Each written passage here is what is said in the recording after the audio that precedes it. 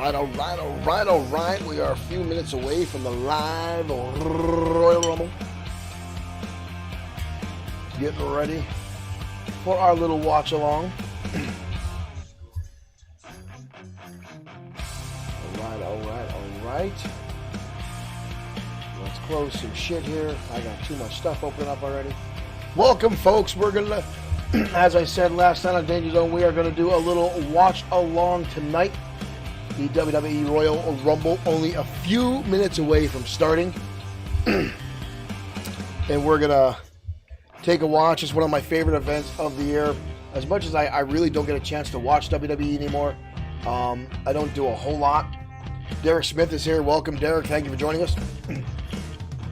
Derek is here in the house. For some reason, my chat is not showing up on my one screen, but whatever it is, it's not working in that screen either. Oh, there it is. Finally, it's showing up. There it is. Took some while to show up there. All right, let's make sure our chat window is there for you guys. Where is the chat box? There's the chat box. For whatever reason, that is not showing up there. For whatever reason, hopefully that kicks on. I haven't used this this set of scenes in a while, but we're gonna sit here and watch. Now, for you guys, I can't obviously play the stream through this, so hopefully you guys are watching it yourselves, and this should be entertaining. The Rumble. Whoops! Whoa! That was too big. There it is. I'm gonna re-add my chat window here. I'm gonna remove that chat box. Remove chat box. Won't let me do it. So let's add another one. Let's just add another one to get that in there. I want our chat box in here. Add source, because I want you guys to be able to chat. So hopefully, you know what, Derek? I get worried about that because the last time I did a watch along, they shut me down. They did. The last time I did a WWE was WrestleMania a couple years ago, and they shut me down. So hopefully they won't do that again. And that's again why I'm not playing any audio in the background. I just got a little bit of music going. If you guys are watching, we can chat about it, talk about it. I don't know why my chat window is not showing up here on the screen for you guys, so you'll have to talk amongst yourselves in the chat window on Facebook or on Twitch. Hopefully it'll just start working up again. This is a scene I don't use that often. I didn't want to do it in the regular XFW scene. I want to do something a little bit different. I got some fun gifts to go throughout the event here. I got my snacks ready. I got my Pepsi Zero sitting here ready to go and ready for the Royal Rumble. I'm going to have to turn my TV up a little bit and the music down a hair. Just so I can hear that. One of the matches I'm looking forward to the most tonight is the mixed match with Edge and Beth Phoenix taking on Miz and Maurice. Miz and Edge are absolutely outstanding in-ring performers, and Maurice, not so much. She was never that great. She was one of the Diva era champions, and she was more eye candy than anything. But Beth Phoenix is outstanding. Beth Phoenix. No, there were no pre-show matches, Derek. I actually thought about starting early, but I saw there were no pre-matches, so I figured I would just wait and just jump right in. All they were doing, I mean, it was nice to see Jerry Lawler back at the table talking and discussing things going on with Booker T and some other folks. But yeah, no pre-matches tonight. There's only 6 matches. I mean, don't get me wrong, 2 of them are Royal Rumble matches, so that's going to suck up a lot of time there. But also, there is, like I said, the mixed match I think is going to be one of my favorites. The Bobby Lashley Brock Lesnar match, I don't want to say thrilled about, only because I am not a Brock Lesnar fan. I never have been. People love Brock Lesnar because he comes off as an undestructible force. I think he's better in the MMA and UFC than he is in professional wrestling. I think he's overhyped. It took him forever to learn to sell. and it just seemed like he brought some ego in that was unnecessary. You know, I look at him a lot like I did Goldberg. I was never a Goldberg fan. Lesnar is better than Goldberg. Goldberg was a botchaholic inside the ring, and I never liked that. But Bobby Lashley has gotten so good over the past few years, even before his first run in WWE. Now that he's here back, he's really good, and I think he can carry the match. I think he's going to do a lot of the work, and he's going to be the one to really carry this match and have a good performance between the two. Lesnar's going to come in, throw elbows, throw suplexes. Wow, it's a big man versus big man match. Right? Bobby Lashley is a lot more agile and has a lot more physicality and athleticism, so I think he's going to carry that match in that fashion, so that'll be good. The men's Royal Rumble, I'm always excited about this because one of the things is always the surprises. I mean, Johnny Knoxville's going to be there. That's going to be ridiculous. He's just going to get eliminated, you know it. He might last a little bit doing some comedic stuff, which is fun. And those are the kind of things you look for in the Rumble, is some of the... LG, what's up, baby girl? What's up, little buddy?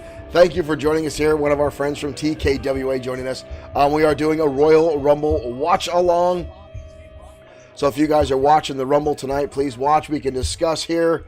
Kevin Dwayne Thomas says he's watching the pre-show right now. We were just talking about that, Kevin, how there's no pre-show matches. Just Booker and Jerry Lawler and some other folks talking about what's coming up. One of the things I laughed about watching the pre-show was Jerry Lawler talking about the mixed match challenge match between Edge and Beth Phoenix, Miz and Maurice, and he said how he sees Edge and Beth going over tonight. Forgetting kayfabe, not saying I think they're going to win tonight. He goes, I think they're going to go over tonight, which is funny. Kevin said, are you hosting a show tomorrow night? Sundays have been rough. I try to do XFW Sunday during the afternoon, but my schedule keeps changing with my new job. So if I do a show, usually I try to do Ground Zero on Sundays, but like I said, it's been kind of rough. And I might have some schedule changes coming up. Yes, David Guerrero, the Royal Rumble is today. It starts in 2 minutes. It is on Peacock Network if you have that. I have Xfinity Comcast for my internet streaming, so I have Peacock for free. So this is better than the WWE Network for me. But yes, the Royal Rumble starts very, very shortly. But I'd like to do a show tomorrow, Kevin. I don't know if I am or not. Time and life get in the way on Sundays a lot, so we'll find out. And actually, the entire XFW schedule may change. I'm actually being considered for promotion at work, which will change my entire work schedule and change all the days I'm working and possibly put me on night shift. So I got to wait to see what happens there. I will keep all the XFW fan base up to speed with posts and get a change out with that. But again, we're getting a new game in 38 days. So we might change the scope of it. And it looks, I'm waiting to see which match is going to be first here. And right now they're showing images for Seth Rollins and Roman Reigns. I can't see that being the first man. Oh, sick man, I do miss the WWE Network, all those old pay-per-views. The Peacock Network's doing a decent job of showing some older stuff. However, they seem to be trying to make it even more family-friendly. Some stuff gets cut out, which to me is kind of eh. One of the reasons I have a tendency to watch AEW more right now. And guys, let me know if that music in the background is too loud or not. If it's too distracting, I will turn it down or even turn it off. So let me know in the comments below. As some folks earlier today let me know on this, the music for my mic was down. I know, Kevin, thank you for that, but I love doing this. I love streaming. I love creating with the games. I love doing all that, and I want to do it more, but I got so much shit I'm trying to do between the films that I'm currently involved in trying to shoot, my own films I'm trying to get off the ground, my artwork. I've got a number of commissioned artworks I'm doing for a friend of mine who's writing a book. I've got so much crap going on. That's the problem, is I actively do too much in my life, and it's starting to catch up with me. Well, the Rumble is officially getting underway. the package is showing. Seeing Shawn Michaels will mean a lot of people. Rey Mysterio. That's one thing I miss, is seeing Shawn Michaels in the Royal Rumble. Shawn Michaels, I've said it before, is my all-time favorite competitor, wrestler, next to Randy Macho Man Savage. One thing I'm hoping for this year is another Kofi Kingston moment. I want to see Kofi with some kind of ridiculous save once again. Kevin, and that was my goal, was to make my own brand and do something different. Again, I've talked about XFW, how it was a board game a long, long time ago. When I first got into professional wrestling, when I trained with the Wild Samoans, my friends and I, who are board game fanatics, made our own board game. We sold it locally in the tri-state area. It did okay. It wasn't great. But we took that and made it into what XFW is now. 90% of the characters you see in XFW are guys we created. Somewhere in this mess of my office in my studio, I have the old version of the board game with hand-drawn images from years ago. And we penny pinched and stole everything we could to make those. I went through so many things of colored ink to make those, and the binders. It was half-assed. We were kids. We didn't know what the hell we were doing. But that's where XFW came from, was a board game that me and two friends created a long time ago. It's actually still available on BoardGameGeek.com. My co-creator, Jim Shaw, put it up there for everyone to look at and have and play. We had a card game version too, but we never got to put that out. But, all right, we're showing some video package of Miz and Maurice. So I'm assuming the Mitch match is going to take place. So it looks like this is what we're going to get first. Nope. They're just going through all the matches right now. This is going to be my favorite match of the night.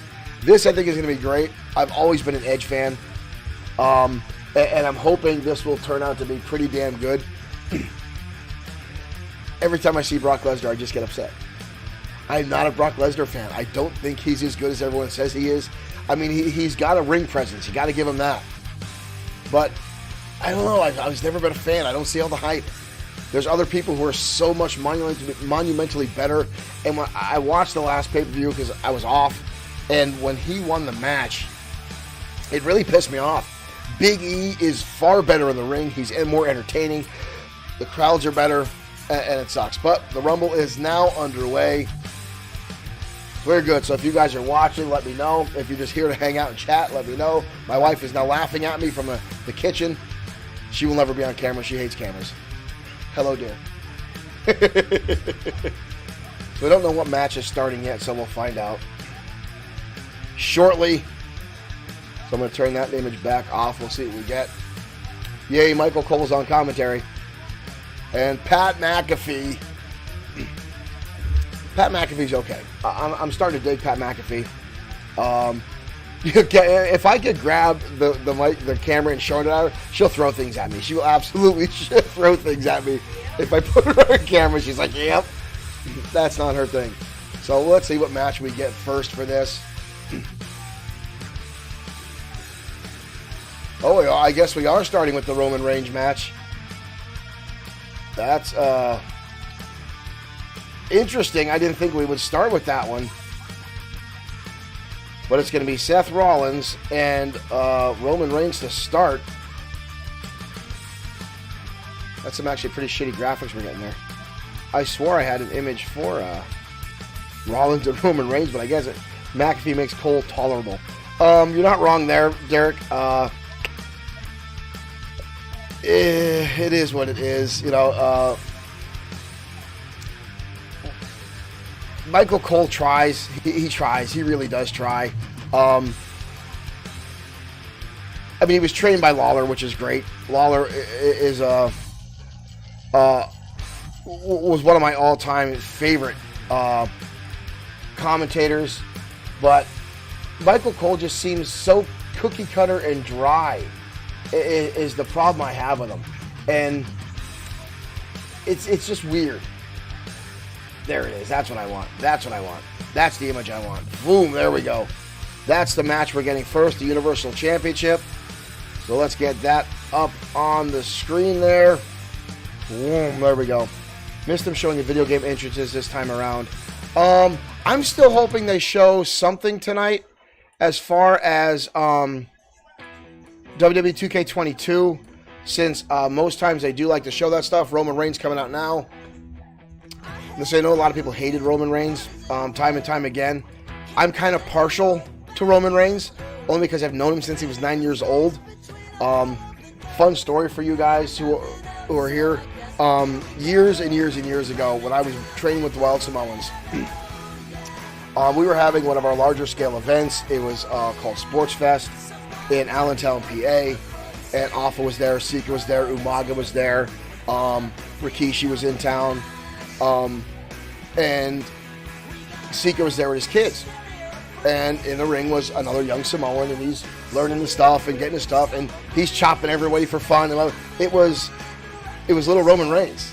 I mean, he was in the ring doing his thing since he was 9 years old. So, and being able to see him grow up to his teens, wrestling with the family, and watching him go, and now seeing this, it's like getting to watch Dave Bautista, who I trained with at WXW and helped move along, watching him go up. So a lot of people didn't like Roman. He was forced down our throats.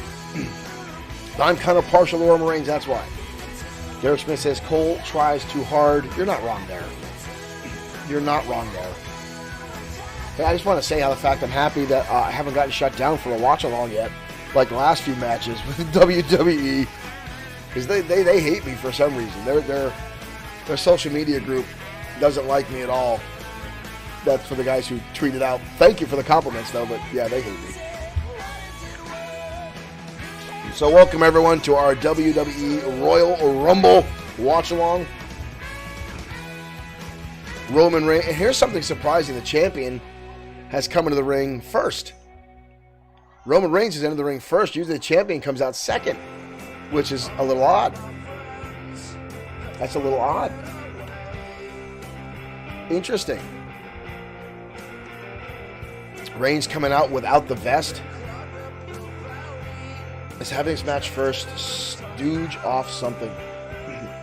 I don't think so. I mean, every match tonight is either a championship match or a Rumble. So the Rumbles are the highlights, and they're always going to be back. Oh, Seth Rollins is coming out in the old Shield gear, and he's coming through the audience like the Shield. Some mind games going on from Shield days. All right, that's kind of cool. Shield entrance, absolutely. They were playing this up during the pre-show, how Roman Reigns said he's hated Seth Rollins ever since he destroyed the Shield. Now Rollins coming out in the Shield gimmick, in the full gear, down through the audience.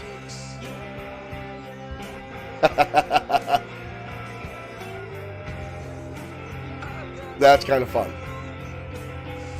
They had such a short time to, I'm actually going to turn this music down and off. We don't need the music anymore. We got some shit going on here. We got some fun going on. But it's interesting to see this. And they had such a short time to build up this match because Roman got COVID for the last day one, couldn't wrestle. And he was supposed to continue the feud with Brock Lesnar for this match. But since they changed Lesnar to win the other title, and now he's got to go against Lashley tonight, this one was thrown in, and they've done a good job of promoting this one and getting the build-up and getting the feeling behind it. And this is even a nice way to do it as well. So this is none. You're right, Kevin. That is the reason he came out first, to set up this entrance. That is absolutely, because if they would have done it first, if Reigns had come out second, he wouldn't be able to see the reaction. So that was actually a decent spin on things. Jesse Lee Simmons says he dislikes Roman Reigns. You are one of many, sir. A lot of people do not like Roman Reigns. I was just saying how I've always been a fan of him, but that's only since because I've known him since he was 9 years old.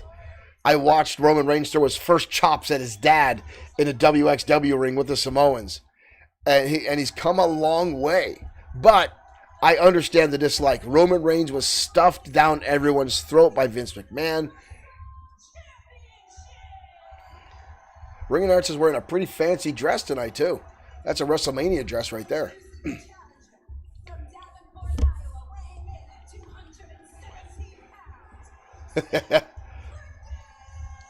Rollins playing it up a little bit already. Again in the full Shield gear, which is kind of fun. Wonder if he's going to keep the tactical vest on. Jesse, he's worse than Hogan. You know what? Vince McMahon ruined Hulk Hogan. Vince McMahon ruined Hulk Hogan. Because if you go back and you find some stellar matches from the 80s and early 90s of Hulk Hogan in Japan, Hulk Hogan had an entire arsenal of moves he could do.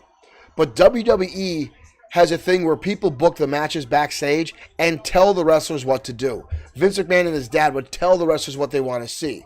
Like Cena doing 5 moves, that's not Cena. That's guys backstage, the booking committee, telling him what they want to see. So that's not always the wrestlers. When you see WWE guys outside of WWE, you see different performances. You see more moves. You see a lot of stuff. So Vince McMahon ruined Hulk Hogan. Now, granted, his personality carried him for years. But same thing here. Roman Reigns, I guarantee, is held to doing the same several moves because that's what Vince wants to see. Now, Vince, obviously, I would assume Vince is not here today since his mother died. The bell has rung. We are underway. This one's gonna. Now, these two guys know each other very well, so this should be actually a really good match. Does anyone know who the guy in the green shirt is? I don't know which guy you're talking about, Derek. I'm not sure. But here we go.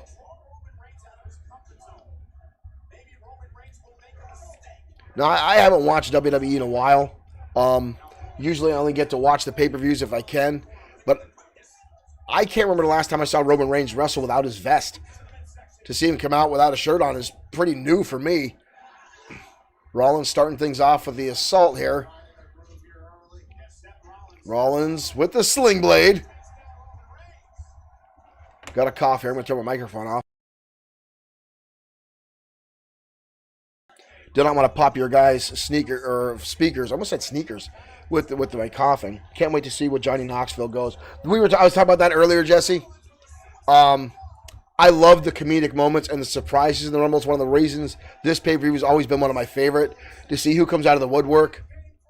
Rollins going out through the ropes again. Second time driving Roman Reigns into the barricade. The suicide dives. So far, the match has been all Roman Reigns. Or all Rollins. Can't wait to see who the Johnny Knoxville goes. And Mickie James wins the Rumble. First row center, green shirt, every pay-per-view. Oh, I know what you're talking about. There's been a couple guys. When we used to watch ECW all the time, there was 2 guys. Hawaiian shirt guy and straw hat guy. They're always there. There are some fans that go to every pay-per-view. I see the guy you're talking. He's got a black mask on and a hat. Roman finally firing back now with some offense with an uppercut. One thing I'll say about Seth Rollins is he's another guy that kind of got pushed on everyone and shoved. He became the poster boy. But he has some outstanding selling inside the ring. He really does. He makes everything. Are we going to see a drive-by kick early? Yes, we are. Drive-by kick by Roman Reigns. So they're keeping this match pretty slow instead of Grim from GTS wrestling and backstage tonight. Nice. These guys are keeping a really slow pace. They're going to drag this out, tell the story, get the audience invested, which is great. And Roman now off the ropes, going for Superman and not getting it. Rollins powerbomb. And we're already through a table in the first match. In the first 15 minutes, we've lost an announcer table. Wow.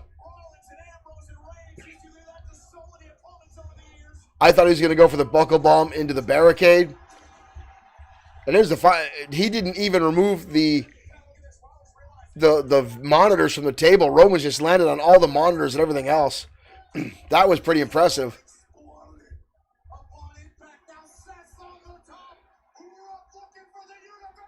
Big time splash now. There's no way this match is ending that quickly. Obviously. Nice spot, but no way it's ending that early. Roman Reigns had very little offense. It's been a lot of Seth Rollins so far. I still think Roman's going to walk away with the already the Spanish announce table. The universal joke around the world professional wrestling, the Spanish announce table always got ripped apart. Rollins again back on the top rope. Ooh! Nice whisper in the rim. It misses, but ooh, that looks stiff. That looks stiff. That looked possibly like a botch. Well, they're back in sync, though.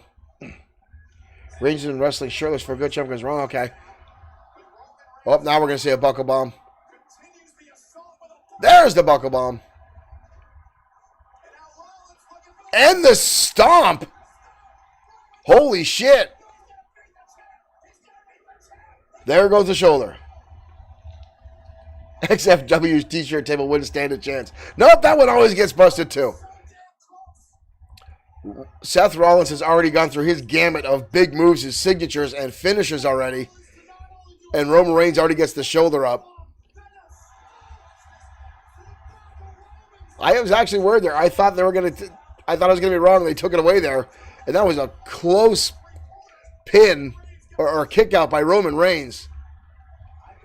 And the critiquing there is what I really like is the fact that Reigns wasn't looking at the referee. You watch a lot of pinfalls. You'll see the guy back looking up at the referee. Roman Reigns was listening for the count, actually listening to get the shoulder up, which is nice. You'll see a lot of guys, and it takes that little magic out when they're staring at the referee, because you know they're awake. You know they're not stunned. So it's nicer to see someone like that and have that presence to do that.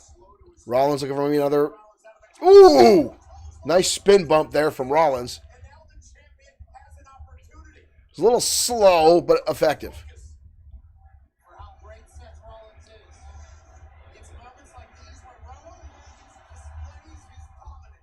I would always wear my WXW shirts when I went to, once I started wrestling, to WWE events, or I'd wear my own Showtime Shane Black shirts to them all the time.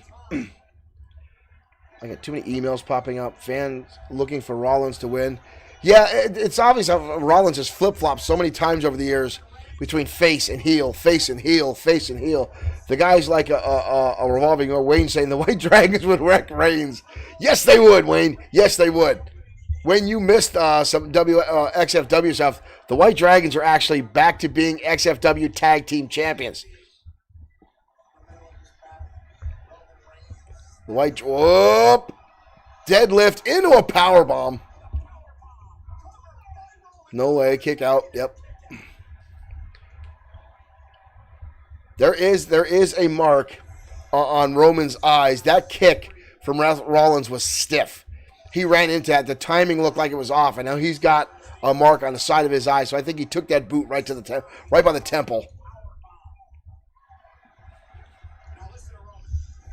I'm actually hoping when 2K22 drops that I can still do a lot. I'm hoping I can get the White Dragons. Hope the tattoos are still there, the masks and stuff. It's gonna be interesting.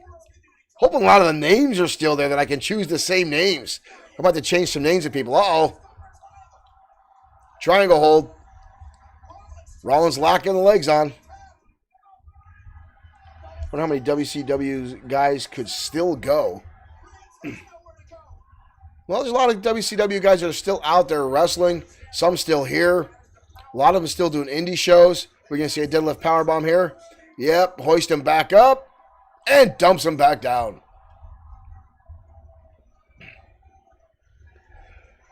There are some WCW guys that are still out there doing indie shows and signings and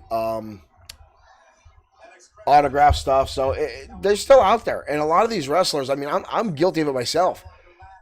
I mean, I'm 47, and I still get out there when I have the opportunity to wrestle. Once it's in your blood, it's terrible. Sometimes it's an addiction, and some of these guys do it too long. And my wife is over giving me crap saying she doesn't want me to get hurt. And now that I'm doing stunt work and some small indie films, And I find myself getting the adrenaline rush and doing shit that I know young kids 20 years old won't do. And I'm like, nope, I'm good. I'm doing it. The next morning, I'm a little bit sore, but it's fun for me. It's entertaining for me. Ring announcer almost just got crushed by Seth Rollins. Reigns throwing her into the timekeeper area.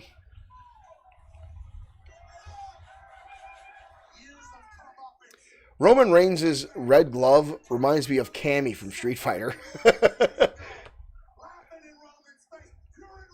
I hate Michael Cole. I've never liked him as an announcer, as a commentator. He's so dry and monotonous. Roman's left cheek is now really starting to swell up and turn red from that kick from Rollins. There's a Superman punch. Nope, there'll be a kick out. 1, 2, there it is.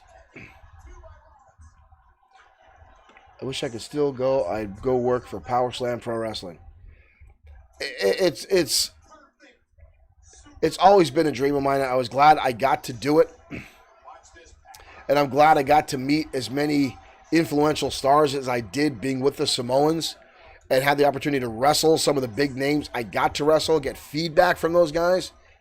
I mean, the only thing I couldn't change was I'm not a big, tall guy. I'm only 5'6", so I had been told a number of times if I was taller, I would have had a contract. If I was 15 years younger, I'd be in AEW with my buddy Orange Cassidy. I'd try out and not toot my own horn, but I know I'd be good enough to get a spot and at least a tryout and at least a run for a little while. But life is what happens when you're busy making plans, so I'm going a different way. I'm having fun doing the XFW. I'm glad you guys enjoy my weird shit that I do here with the creative content that I've done. Reigns has turned this match around now. Let's see what we get. We got to get the hoo-ah. There's the hoo-ah. Spear. Oh! Nice counter. Spear turned into the pedigree.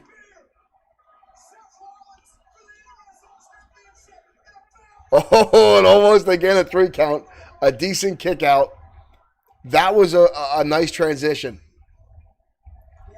That's 2 guys with decent timing. For that spear to turn into a pedigree, that was a nice counter. Something I'm interested to see when 2K22 drops in a month, a little bit over a month, is I'm interested to see how impactful the no limit on reversals is that I've heard about, and this new dodge mechanic. You can dodge punches and clotheslines and stuff with one button, counter with another button. I know when you play it on turn the reversals off, it's just a counter fest. So I'm curious to see how it's going to affect the gameplay in 2K22. Right now, Rollins stomping away in the corner, getting the crowd going. He comes again, goes for the stomp, nobody home. Counter after counter after counter now. Still surprised this is the opening match. Big uppercut. At this point, I can see it going either way. There's the spear.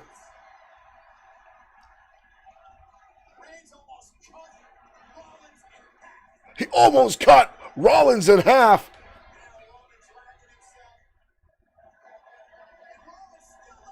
Rollins laughing at him.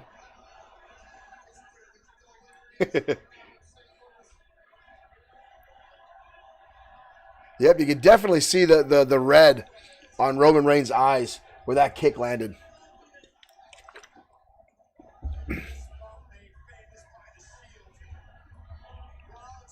Definitely got a lot of heart into this match, which is nice to see. The mind games, like I was holding out the fist for the Shield. Just because of this, I see Roman Reigns winning. Because Rollins is getting inside his head. They're both ideally playing heels here. Guillotine. They're both playing heels in this. There's no face in this at all. Guillotine's locked on. Rollins will not tap if this goes this way. I see the pass out gimmick. If they go the submission route.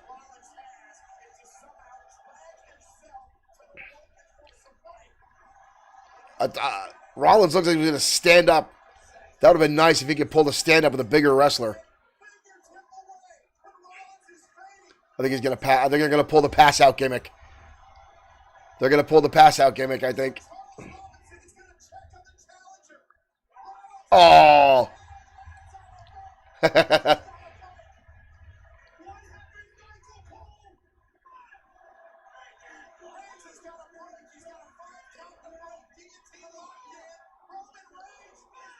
Oh. Oh, screw job ending. Roman Reigns disqualified.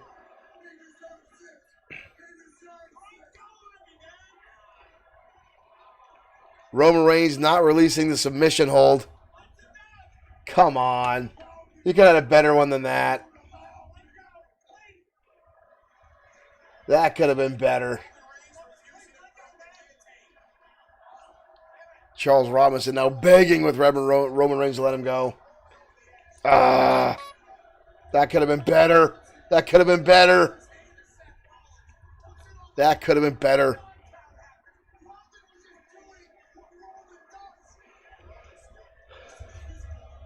Now, you know there'll be a rematch down the road now. Since technically, well, not technically, Seth Rollins wins the match, which will set up a rematch down the road since he's got a victory over the champion. Roman's tripping. Seth is getting back up already.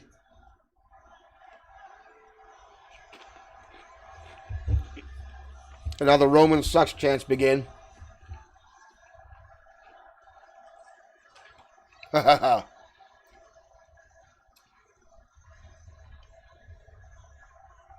You guys eating while you're watching this? I'm going with just some old basic chips and dip for this one. I overate with my friends way too much earlier with barbecue.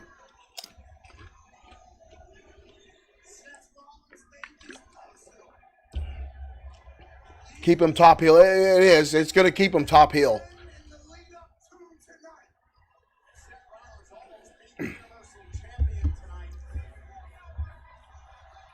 Interesting way to go about it. Uh-oh, he's getting right in these kids' face. You want to go full heel? You smack a child. You smack a child. Knock his glasses off. Knock his hat off. Uh-oh. Nope, he's going for the chair. I would have knocked that kid's hat off. I've done shit like that in the ring. It gets a great pop. Still see that red mark on Roman's eyes. That was a kick.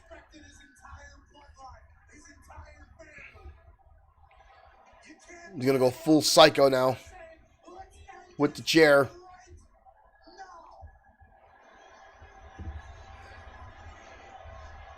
Still Seth Rollins, Roman Reigns. Match is over. There's the chair shot. And another. And another. And another. Bending the chair over the back of Rollins.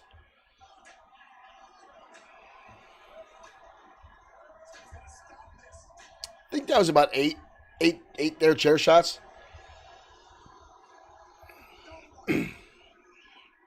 Definitely keeping him as the top heel.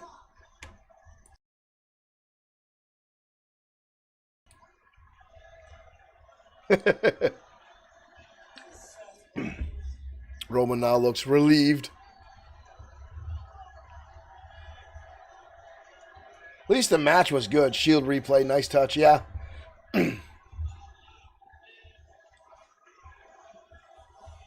Yep, throwing back to their days. Reversing the roles. Roman may not be done here. Nope. Where's it going? Another chair.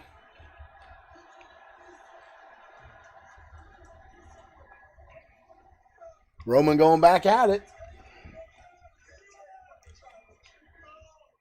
And another shot. And another shot. Holy shit.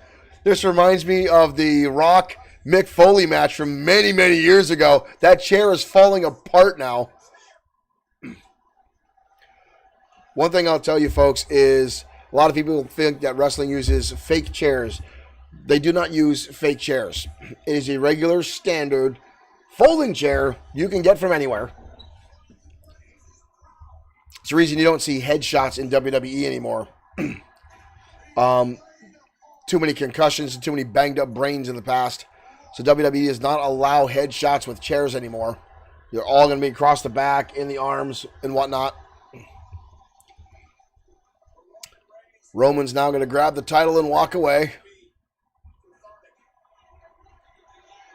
They'll definitely get him over as a heel with this scenario. That's a definite. That's our first match tonight on the Royal Rumble. Welcome to the watch along here at Bloodsword6 Streaming and XFW. One of 6 matches that we will see tonight. If you guys are watching the Rumble yourselves, or if you're just here to chat, feel free to sound off in the chat board. Still don't know why my screen chat is not working. No clue why. Should be working, but it's not. It's always fudged up.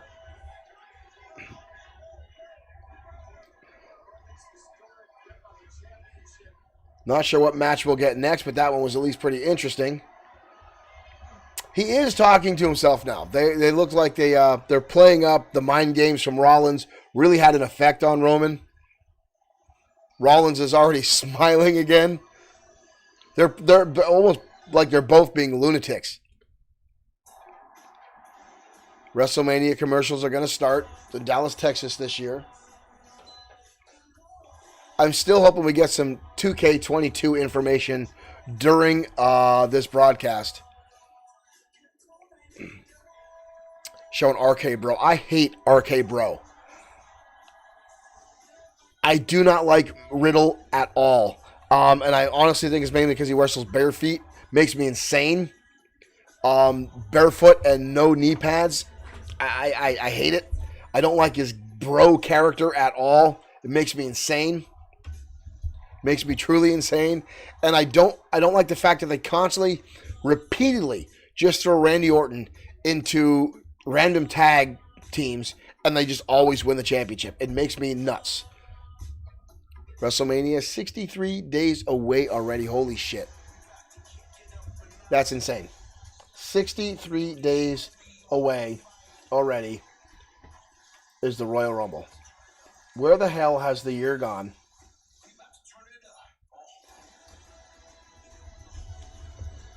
I still have a hard time remembering it's already 2022.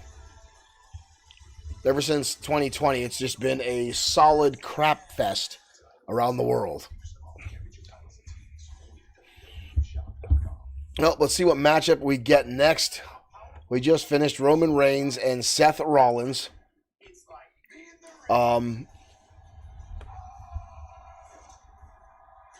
Interesting commercial with WWE action figures. That's actually kind of cool. What the hell? Oh, it's a friggin' phone commercial. I want to go to WrestleMania so bad. The tickets for WrestleMania, Kevin, are really, really expensive. Really expensive. I've looked in a couple times at it, and it is absolutely insane what the cost is. But I mean, if you can afford to go, go. I've never been to a WrestleMania. I don't know if I'll ever have the capacity to go to a WrestleMania. But front row.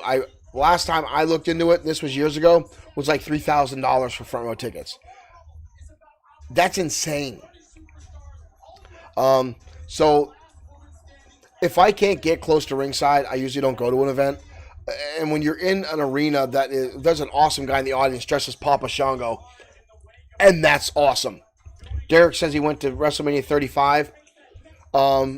Derek, how close were you to the ring? Were you near ringside, on the wall? Were you in the nosebleed seats? Uh-oh. We're getting the women's Royal Rumble up next. The table is still broken. I thought they would have put the table together during the commercials. I mean, that's one of the reasons they put them on there is to do that. And I thought for sure they would have done that. I want to make this image a little bit bigger. Give the girls a little bit more show there. Now, I don't know who I think is going to win this one. The playing field for the women has been so good. It's been all over the place. I mean, Ripley is one of the ones I think was going to go strong because she's been very, very solid as of late. We get the boss, Sasha Banks, coming out number 1, dressed as Sailor Moon. Oh my God, I love Sasha Banks. That is awesome. This is one of the reasons I love some of these big events. My baby is number 1. That's bullcrap. Kevin, how freaking good does she look dressed as a Sailor Moon? That is outstanding. I'm such a fanboy, it's not even funny. When Ray would come out in comic book gear, dressed as the Joker, as the Riddler, as some of their stuff, I love seeing it. And honestly, it was one of the inspirations for Alex Webb. Alex Webb coming out as a cosplayer all the time in XFW, doing different costumes and different outfits. I pull up. I thought you keep the skirt on. Okay. Sasha Banks, I feel, gets a hard rep from a lot of fans. She is a really good performer in the ring. And I've always felt they kind of rip on her a lot. Every time she's won the title, she doesn't get to keep it. She loses it all the time. She's never, that I can recall, had a very long championship run.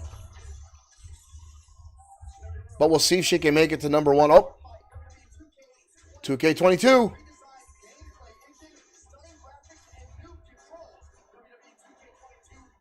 Just a quick commercial. No big details on it anymore. Yeah, I don't know why they do that to her. They always have. She wins a title and very quickly loses it again. It's like she becomes a placeholder just so Charlotte Flair can hold it again. Oh, that Sailor Moon costume. I think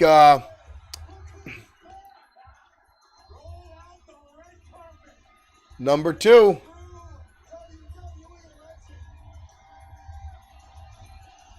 Melina. I got the regular deluxe edition. I did not go for the NWO edition. I did not go for the NWO. I didn't go for the WCW one. I went with the deluxe edition with the season pass, just to get all the unlocks and stuff and all the future download stuff, because that's what I want. Honestly, I get these games mainly for the creative suite and stuff because of what I do with XFW. There's a lot of modes I won't even play, to be perfectly honest with you. I'll play the showcase mode. I don't know if I'll stream that or not. I might stream that during the day randomly. So we'll see what happens. I mean, I'm going to stream it because people are going to be curious, so I want to get it out there to see how the game is, to test it out and stuff. So I'll play some of the legends. I'll make some of the XFW characters and throw them in some fun matches. I'm upset there's no create a story. I was really hoping we'd get create a story. Melina can still do her split. That's nice to see. A little bit extra bounce there. She looks like she gained a little bit of weight, but she still looks good. Sasha Banks still looks better. And that might be the geek in me seeing the Sailor Moon costume. But I'm going to miss there's no creative story. But I still have a high hopes that I can. Those boots are great too.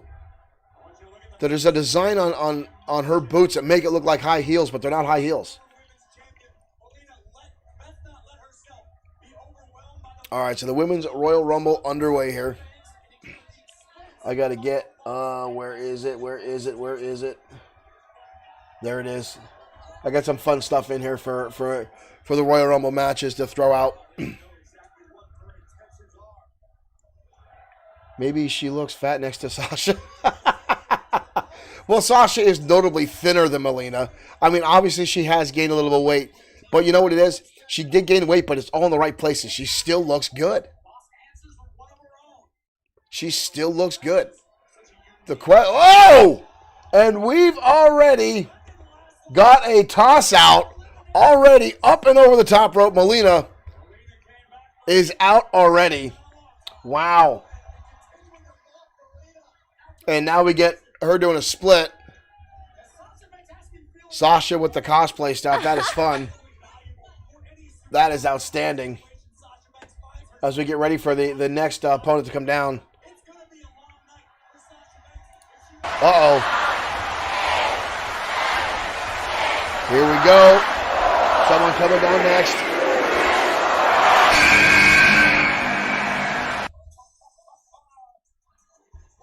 Tamina.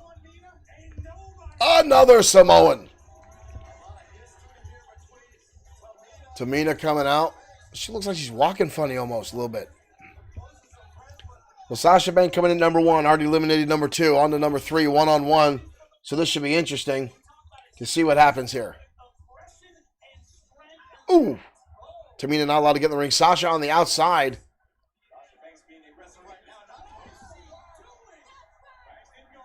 Oh, I thought she eliminated herself there for a second. She went through the ropes and then jumped off the apron.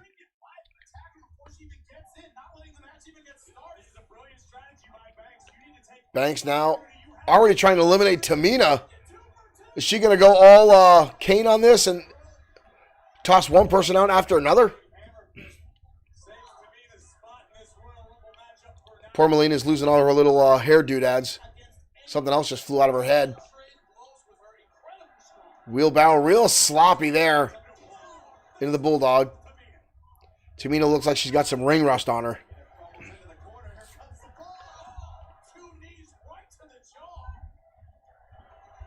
Sasha Banks looks outstanding tonight.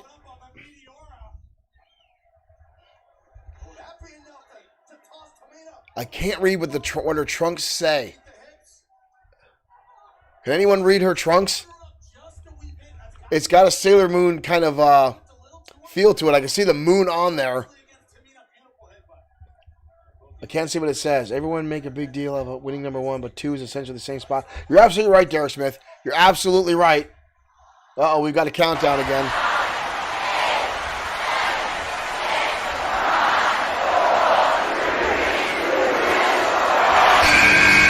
Who do we got? Who do we got? Who do we got?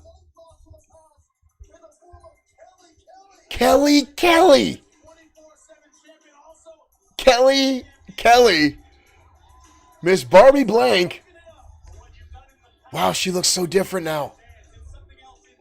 You know, I just looked her up a few months ago. It was one of those Where Are They Now posts I found online. And, I mean, she was here in WWE when she was so young. And she's still doing a lot of modeling stuff. But she looks so different now. Her face is almost unrecognizable from what she used to look like. But still, that was an ugly. Yeah, you can't recognize her, Derek. She does not look the same. She does not look the same at all. And she's got a lot of ring rust. Her timing's off. Yeah, it doesn't even look like Kelly anymore. When I looked at the posts online, I saw that, and it's not the same.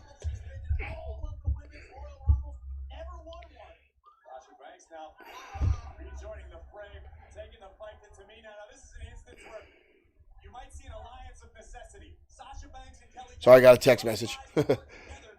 3 ladies in the ring.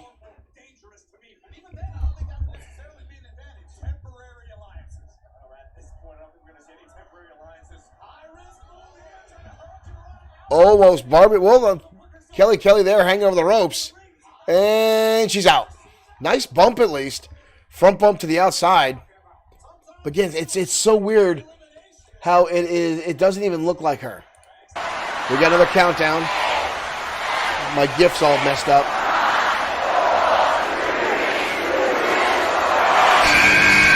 Why did it go off twice? Aaliyah.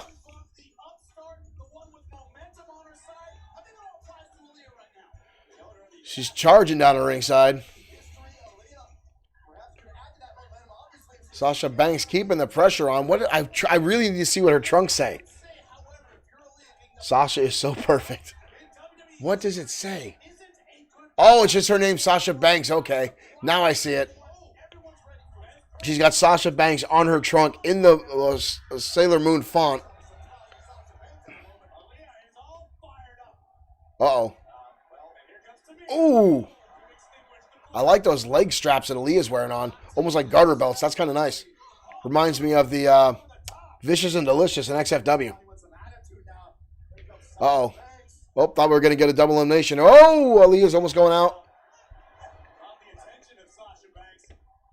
I thought that these two would team up with on Tamina to get her put out. Aaliyah almost over. Nice slide through there. Ooh. Sasha Banks is going to be putting in the work tonight. She's getting another push. The gift's all screwed up. Pissing me off. There's been rumors of her coming back. There's been rumors of Bayley coming back. Who do we got here? Liv Morgan. Liv Morgan. That was from iZombie. Liv Morgan has been one of my favorites for a while now. And honestly, I liked her because I just felt she was gorgeous. But she has gotten so good inside the ring over the last few years, actually putting the work in. Her match with Becky Lynch was really good. Oh! Sasha Banks almost done. Liv almost eliminating her. Tamina screwing it up. Tamina's so sloppy. And Tamina's got a lot of background. She can do really well, but she's always been a little on the sloppy side.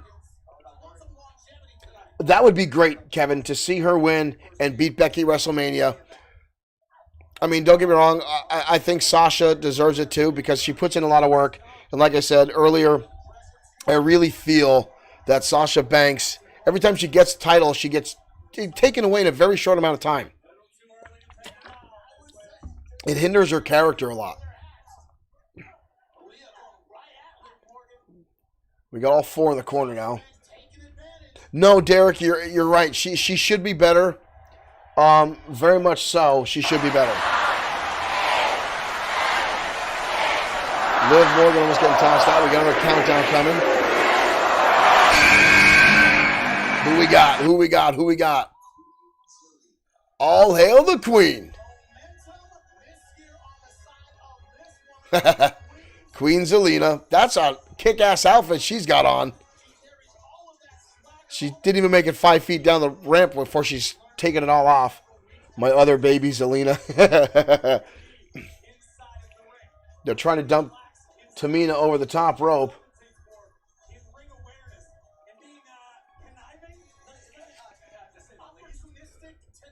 Now we got a bunch going at it. Oop. A lot of times you can have a lot of accidents in a Royal Rumble or a Battle Royal because you got so many bodies flailing around. It really limits the moves you can do inside the ring, especially if someone falls and you don't know they're there. I've had large chunks of hair pulled out inside a ring. I've seen... Oh! There goes Banks.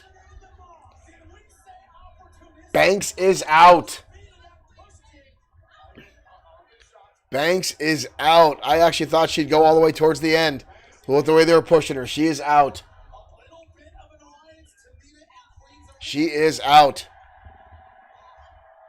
But damn, she did look good tonight, didn't she? Thank you, Stacy. She did look good tonight. I'm sad to see her go. But I'm sure they're going to build up. We got another one coming through.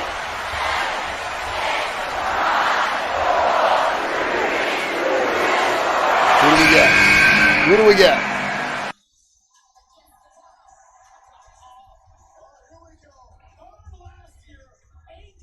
Bianca Belair. The girl whose hair continued to screw up 2K20 in some of the worst fashion.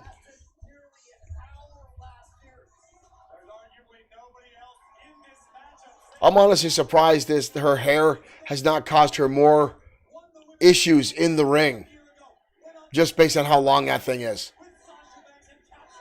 It getting either stuck on the ropes, stuck under her opponent, caught under her own foot.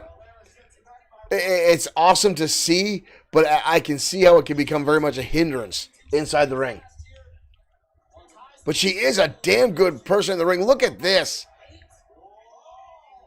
Zelina was on her back. She spun her all the way around. And a second time, holy shit, that was awesome. Zelina's on her back. She pulls her onto the front. Deadlift up to a suplex. Zelina comes back down. She pulls her back up again. That was great by both those ladies. That was impressive. Uh-oh. Uh-oh. Thought we were losing Liv. But she's got back underneath the ropes. Zelina almost out. Zelina's almost got like a Mortal Kombat gimmick going on tonight. Interesting outfit. Another countdown coming.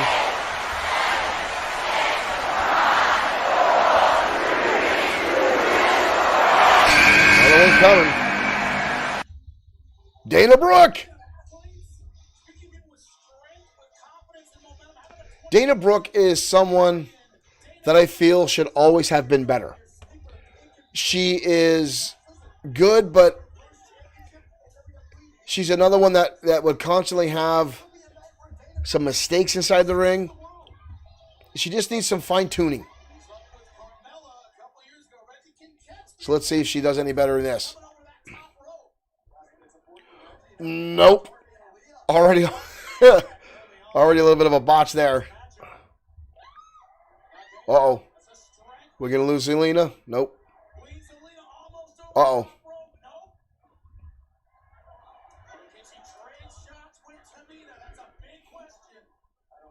Tamina's still the sloppiest one. She won the last year. Yeah, she did. Nice drop kick there by Dana Brooks. But again, she's been in the ring for so long.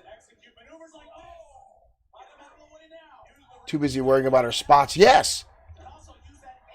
Because right now she's got a lot of spots she's pulling off. So they're giving her a little bit of airtime here to show off. And I think she'd be better off if she stuck to more basic maneuvers and some classic style wrestling instead of trying to be over the top. If you try to, in wrestling, to do the flashy stuff and it doesn't work, just stop doing it. You're either going to hurt yourself, you're going to hurt somebody else. Find something that works for you. My GIF is pissing me off because it's not synced up like it's supposed to be. The countdown's not right. Who'd we get? McCool. Whoa, Michelle McCool.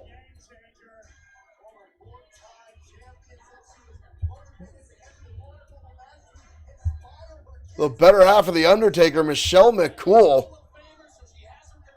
I've always liked her. Oh! Nice save there. Dana Brooke almost eliminated, but her dude caught her. Throw her back in the ring. That was pretty cool. Right now, Michelle McCool is dominating. Ooh! Dana Brooke on the top rope. This could spell doom for somebody. Somebody's going to get hurt. Ooh! Big boot to the face. Michelle McCool. And there goes Dana Brooke. And I think her tit just popped out.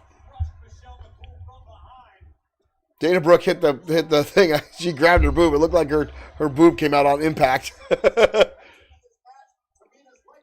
Michelle McCool. Obviously, she's not going to win because she's retired. But it's nice to see her back in the ring. She looks pretty good. Doesn't have a whole lot of ring rust. She's keeping up with everybody.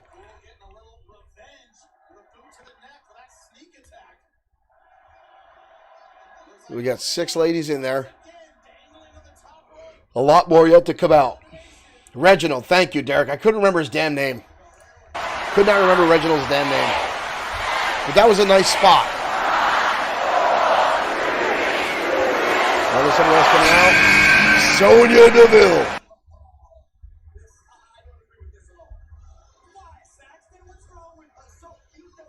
I'm actually more surprised this gimmick she didn't give herself number 30, since she's the commissioner or whatever. I thought she'd put herself closer to the end for the gimmick, so that's actually a little surprising.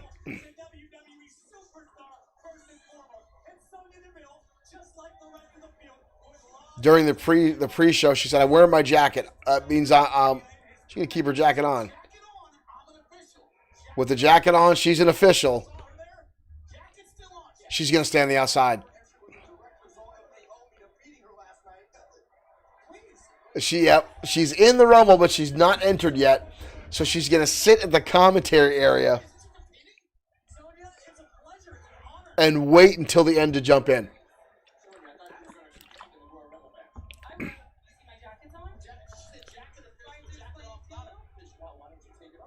That's actually a really cool heel moment there. Derek, there's probably going to be a couple wardrobe malfunctions. I'm sure a lot of these girls are wearing tape, a lot of tape. Michelle McCool, her top. Aaliyah there, her top, not overly secure. Tamina, I think, is safe since she's wearing the full body outfit here. Michelle McCool's got some serious boob window going on, some side boob hanging out. But when you hit the canvas, stuff moves. And it's always, I've heard so many female wrestlers and friends talk about that, how it could be an issue. And I've seen it happen firsthand. Damn that gift.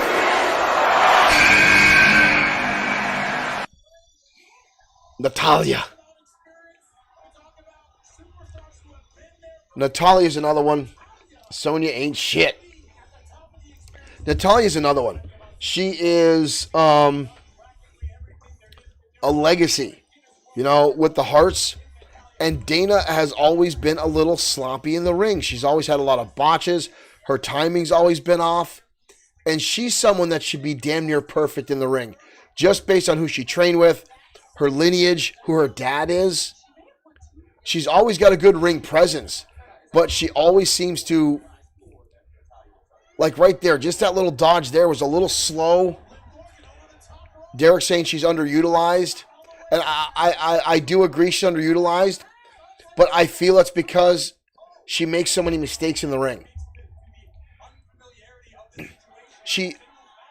And I don't know what it is.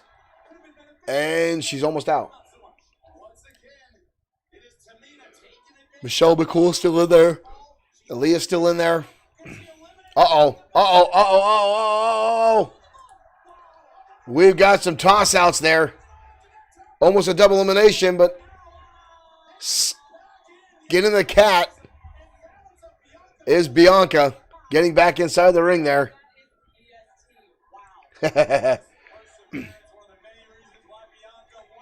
Yeah, I always thought, hearing Natalya, since she's part of the, Jim Neidhart's kid, she'd be brought up in wrestling. That she'd be really, really good and almost flawless all the time.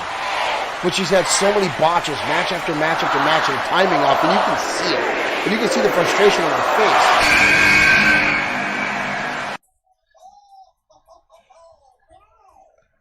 face. Cameron. Oof. One of the Funkadactyls. She's been out for a long time. She looks really good. I like the purple hair. And her top is tied.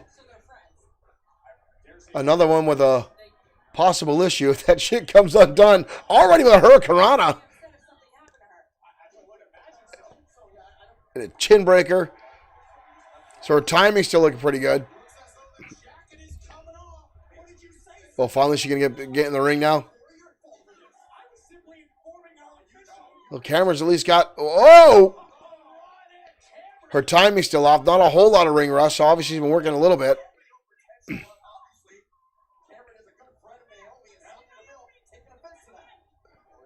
I don't think she's going to last long since DeVille's now in there beating the ever-loving crap out of her. Almost out already. And there we go. And we got another toss out. Sonya Deville tossed her out. She didn't last long. Oh, good thing she's got that bra under there because we almost had another one. I said that top was going to flop. They quickly turned the cameras away from that.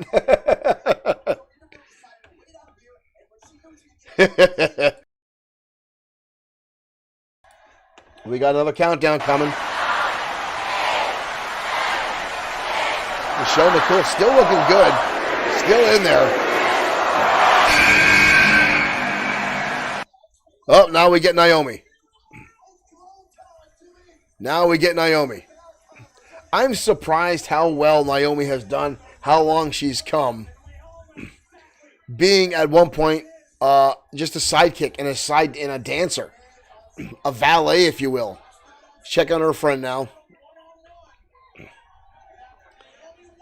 So either Naomi's going to eliminate DeVille or DeVille's going to eliminate Naomi. Now everyone's got to stay the hell out of their way because they're going at it hot and fierce.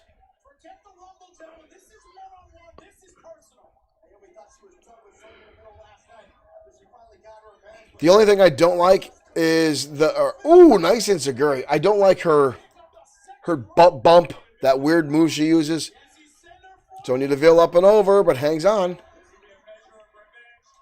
Nope, there it is. There it is. Up and over she goes. I actually thought DeVille would have lasted longer than that. Oh, and there's another botch by Natalya. She couldn't hold up Naomi for that stunner. And again, that's one of the reasons I think she never really did well. This countdown seems to be a lot quicker than it should be. I think they're speeding it up. Natalya's had a botch there in the spot. Who do we got? Mella is money. I love Carmella. And Carmella looks good tonight. I swear at one point Carmella had to be a full-on stripper. Honestly, just the way she moves around the ring, some of the outfits she wears, and this one is just damn nice. Just damn nice is this one. We got a whole lot of girls on one side trying to eliminate everyone over. Carmella still, when Corey Graves just popped, you're damn right, I just popped. I've always liked Carmella, and when she started, she sucked. She was not good. She botched constantly, a lot of flubs, but she's really come a long way, and she's been very good in the ring. Her gimmick is a lot of fun. She got one hell of a stream.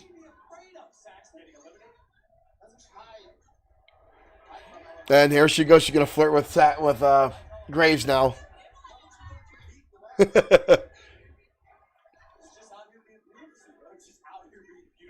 Out here being beautiful, as they say. We got a lot of girls hanging over the top. Natalya. Is that Michelle McCool? Yeah, that's Michelle McCool.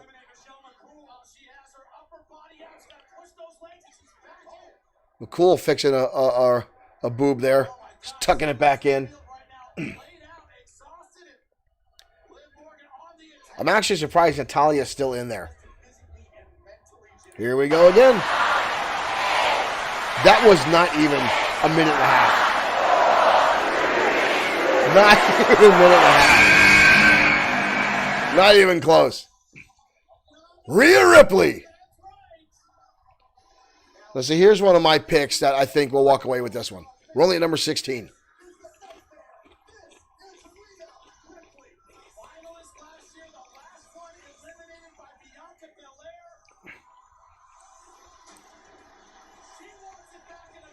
Not 100% sold on her gimmick.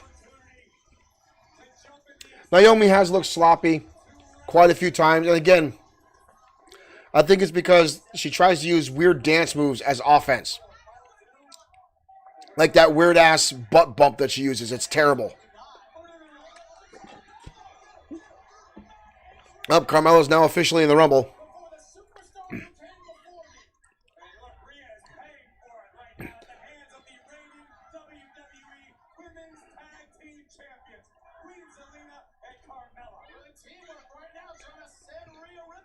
What the hell happened to her? What is on Carmella's face that wasn't there before? What is that? That was not there when she started.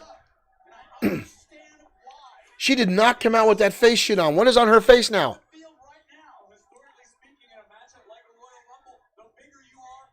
Did I miss something? Derek, a lot of people were better in NXT. Look at this! What is Carmella wearing on her face? Double elimination!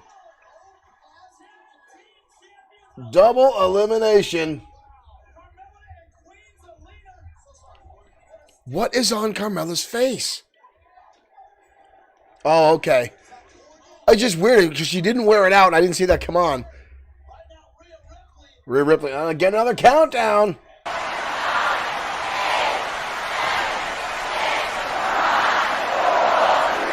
Ooh, nice bump. Nice sell, too.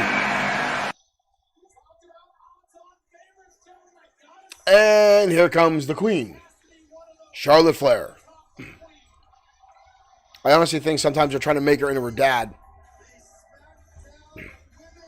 Trying to get her to have the 16-time champions.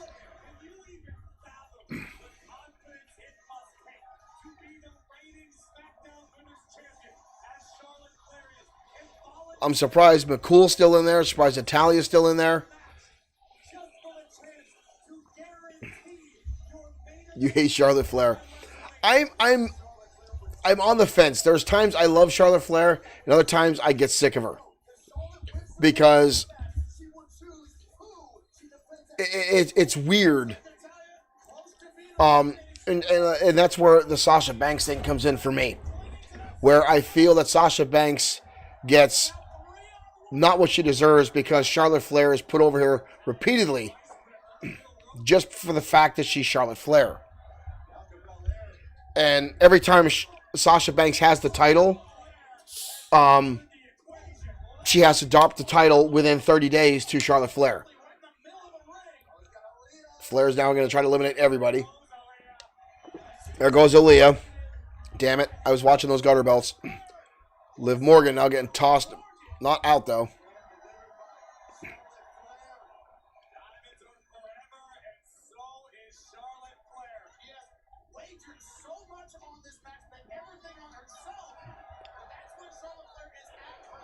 We got shit going on all over the place right now. Natalya on the ropes.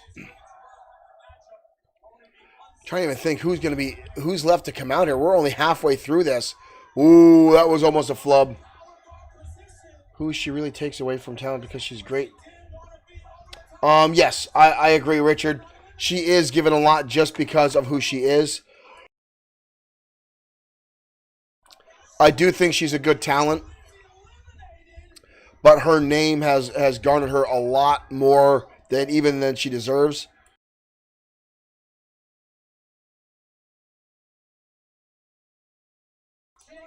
Sorry, guys, got potato chips stuck in the back of my throat.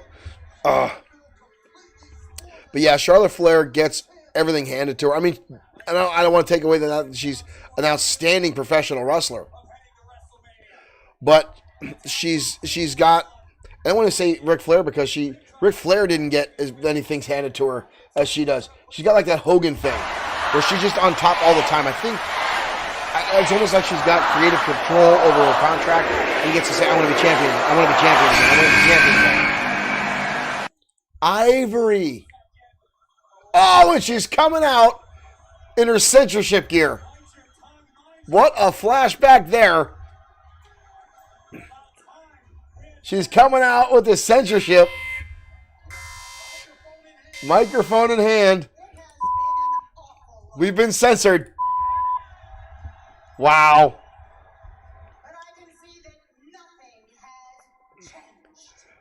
This was a great gimmick back in the day. This was a great gimmick back in the day.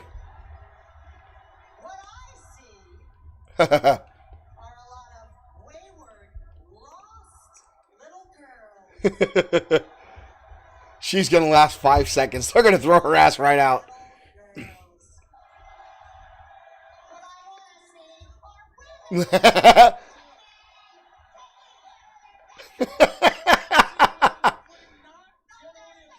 That was great. Yep, there she goes. I called that. The fact that she was picked up in a body slam. She never put the microphone down. Picked up, tossed out, on the mat, outside, still screaming in the microphone. That was great. That was great. I knew she wasn't going to lose last. She has not been there. Countdown is back. Oh, I love the fact that she came out with the censorship gimmick. Not left much to censor. It's just a little PG thing. Who do we... Oh. One of the Bella. Brie Bella.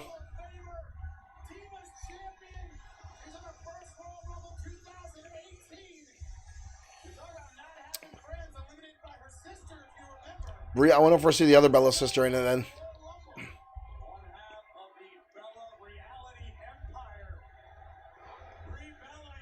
She's coming out swinging.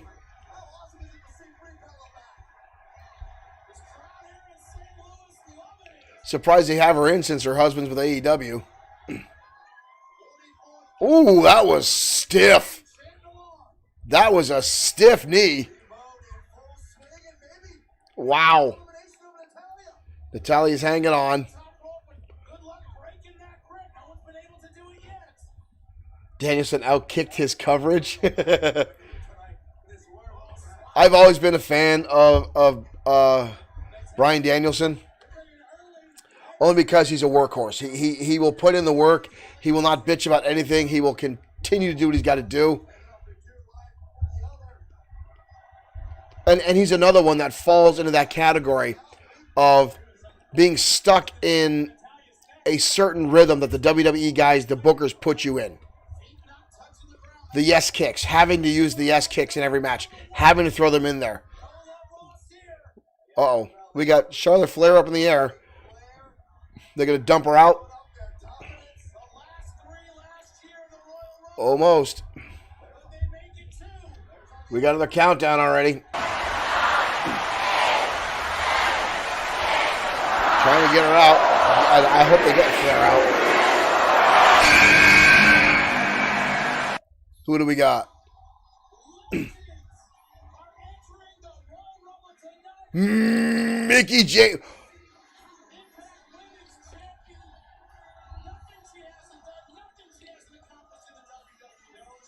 That's impressive. Mickie James wearing the Impact Women's Championship down to ringside.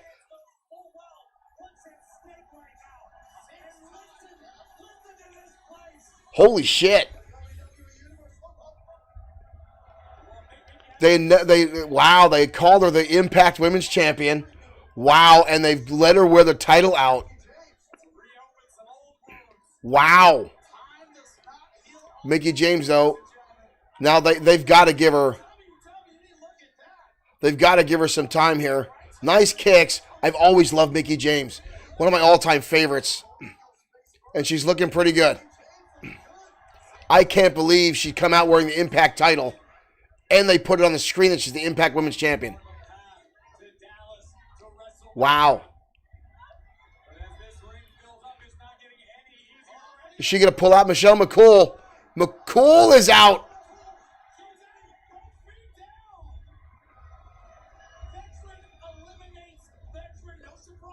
Michelle McCool out. She got a runner in her stockings right in her butt. Wow.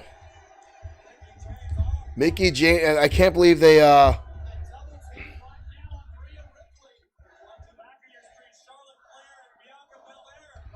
I missed that countdown button.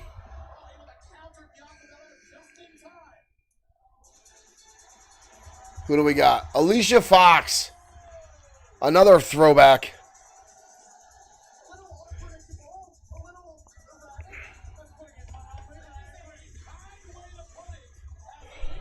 Alicia Fox coming down.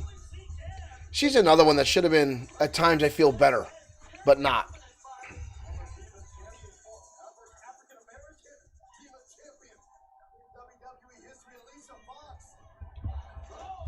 And here we go.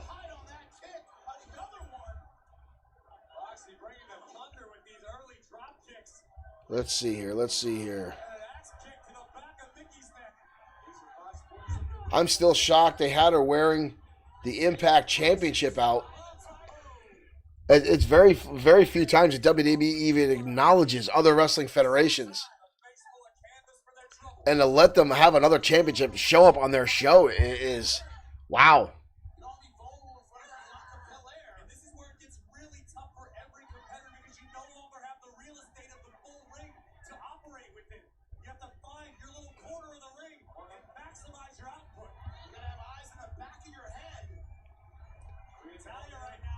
Uh-oh.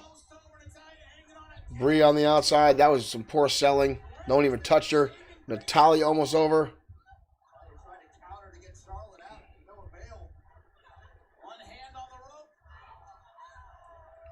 I'm still shocked. Shocked the Impact title showed up.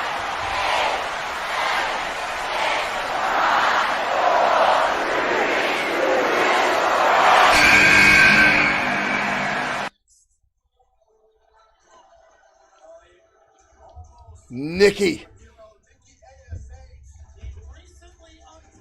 This is a weird ass gimmick.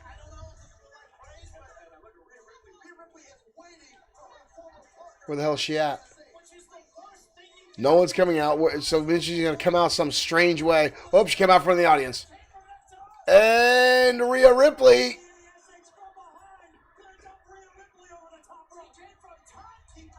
Is almost out.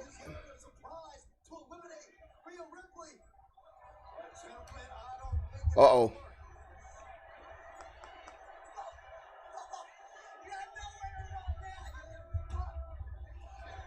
It's such a weird gimmick, but the fact that Nikki wanted to do it is better than WWE shoving it down her throat. And it's been kind of fun. Rolls to the outside. Uh-oh. Charlotte Flair still in there.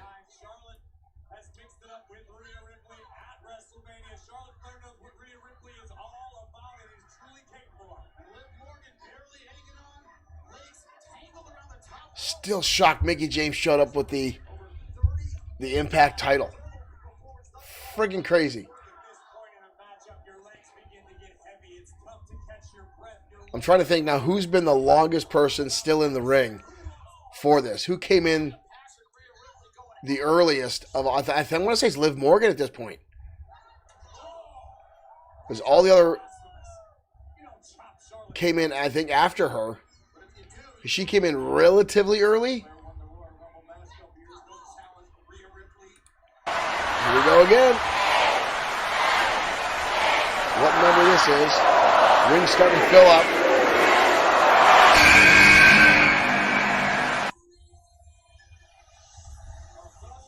Summer Rae. The legends keep pouring in. She looks... Did she just drop an F-bomb on the way in?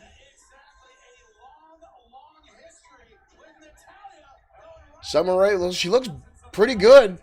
Sure, she's been out of the ring forever. Oh, right there. Again, Natalya looks like she forgot the spot. Summer had to tell her what was going on. Oh, and now we're slapping back and forth. And Natalya again with a botch, forgetting the spot. Summer Rae with a nice fixing it. She looks orange. I think she got a weird tan.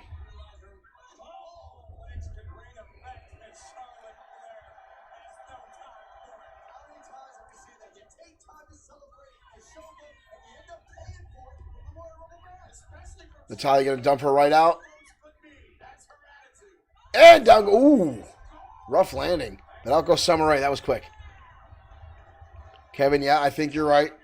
Like, if Liv has been the longest one in there now. And there Natalya again. telegraphing what's going on. As Flair's trying to get over the ring, she's stepping on the ropes to pick herself up before Charlotte Flair picks her up. We got another countdown. See who's next.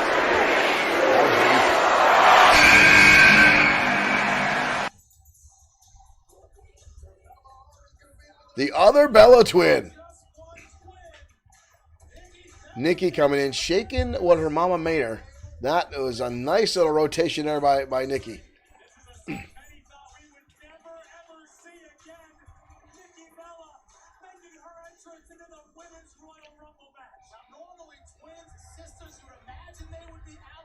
So let's see what happens here. How far the Bella's going to make it. I'm still pulling for Liv to win this. Only because Carmella's out. I thought Nikki would be out 4 times over already, but she's still hanging in. Or Natalya, I mean. But I can see Bianca Belair going a long way. That was rough. Whoop. Fox almost out. The Bella sisters now going to work together. Ooh! Flapjacked her, but they had her aimed the wrong way. That could have been really, really bad. Sorry, my dogs are now getting in there. Boys, stop it. No. Alicia Fox finally outlived Morgan, now in a little bit of trouble.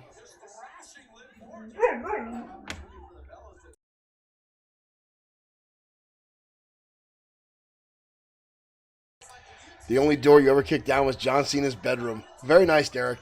Oh, another countdown coming. Who do we got? Sarah Logan. And see, I thought she would have gone a lot farther. Number 25, but this is a terrible outfit. That is a terrible outfit. This is another one I thought would have been a lot better down the road.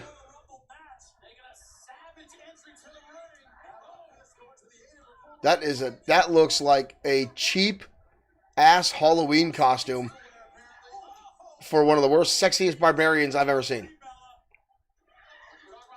Ooh, that was a nice move though. And again, that gimmick is terrible. The costume is horrible.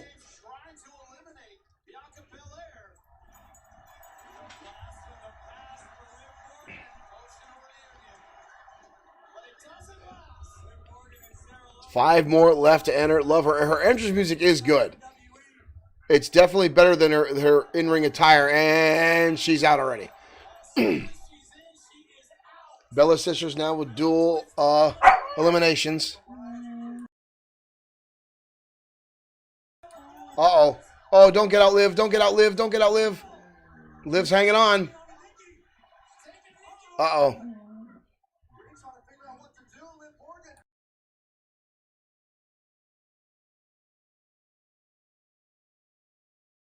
There goes Liv. Damn it. Oh, disappointing.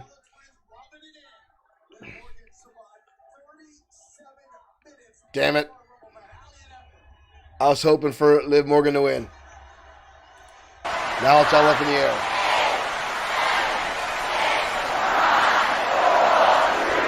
Who do we get? Number 26.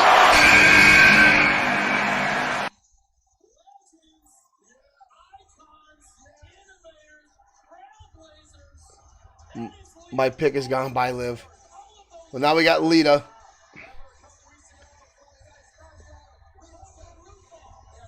Well, we know Lita's not going to win, but it's nice to see her back in the match. We knew she was going to show up. We knew she was going to show up. Logan needs to hit the tanning bed. You're not wrong, Derek. She definitely needs some kind of shine to her. We got Liv in, or Lita back in at number 26.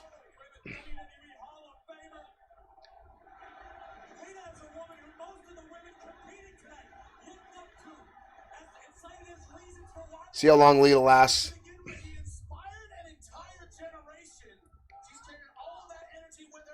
See some people forgetting spots here. Mickie James and Lita going at it. Oh! I think we're going to lose Mickie James. Nope. She's going to hang on. Nice DDT. There goes Mickie James. So much for the Impact Champion. Still shocked she showed up. Still shocked they let her come down to the ring with that title on. That was out. That's an impressive step.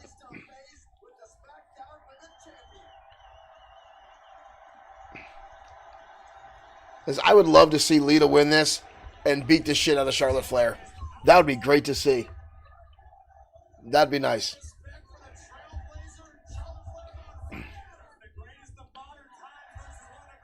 Here we go. Up to 27 making their way out.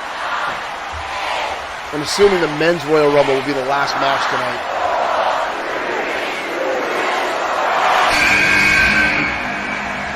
Number 27 is...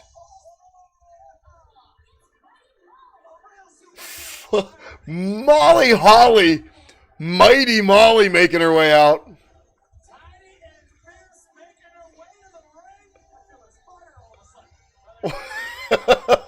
Oh, her hair is terrible with that little weird pixie haircut. Oh, shit! Nikki just assaulting her.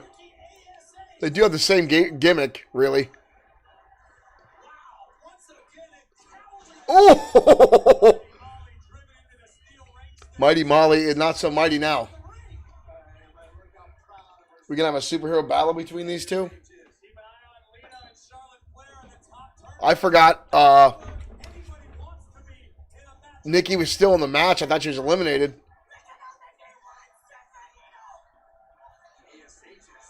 Rip her mask out. Yeah, superhero fight. It'd be cool if they... Oh, Molly's in and out. It'd be fun if they brought Molly back just to do a program with those two. To do the superhero battle or superhero versus supervillain. And go all wonky with it. Have fun with it. Make it campy. Make it goofy. Make it fun. Because let's face it. Nikki already is. Nikki ASH, a superhero, is insane. Bring Molly Holly back and let it go.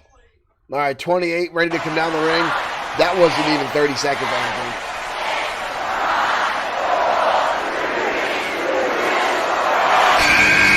Here we go.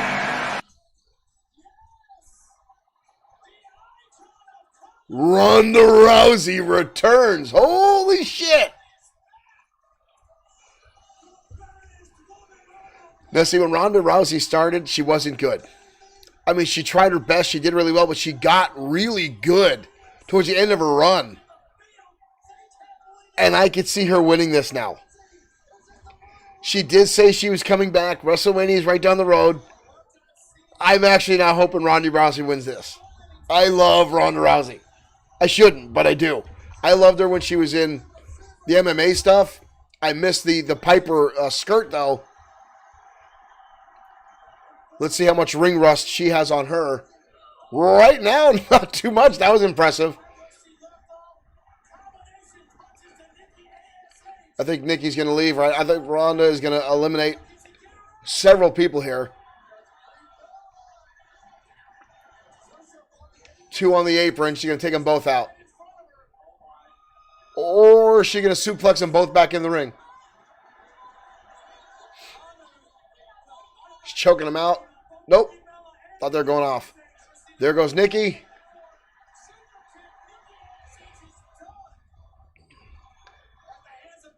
I can see Ronda Rousey winning this now. Oh!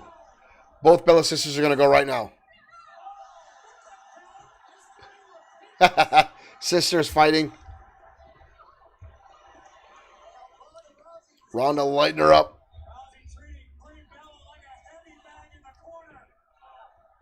So we got 2 more to come out. We haven't seen Bayley yet, if Bayley's coming back.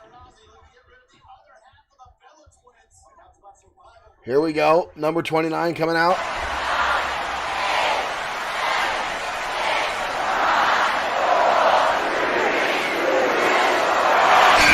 What do we got?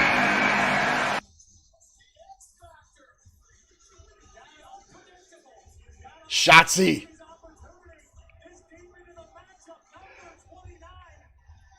I'm looking forward to utilizing her entrance in XFW with that weird-ass tank thing. I don't know who's going to use it, but I'm looking forward to utilizing it. But right now, she's in the ring. We got one more left to come, and if Bayley's going to come in, she's going to be at number 30. And if Bayley shows up, I think it'll wind up being Ronda Rousey and Bayley as the last two. As you know, they're going to want to have Ronda Rousey in WrestleMania in some capacity. So this ought to be interesting.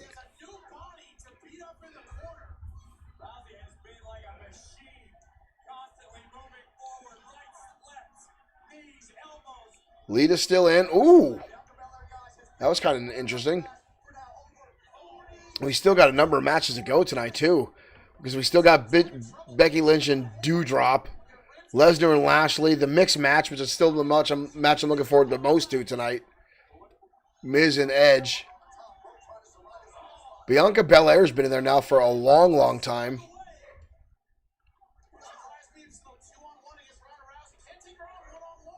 I may have to go get my dog. I think he's causing my wife some chaos as he's barking away upstairs. So I may have to take a quick break and be back shortly as we wait for number 30.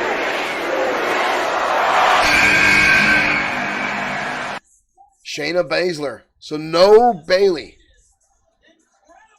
No Bayley this year. But this should be interesting.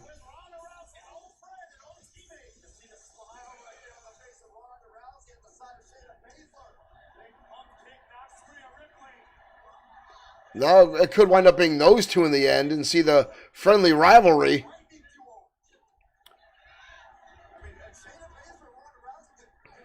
We'll see what we get here. Lita. Whoa. Nice move there. Got Ronda winning. I'm going with Ronda too, Richard. I think that's the way it's going to go. I just makes sense. We know they want her back in WrestleMania, and I think that's the way it's going to go.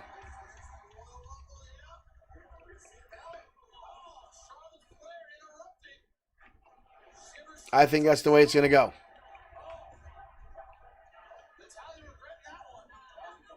Natalya going to get eliminated? Almost. Ross White needs Shotzi's entrance. That might be pretty good. That might be pretty good, Derek. We might have to make that happen. Good call on that. Shotzi almost out. Nice move here by Ronda. There she goes. That's a good call there. Bryce Watts needs Shotzi's entrance. That could happen here.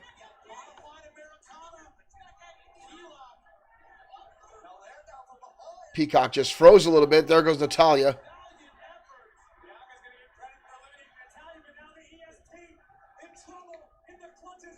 We got a lot of women hanging on the top rope right now. Lita's still in there. Natalya got back inside the ring. Natalya's thrown out now twice.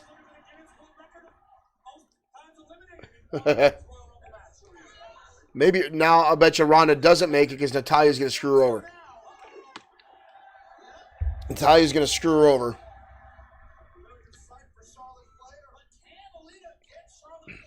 Does she walk to the back or is she still at ringside out there? Nope, she's still at ringside. She's still at ringside.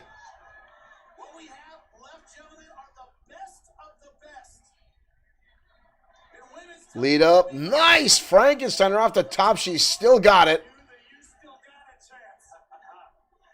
She looks a little winded. But can't blame her. Oh, we're going to see the lead assault. Charlotte can't take a twist of fate. We're going to see a lead assault. Please don't kill yourself. Oh, nope, nope. Charlotte's going to take Lita out. Damn it.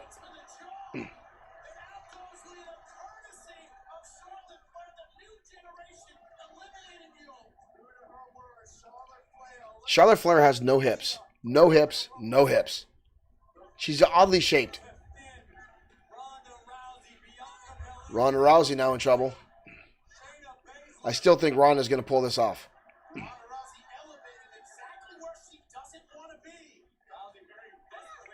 Yeah, she's got no hips, man. She is flat all the way down. It's weird. She's got no hips.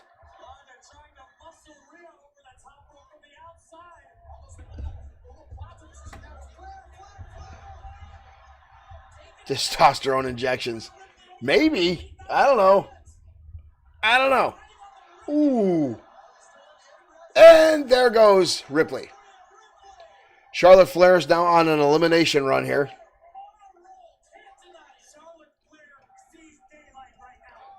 She's taking out person after person. Bianca Belair now. Please get rid of her. Please get rid of Flair. Please get rid of Flair. Please get rid of Flair. So we get Daddy's knife edge chops now.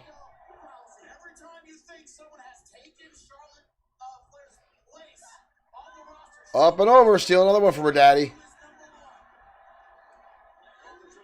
Oh, they're making her unstoppable.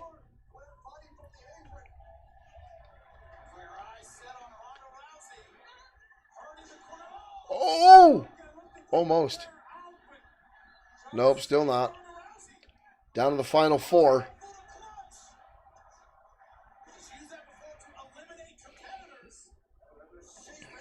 Ooh, sloppy spine buster.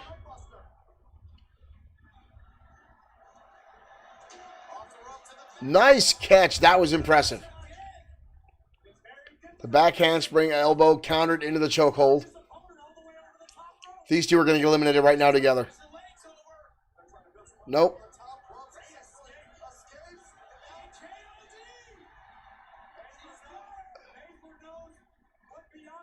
Flair's, oh, son of a bitch. Flair's going to get them both. Ronda Rousey and Charlotte are the last two.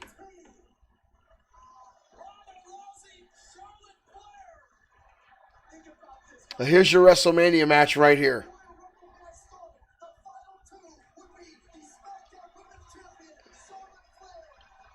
Here is your WrestleMania between these two.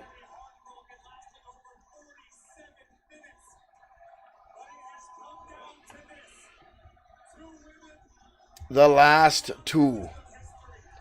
Yes, Kevin, they're the last two.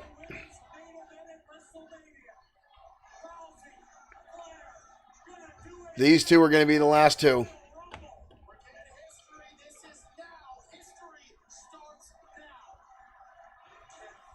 And no matter what happens, whoever gets eliminated,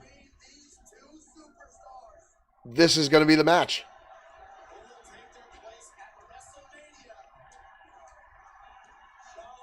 I still want to see Ronda win this. But I can see them giving it Flair the win and then picking the battle, picking the fight.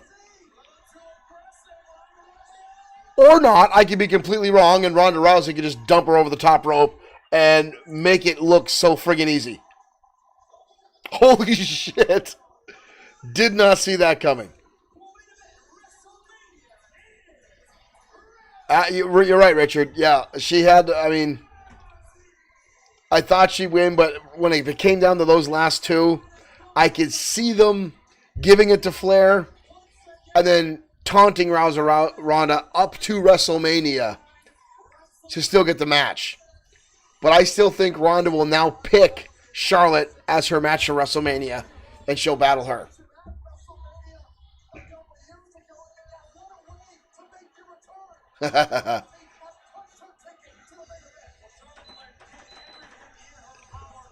I did not think... Yeah, that's the WrestleMania match, Richard. You are correct. I did not see this going this quickly when it came down to these two. I thought they would draw it out a little bit long. I mean, wow.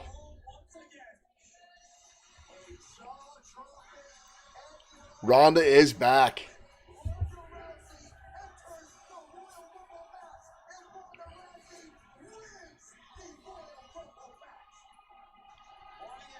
And that's what I think, Richard. I thought they would have danced a little bit more. I thought they would have gone at it more and been a little bit more dramatic. I'm shocked how quick Flair was eliminated when it was just one-on-one. That was kind of surprising right there, honestly. Wow. Derek says the point. Yep.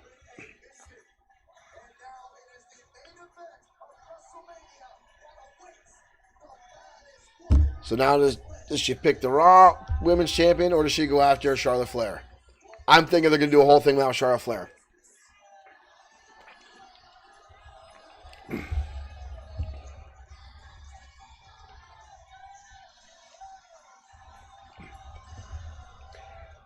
Well, I agree with you to a point, Kevin. A lot of times the pomp and circumstance does do that. They look for the entertainment. But WrestleMania, the whole thing is getting audience in. We knew Ronda Rousey was coming back. She was still under contract. She took the time off because she had a baby. But yeah, they're women who have been there all year. And that's the same thing I have with Brock Lesnar. He just shows up whenever he wants, and they hand him a championship.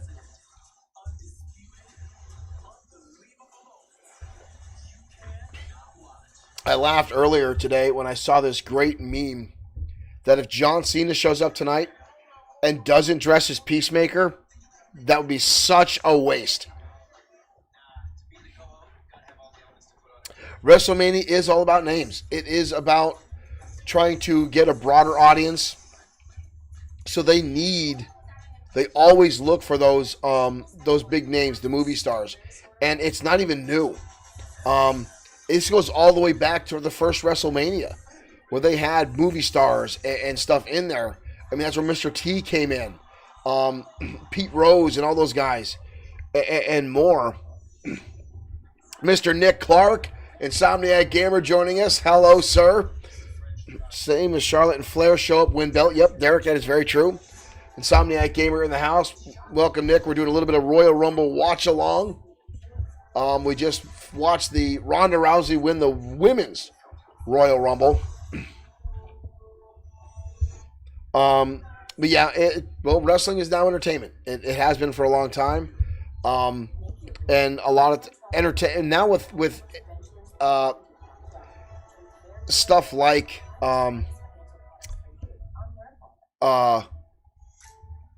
advertisements and Peacock now having their goal in.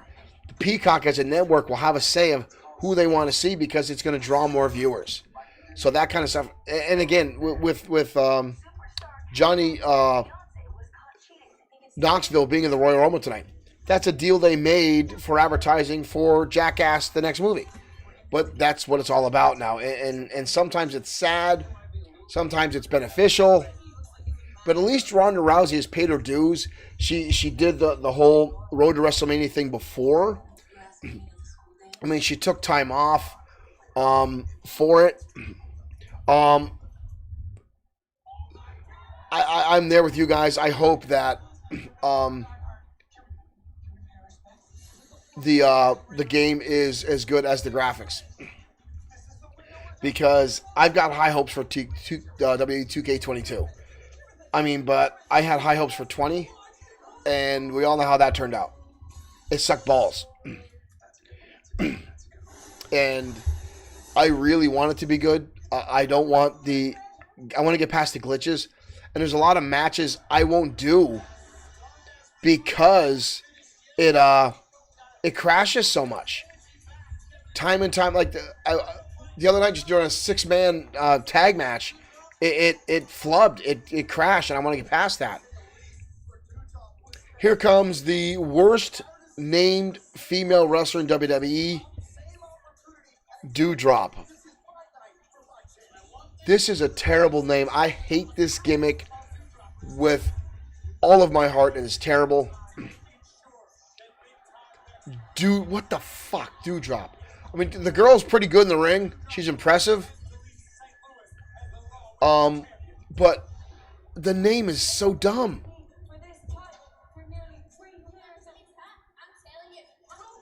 Dewdrop. Couldn't come up with anything better than that. Durag, yeah. Bring back Piper Niven. Becky Lynch is phenomenal. And I'm still hoping she walks away with the win in this one. The name Dewdrop is so stupid. Durag. Does anyone remember her name in NXT, what it was? She had a better name in NXT. And then they changed it to this. VKM written all over. Yeah. Yeah, it's definitely Vince McMahon that came up with the Dewdrop name. It is terrible. It is absolutely terrible. What the hell was her name? She's named on her Viper. I forget what she was called in NXT. Piper Niven. Okay, that's right. Dewdrop's so stupid. It reminds me of what they did to the Vikings, bringing those guys in and making them the Viking experience. The fuck is that all about? Terrible name.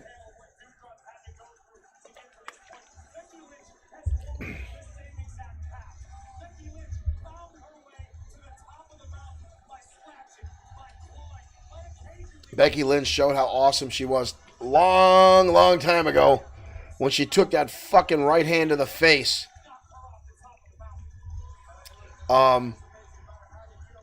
It broke her nose. And still fought. And she had to miss a match because of that. She had to miss a major event. But, man, she was ready to go. What about Walter?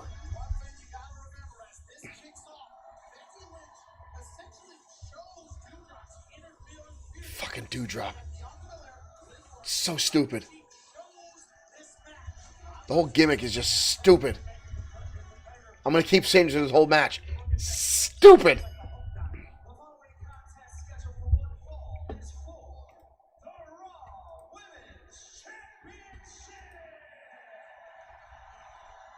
The Raw Women's Championship.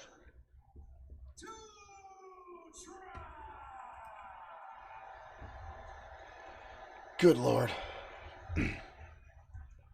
Yeah, the whole gimmick is just stupid. You're absolutely right. It is terrible.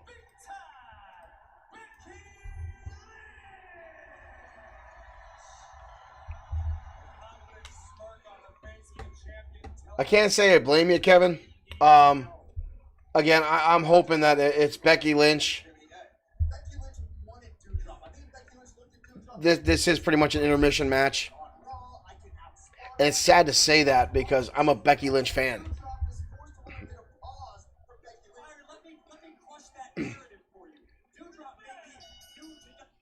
Stop saying the name. Just stop saying Dewdrop. It's fucking terrible. Stop saying it. Here we go. Hopefully at least the match is still decent. It's a different atmosphere seeing Becky Lynch not the dominant force in the match. Since Dewdrop's bigger and they're portraying her as stronger.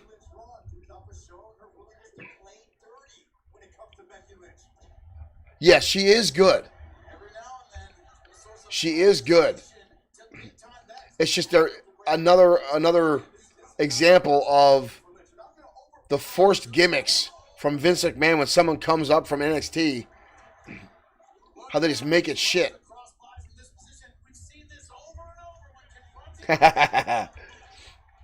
I've got my chips still here. I've got my Pepsi Zero. I'm good to go. I may go out myself and get a refresher here. Peacock Network's flashing in and out now. Yeah, and they should have stepped with the name Piper Niven.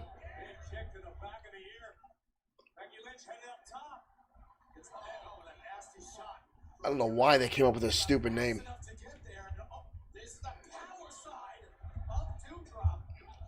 But again, this is the side that a lot of folks don't get to see and don't realize.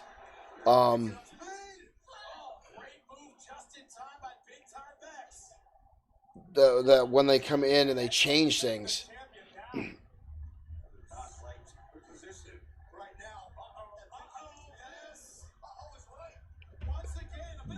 What? Yeah, my Peacock is just flashing in and out, Derek.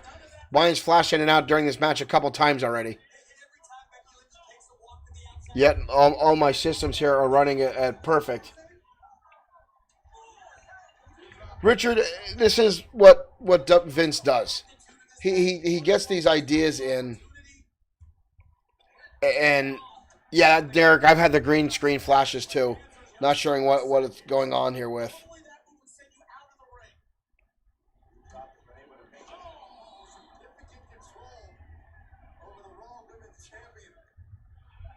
But even then, the Viking Raiders they should have been left alone, called the War Raiders. But you saw the negative reaction when they changed their names. Ooh, that was ugly. Ooh, was busted her head. People don't see that when you come into WWE and Vince has an idea in his head of what you should be or what you do. Sometimes you don't get any say when that comes in. And changing names always happens. Like Cesaro coming in. I mean, it took me a while to get used to Cesaro, but he should have just kept the name Claudio Castagnoli. It was already a good name. It already fit the Swedish gimmick. It was great. But again, Bryan Danielson, changing the name Daniel Bryan.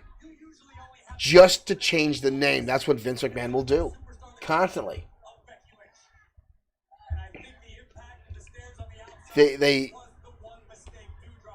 It's silly when they change names for no reason other than to change them. Fucking Doudrop. I mean, so far at least the match has been decent.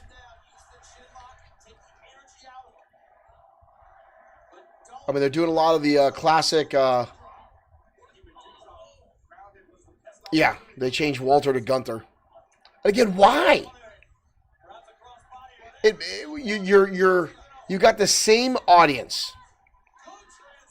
The same audience watches NXT, watches it. There's no reason to change the name. You've already got a base that knows the character. But right now, Becky and Doudrop are doing a lot of classic big man, small man stuff and doing it very well. But again, we know Becky Lynch is an outstanding performer, and Piper is really good. And they're working well together. Not really many botches. I was actually worried when Piper did that cannonball into the steps. She was a little high. It looked like he busted her neck, almost landed on her neck.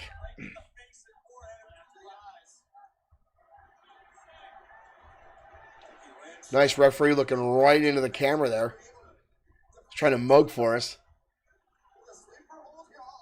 Now we're going to get the back into the corner, or we're going to get the old Foley drop, where she's going to take a back bump. We're going for the corner. Boom.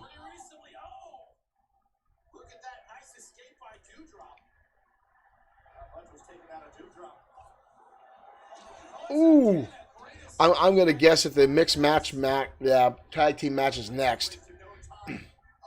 Yeah, that's the one I'm looking forward to the most tonight. Becky's still looking good. Not even a 1 count. Little overselling there by Becky. Looking shocked.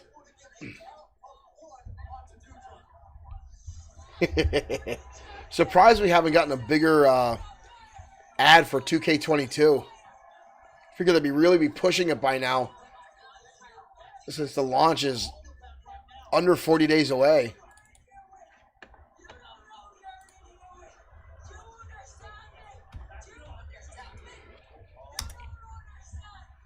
And there's a lot of hype about it now too. So it's interesting to see.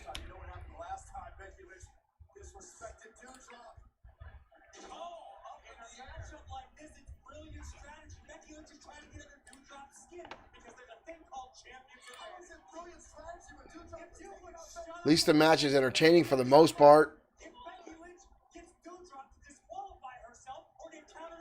Ooh! Brutal senton bomb. The referee just came check on Becky because she took all that impact. Dewdrop did not touch the canvas. She dropped all that weight on Becky. Oh, here's the replay. Oh! Becky just got fucking squished. She realized she screwed up there. They're selling. They're letting her catch her breath. She may knock the wind out of her. I'm going to show it again. If you guys are watching, watch this. All her weight. She was off her mark there. Her ass should come to the canvas to alleviate some of that impact. Wow, that was brutal. Becky got the disarmer on.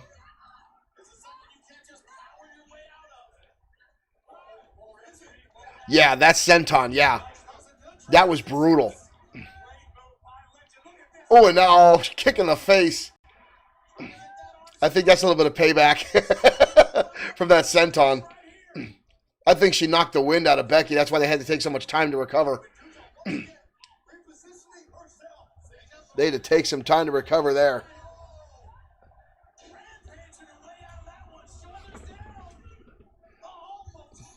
Nice almost kick out there.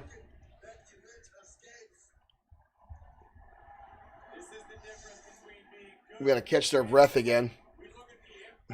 Yeah. Yeah, they would have been busted implants right there had that happened. Definitely busted implants if that had happened.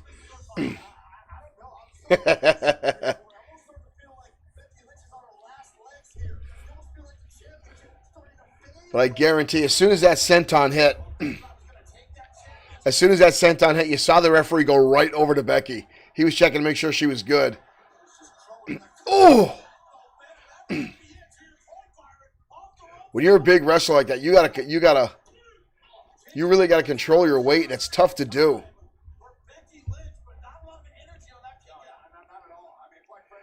I wrestled with a guy went by the name Jack Molson. Dude would do a moonsault from the top. He was 360 pounds. And, oh, you're dead, lady. Uh-oh. Knees come up. Looking for the Yokozuna drop.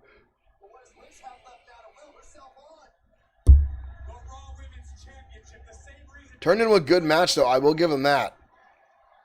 And Becky's still alive, even though she almost got squished like a toothpaste tube. Ooh! Nice.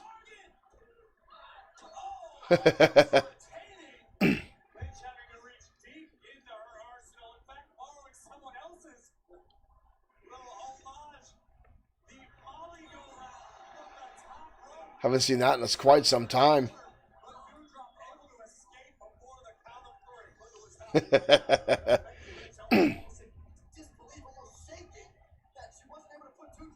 I still expect Lynch to win this one. Charlotte would look like toothpaste, yeah. I'd put money on Becky being actually physically tougher than Charlotte.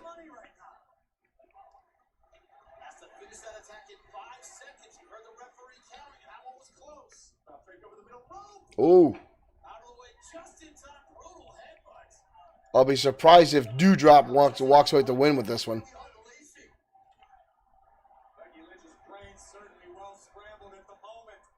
Becky Lynch is such a dominant force. Gonna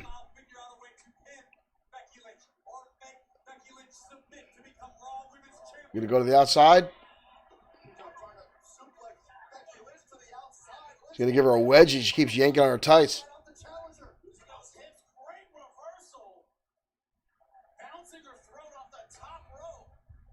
Match has gone longer than I thought it would have.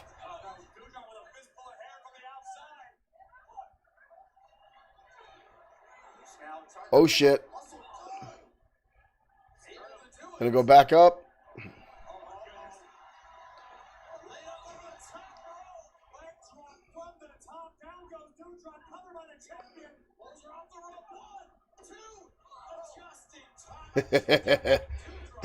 I thought this match would have gone a lot quicker, only because of time constraints, but they're dragging it out. Put on a decent performance at least. Now Becky's talking to herself.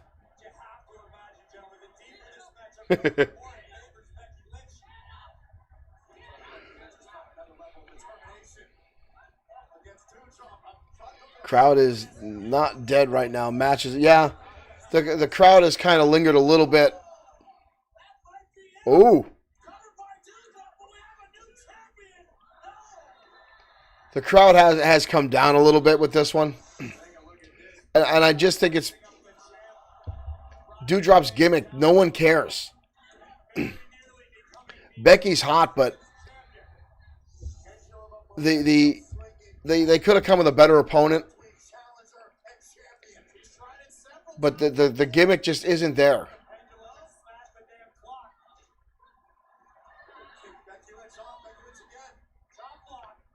Ooh, we're going to see a powerbomb. What is this? Oof. Uranagi from the top. Becky walks away the win. Kevin, I'm glad you got your refreshments. You missed a moderate match at best. Becky with the win.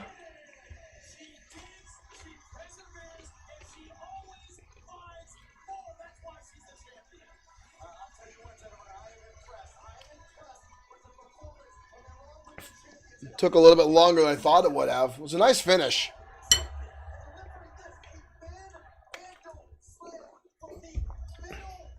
Yeah.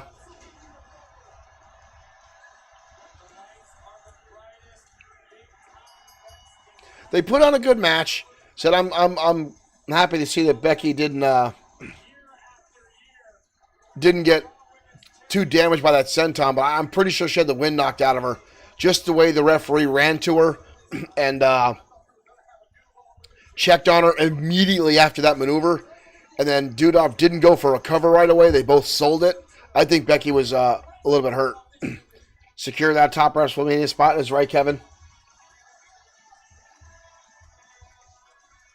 2 more matches to go. Oh, no, 3 more matches still to go. We still got the men's Royal Rumble match. We still got the mixed tag. And we still got Lesnar Lashley.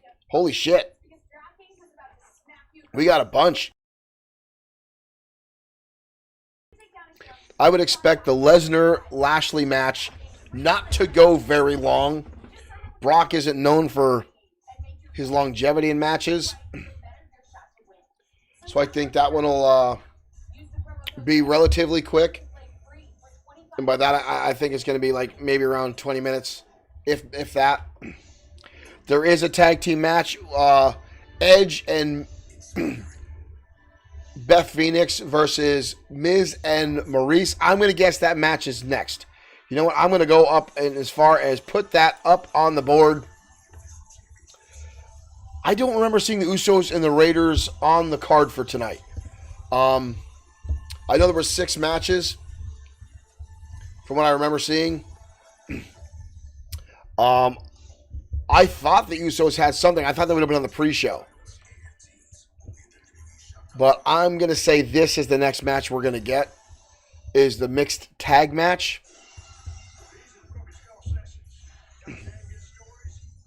I think that's what we're going to get next. This is one of the matches I've been looking forward to most of tonight. Most of the night is this one.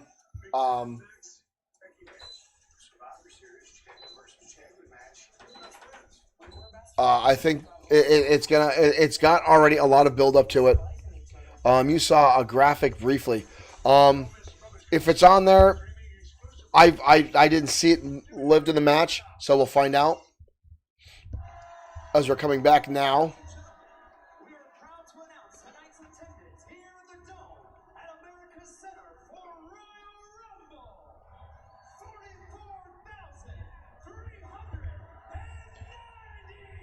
Well, they're going on for tonight's attendance at 44,390. A lot of these people will probably be sick this week. They're all going to catch COVID. Oh, wow. Right now they're showing This one, oh, nope, that's not it. They're showing this matchup on their Titantron.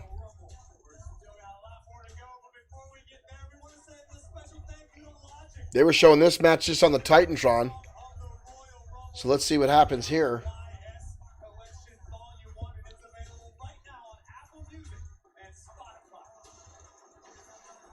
Yep, we're going with the championship match next. Wow.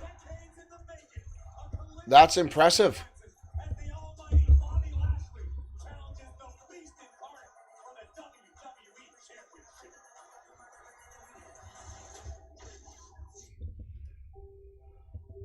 I am not a fan of Brock Lesnar. I actually hope Bobby Lashley wins this match. I don't think he's going to. I think they'll drag this one out to WrestleMania for a rematch. But I'd like to see Lashley walk away with the title in this one.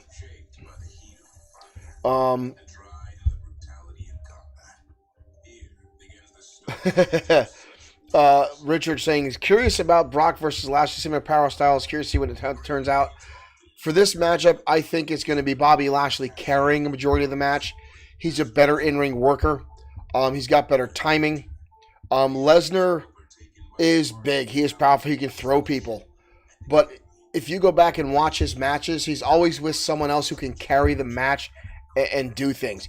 If you go back and watch Goldberg versus Lesnar, the match was terrible because neither one of those guys can lead a match. They can't call the match. They're not the ones to lead it and carry the workload and the storyline through it. That's why it was so weak. Lesnar needs someone to be the lead in the dance, if you will. And I think Lashley can do that. Lesnar's just there to throw suplexes and heavy elbows. And he's another one, just showing up, winning a title, showing up, winning a title, showing up, winning a title. It gets old and it gets gross.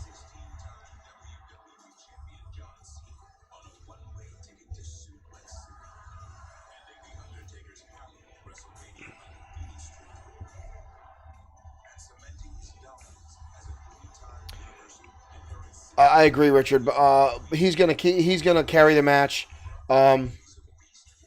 The promo package they're showing right now is great. And again, if you watch all the matches they're showing, it's all these awesome guys who have carried Lesnar to make him look good. But Bobby Lashley has come so far.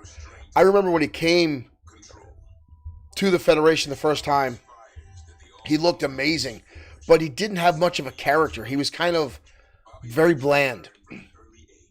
He left, came back. I always felt his voice still doesn't fit him. His voice is too low. I feel he should have a deeper voice.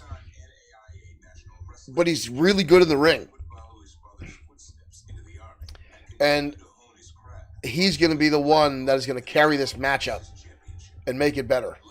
And they both have very similar backgrounds before they came into this with the collegiate style wrestling. So it should be interesting. And Lashley just has more athleticism.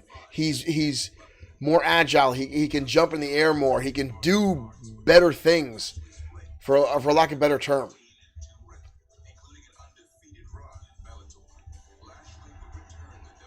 And Bobby's also that way. They just showed his MMA run where he was doing the fights. And this is someone that, now don't get me wrong, when Lesnar went with The Undertaker, you don't fuck with The Undertaker. He will beat your ass. But there's guys, I mean, Lesnar's a legit fighter. But this isn't that. But Bobby is someone who can hold his own if it got real, if it got serious. And I hate Lesnar's man bun. That man bun has got to go.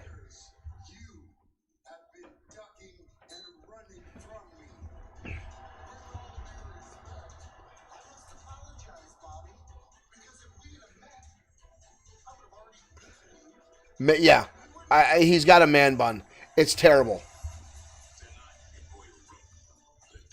The way he looks and he's dressing now, this new gimmick Lesnar has, it looks like someone inflated Bryan Danielson up.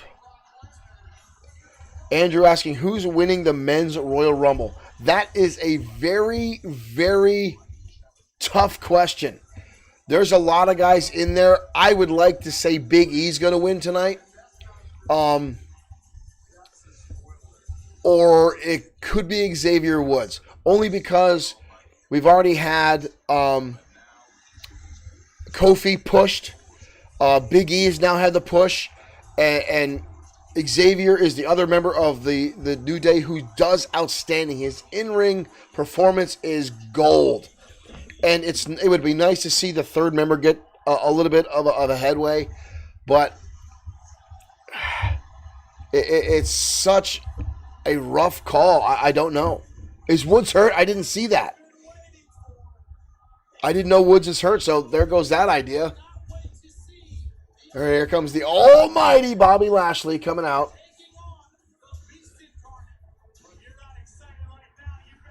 Yeah, Richard, I'm still going with Big E. Only to see maybe a rematch between Big E and Lesnar at the Royal Rumble, or they're going to take these two guys again for WrestleMania, and they're going to drag this out. For this match, I would not be as surprised to see a screwjob ending or a no contest, a double disqualification, where we don't get a clear-cut winner, is my guess. And they'll build it up and continue battling out until WrestleMania is my overall pick for this match.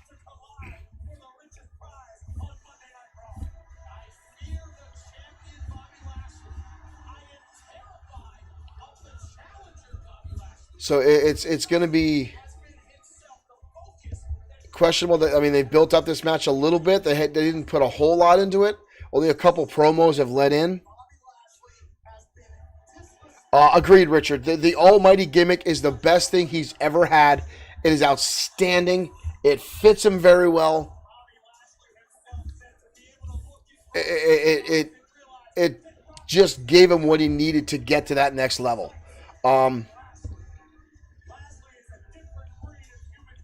And that's why I'd rather see him walk away with the title tonight. I'd like to see him and Big E battle at WrestleMania. But Vince McMahon loves Brock Lesnar. And let's face it, Brock Lesnar is a draw. I don't like Lesnar, but people do love the man. He puts asses in the seats. He sells tickets. He sells pay-per-views. So I feel like there's MVP has been good. And you know what? MVP, when he used to wrestle, MVP was not good. His gimmick wasn't good. It was just he was the Kmart Mr. Perfect. He's far better in this role, and he's actually better. And I am surprised they instantly threw Heyman back with Brock Lesnar just like that.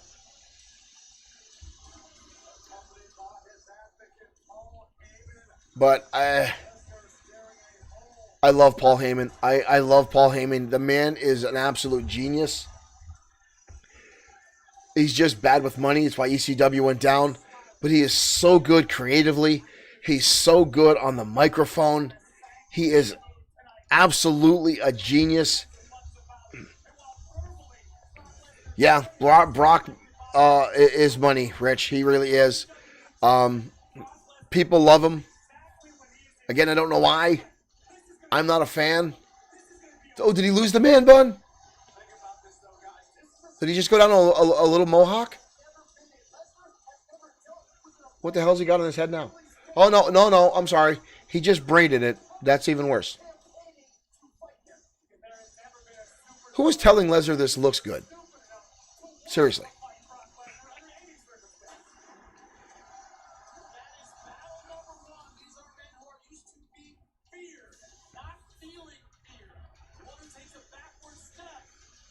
I'm hoping this match is going to be better than I anticipated. I do think it's going to be very fast. See, it's starting right. It's starting off about 10. We're going to say 10:18. It fits with them. It just, they're going to push that ego gimmick, the Almighty, the Almighty. They're going to continue with it any way they can rehash it to push it more.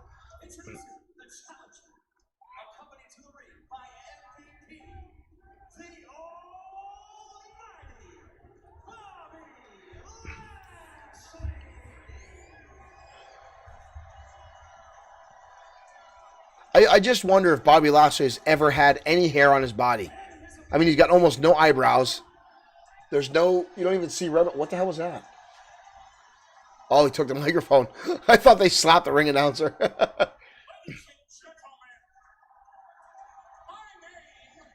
Is Paul Heyman.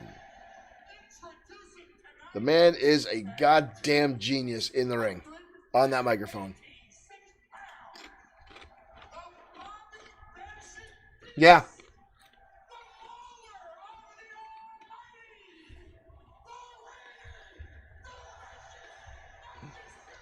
His hair does look like Ronda's. Ronda does it better, though.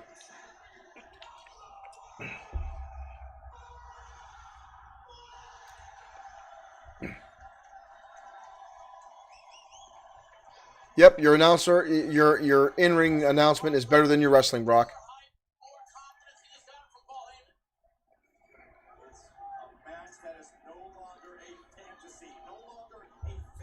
I am kind of surprised that it took this long for these two guys to get in the ring. Man, it looks like a weird-ass armadillo tail on his head.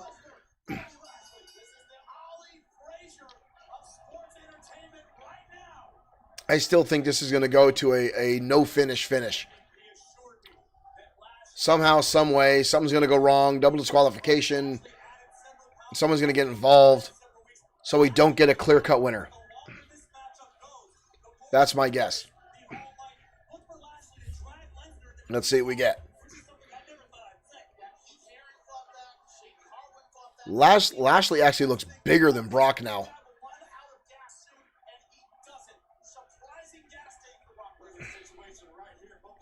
Yeah, I think they're going to drag this one out till Mania.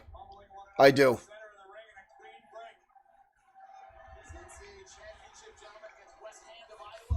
Something's going to happen or something.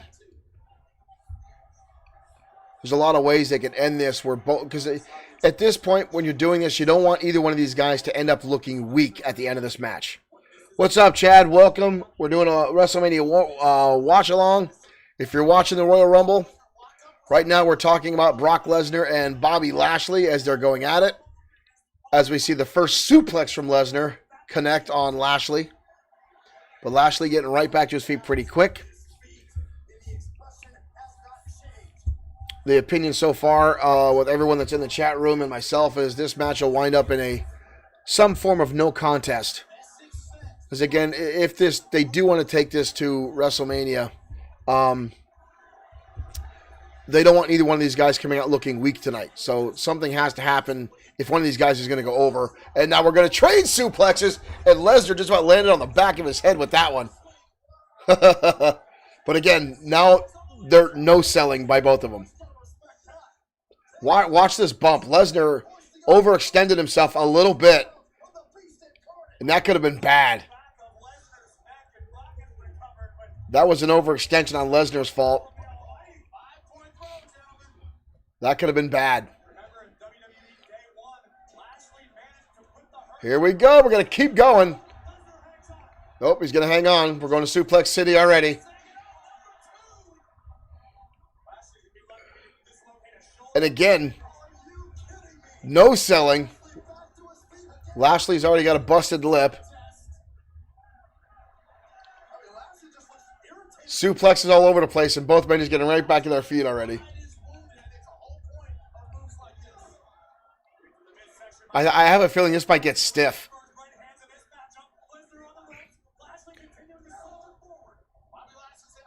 This one's going to get stiff.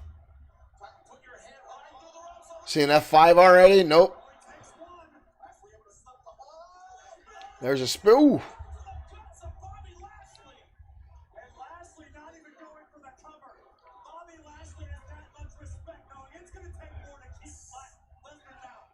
Both these guys are just going to keep getting back up time and time again.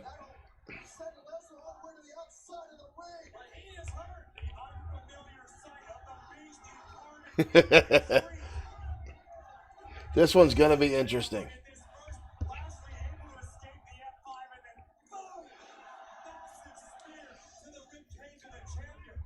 MVP out there now giving him some shit. We're going to see a third spear from Lashley. Here he comes. No! Through the barricade.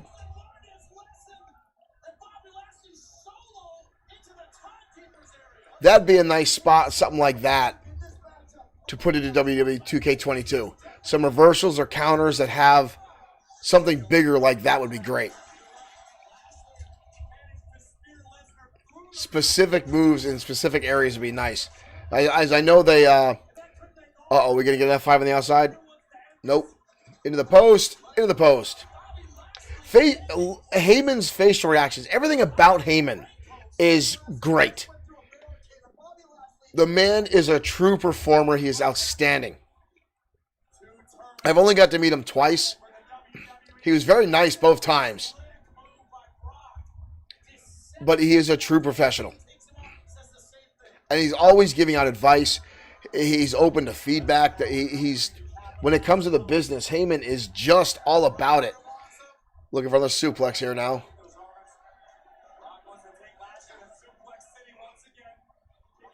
Here we go again. Both guys now starting to finally sell the moves.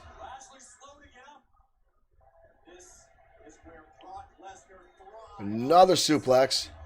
And now Lashley's almost trying to overextend himself a little bit.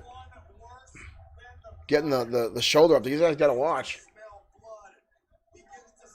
But solid bumps.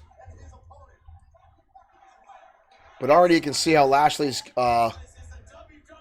Oh!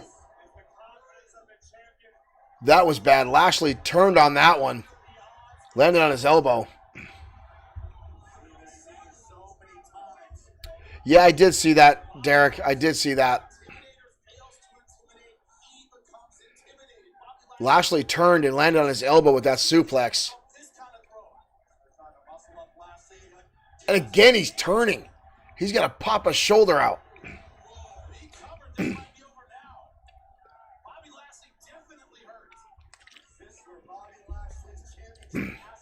Lashley looks a little winded.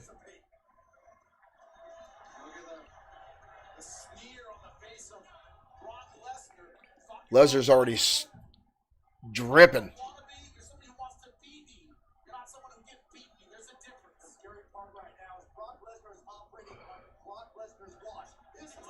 Oh, and again turning.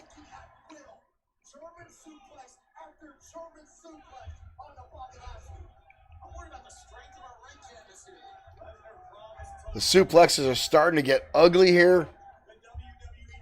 Lashley's turning. They got a bad angle on this one, but you can see again how he's turning over. That's the third or fourth one where he's turned. Nope. Not going to happen. Fingers are locked in the full Nelson.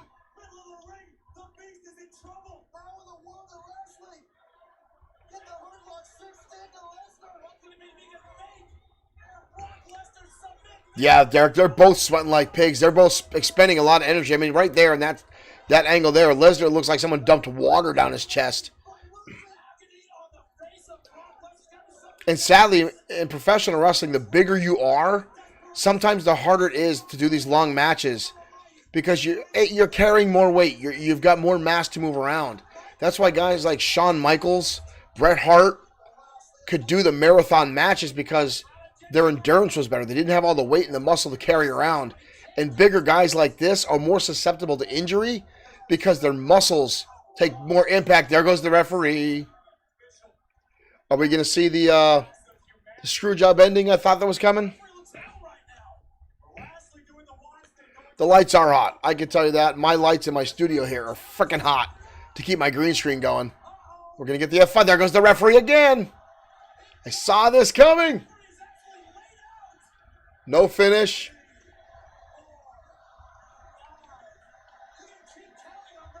Referee is out. The referee stays down here longer than they do in WWE 2K20. Referees don't stay down forever. It's ridiculous how quick the referees get up. I'm hoping they fix that in 22 as well.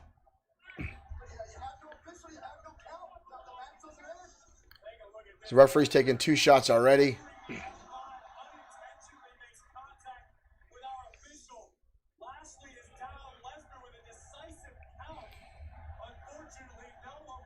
So now let's see where this goes. We got no official. So Lashley now will probably get his own pin of some sort. Who's that? Oh, Roman Reigns. I knew there was going to be something going on.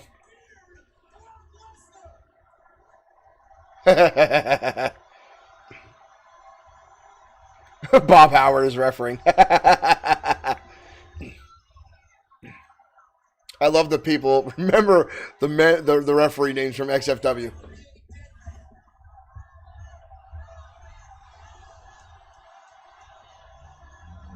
Oh, look at this.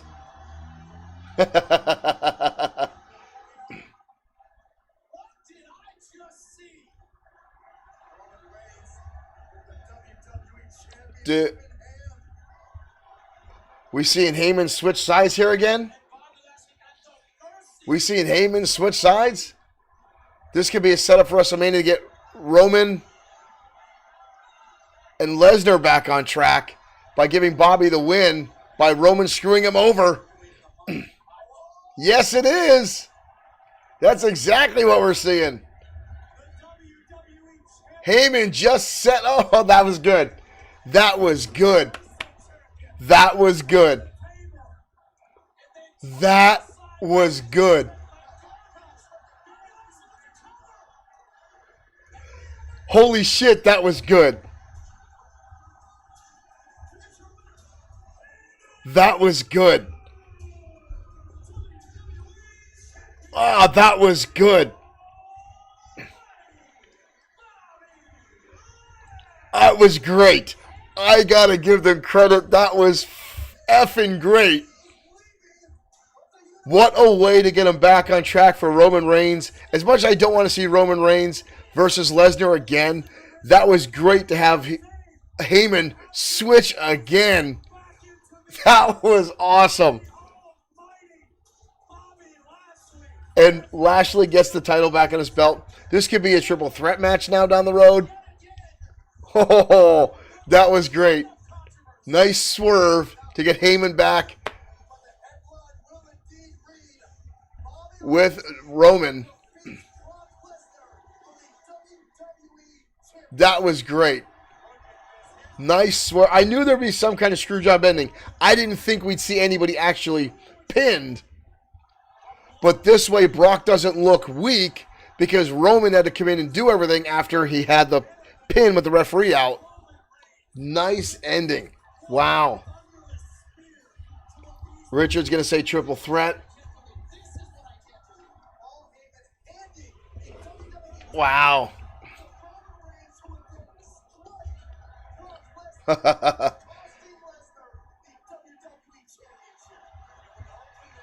And we still got to remember, we still have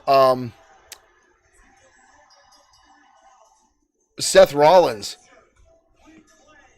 who's going to have beef with Roman Reigns.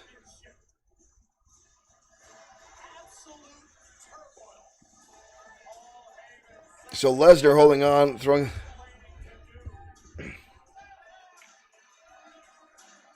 I think it's the longest I've ever seen Brock Lesnar sell anything.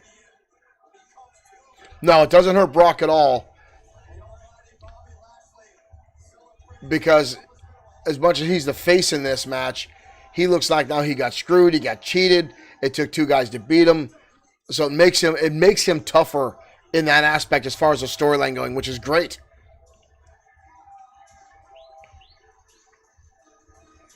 And Lashley now back to the champion.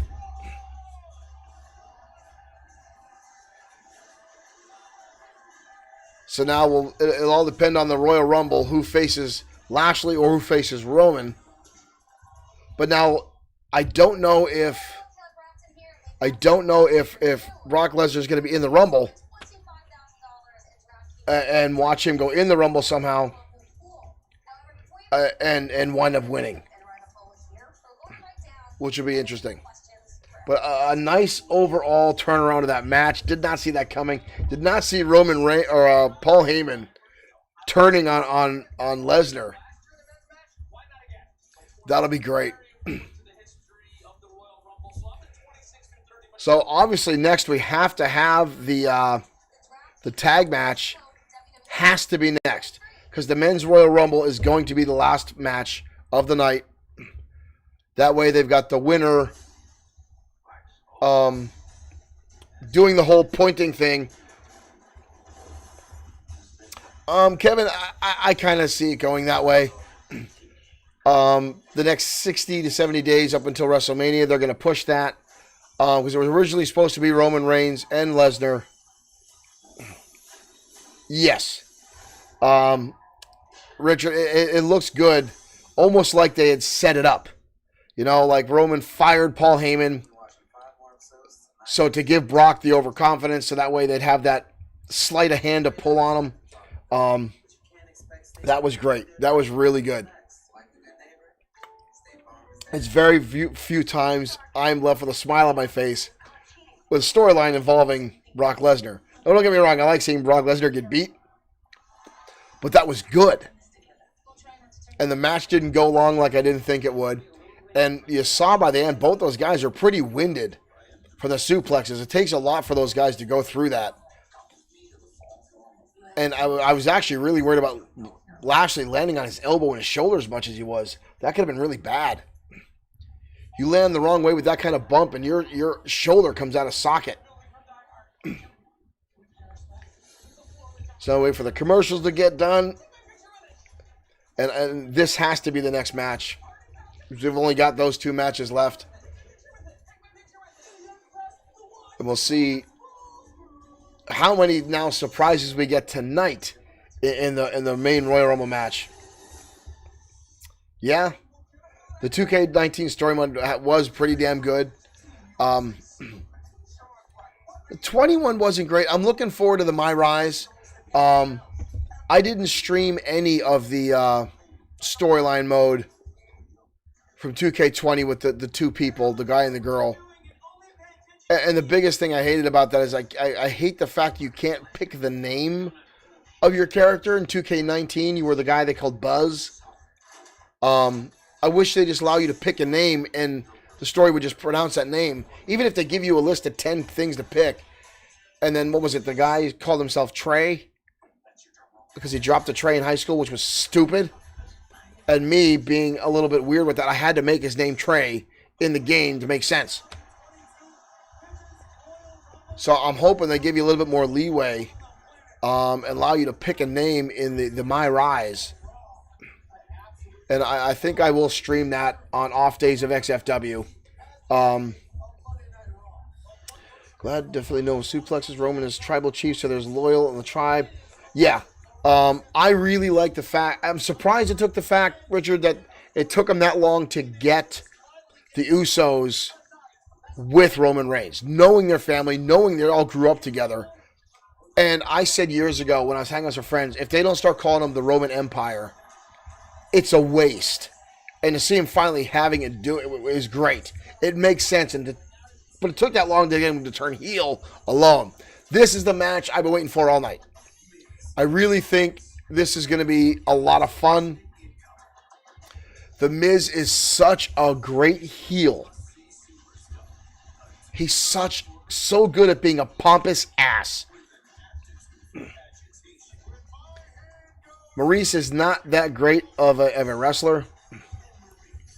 Oh, thank you, Kevin. I'm thinking about it. I don't do a lot of these, but I'm thinking about doing more. Like I said, I set the setup a little bit more for this. I'm actually going to work on this whole set a little bit more. I've got some more gifts and stuff. I'm going to work on some more things just for some fun. Make it more of a party atmosphere for this kind of stuff. But I don't do a lot of these because my friends over at the Insiders Pro Wrestling Group do one as well. And I don't want to step on their toes. Those are some very good friends of mine. They're probably doing one right now on YouTube as well. They do a lot of these watch-alongs. But I've been wanting to do them. But a lot of times if the pay-per-views were on Sunday nights, I don't get a chance because Monday mornings I got to get up before I am for work. which is one of the reasons I don't run a show on Sunday nights unless I'm off. But I enjoy them. I just like talking about wrestling, doing it for so long as I did myself. And now that it's out of the bag for the past 20 years that wrestling's performance is not a legitimate sport, it's fun to talk about those kind of things and critique. Being a wrestler myself, being a trainer, I noticed some smaller things that, for lack of a better term, no one thought that average fans don't notice on. And I do like to talk about those things. I love the stories they go through. It's nice to see those things pulled out when they work, and it's good. Well, if they keep them doing on Saturdays, and people keep coming in and having conversations and keeping the chat going. I mean, we were up to a little bit before a good crowd. We're down a little bit now, but I mean, that's not bad. I'm still having fun talking with you guys. It's great. I enjoy this kind of stuff. So as long as people keep turning up, I'll keep doing these. We're still growing the Facebook page ever since, and Disney, and I didn't hear WD saying with Disney, our original page on Facebook had a lot more followers than we right do now until I got shut down by Facebook for not even telling me what violation I had. We were actually shut down by WWE themselves twice. WD, the Mickey Mouse house, yeah. So I'll keep doing these as long as people keep having fun with them. I enjoy them. We're streaming it out on all three platforms again. So if you guys like it, I'll keep doing it. I even thought about actually turning into a drinking game at some point tonight with some of the shit that I know. Premium live event, Derek. You got that right. Excuse me. But this match here, I think, is going to be friggin' great. Maryse is hot. She is. Even though she got a little thicker after the babies, that's expected. A woman's body goes through some changes. Go back and look at some of her earlier modeling when she did some nude modeling. Holy shit. She is the hottest MILF in WWE. I don't know. Becky's up there too now. Becky's a MILF herself now. And I think one of the Bellas just had a baby, if I'm not wrong. But this match should be great. Miz is great. Edge is, again, top notch. And seeing Beth Phoenix back in the ring is going to be great. It's sad they still call him the rated R superstar, but he can't do half the shit he used to do. Yes, Richard Freeman, she did do nude modeling way back in the day. Obviously, I can't show that on this, but you can Google it. Maryse Owlette. She did do some nude modeling way back in the day before she met Miz. I don't think it was in Playboy. I think it was in some foreign magazine she did it. But it was great. Beth Phoenix hair scares me here. It is pure 1980s hair glam. It is awesome and frightening at the same time.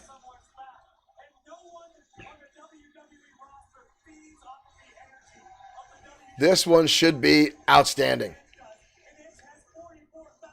And a lot of great build-up for this one between the two.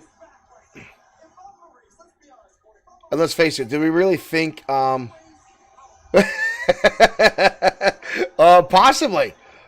She does.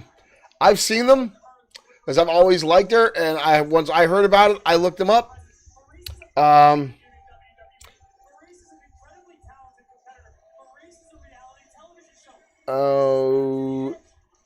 It's O-U-E. It's a weird name. O-U-E-L-L-E-T.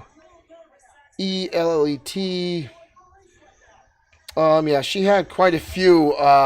Yeah, just type Maryse Owlette nude and it's going to come up, and there's a lot of them, and they're gorgeous. Here we go. The lady's going to start things off now, and already we're getting the shenanigans that I knew we were going to have in this match.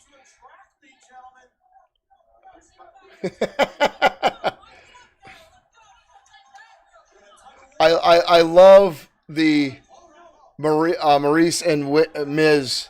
Yes, outlet. That's how you spell it. I love the cat and mouse shenanigans they play. And I remember back when Miz was on Tough Enough, and he couldn't get anything out without stuttering. He couldn't get anything done, and they said he'd never make it. And look how far he's come and how much he's improved. And here we go. I never thought we'd get to see Edge back in the ring with that neck injury that he had. It's awesome to see him back. Peacock having a little bit more of an issue there. Didn't get the green screen. Got a little slowdown there. Oh! And here we get the cheating shenanigans now from the Mazowskis. Miz is great. There's a lot of people who don't like Miz. I don't know why. He is so good at making you hate him. He's such a good heel. Even when he was face for a while, he was still good, but heel Miz is great. He could easily get another championship run. But him and Edge are some of those guys that at this point they're beyond titles. They don't need a title to get the response from the audience, from the crowd. They're just that good. They get you emotionally involved. It's freaking great. And this whole program they're running is outstanding.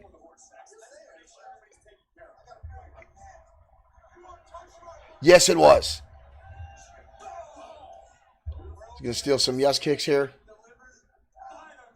Yep. The Miz kicks.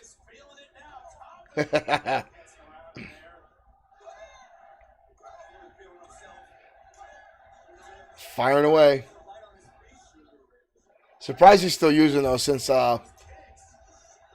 Daniel Bryan's gone.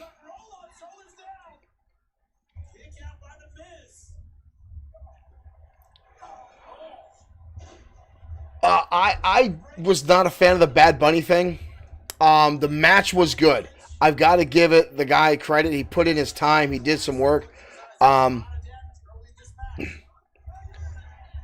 John Morrison is an outstanding. He is batshit crazy in the ring. I love watching that guy wrestle. He is amazing. And some of his older stuff in the Royal Rumbles, how able to keep his feet from hitting the floor was great.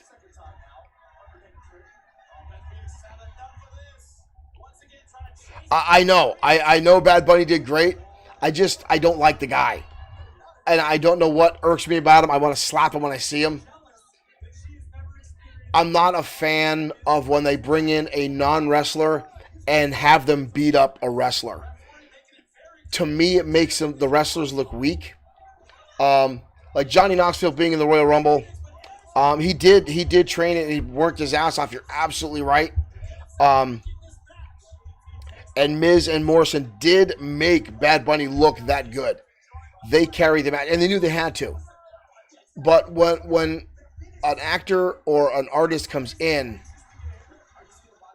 and the same thing when they brought in Shaq and they bring in all those guys, I don't think they should go over wrestlers because same thing when they talk about Rousey coming in, winning a match when they're only there for a year. They need us if they're going to put these celebrities over a wrestler, they need to make it a screw job ending. They need to give that cameraman is an outstanding angle right there. I'm sorry, I got distracted by the thong. Anyway, that's the only reason I didn't like the Bad Bunny thing is because I didn't like him seeing a rap artist come in who's not a wrestler beat up wrestlers. It's just me. It's just a me thing. The overall I knew was a hit. Thought she was going for head scissors. Sidewalk slam. Tape is absolutely right, Derek. Tape is holding Maurice together tonight.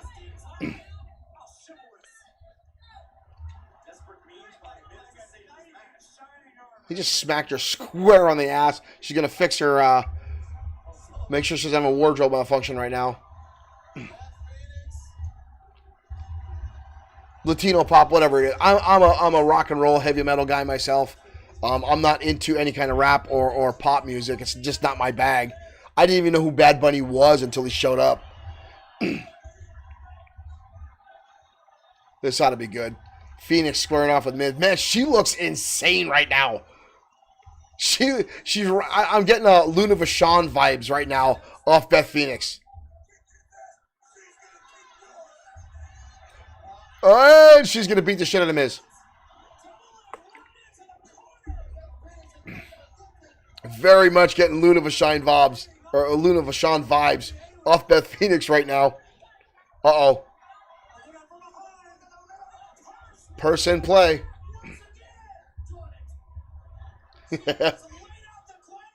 Uh-oh. We going to get an ending right here? Nope. Okay. Beyond Thunderdome. Nope. Edge finally getting back on the apron there.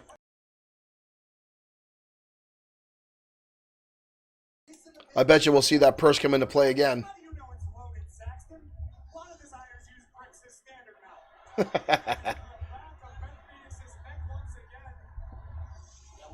Saxton himself has gotten so much better at announcing than Michael Cole. I still want JR back. Yeah, when they came out and they said Bad Bunny, one of the top music artists in the world, I'm like, who the hell is this guy? Now, I don't even listen to the radio. I listen to streaming music so I can pick what I want to listen to. So I had no idea who he was. But usually when someone says a top artist, they're at least you know of them and hear of them. I was clueless about Bad Bunny. Uh-oh.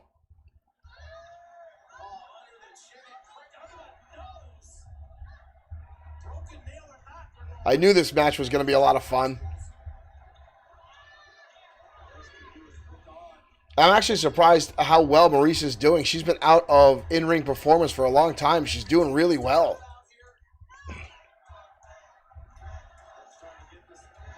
Crowd now with a Let's Go Beth chant.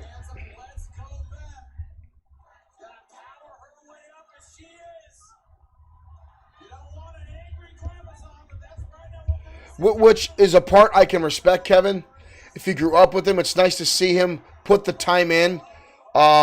Much like, what's his face from Arrow? I'm brain farting on his name. Who is the same way? Stephen Amell. Stephen Amell, when he did his thing in the ring, was great. But at the same time, still, I didn't like seeing him go over a wrestler. Stephen Amell is the guy from Arrow, who is a massive wrestling fan, and he did a stint with Cody Rhodes. And right now he's doing a show on Stars called Heels, which is great. If you have Stars or access to it and watch Heels, it's an amazing show about an indie circuit, two brothers trying to continue their father's legacy of his wrestling promotion down south. It's a great show, and Steve Amell does a great job, and he's continuing his wrestling love by doing this show. And CM Punk has a cameo. It's a look at this with the powerbomb from Phoenix, dropping the Miz down. Edge on the middle rope. But yeah, Steve Amell did the same thing, much like Bad Bunny. And I get it. You want to be a pro wrestler and you're an actor, you get in. I just wish sometimes they would do it differently, so to speak. I believe so, Kevin. I really do think so. I know Heels got picked up for a second season. I watched it and the season ended. I'm like, I want more. And it hit hard with me because, yes, he did. Did bust his back up with the coast to coast. A lot of the stuff that happens in Heels is legitimate stuff you see backstage in wrestling. Even in small indie scenes, in indie promotions, there's still a bit of politics involved. And people getting way too into their characters and not being able to separate who you are from who you are in the ring and realize it's a show and performance. I recommend it highly. It's very, very good. Edge possibly looking for the spear. Oh, Maurice with the counter. Trying to cut. Oh! Nice back and forth between the two. These guys are so damn good together. Maurice is going to the top rope. Maurice going to come off. Oh, nice! Hurricane Rana from Maurice. Holy shit, didn't know she had that in her. Yep, check it out, Kevin. It's really good. DDT now. Miz and Maurice might walk away with this. Carry this into WrestleMania. Skull-crushing finale. Oh!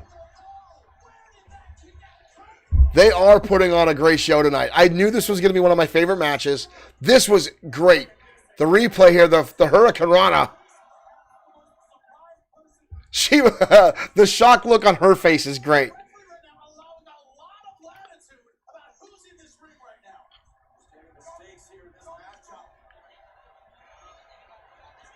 Slap him. Double skull-crushing finale here. Beth's going to come in to save the day. Here we go. Double clothesline, double spear.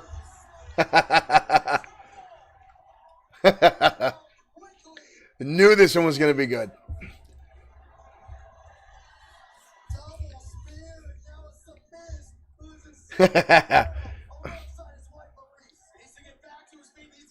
Oh, they're trying to grab hands. At some point, you feel kind of bad for Miz and Maurice. Oh, a little out of sync there. Edge with the win. The little subtleties from Miz and Maurice when they're both down and they're trying to reach to grab each other is so good. Like right now, they're down. He's still trying to hug his wife, which is great.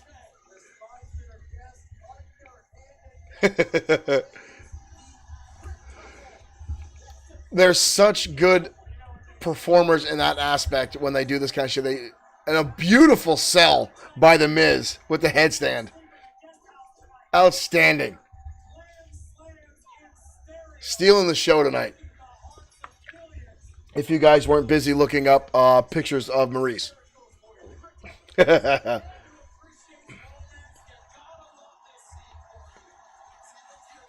the ending I thought we were going to get.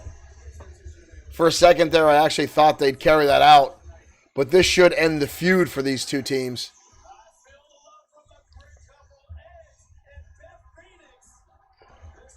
Nice to see Beth back in the ring and doing very well.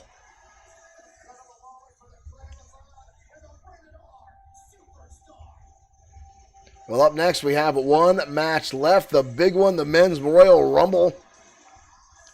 I only remember seeing like about half the names come up of who's actually in the Rumble tonight. I'm going to go on a wing here and say they're going to have a lot of surprise entrants tonight.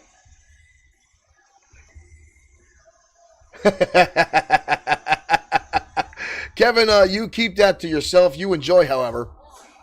You will be happy with some of the imageries you see if you do look up this young lady right here. Why I love Miz, he just always put the... Exactly, Richard. And that's something that's very hard for people to do in wrestling, is put people over. It's something I saw personally back in the day. And when people talk about wrestling and they ask me a lot of questions about what I did and how things went, I was one of the smaller guys in WXW. Again, I'm only 5'6", 200 pounds. I'm short, I'm stocky. When I switched to the some of my other gimmicks, when I finally did Showtime Shane Black, the crowd ate it up. And again, I was just being myself. I was just being a goofy ass, and I was a heel. So I was being a real jerk. But I wound up getting a solid push, getting the heavyweight championship.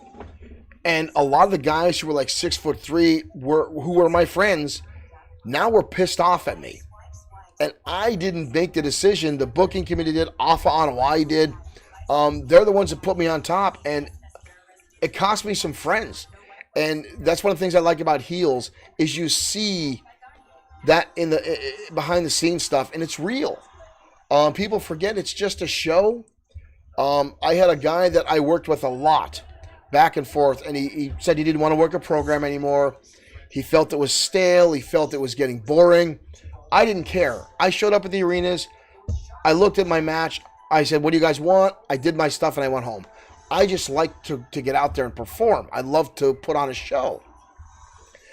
And then as soon as I got the championship, that guy wanted to work with me again because he thought it would put the belt on him. The championship belt, honestly, is pretty much employee of the month.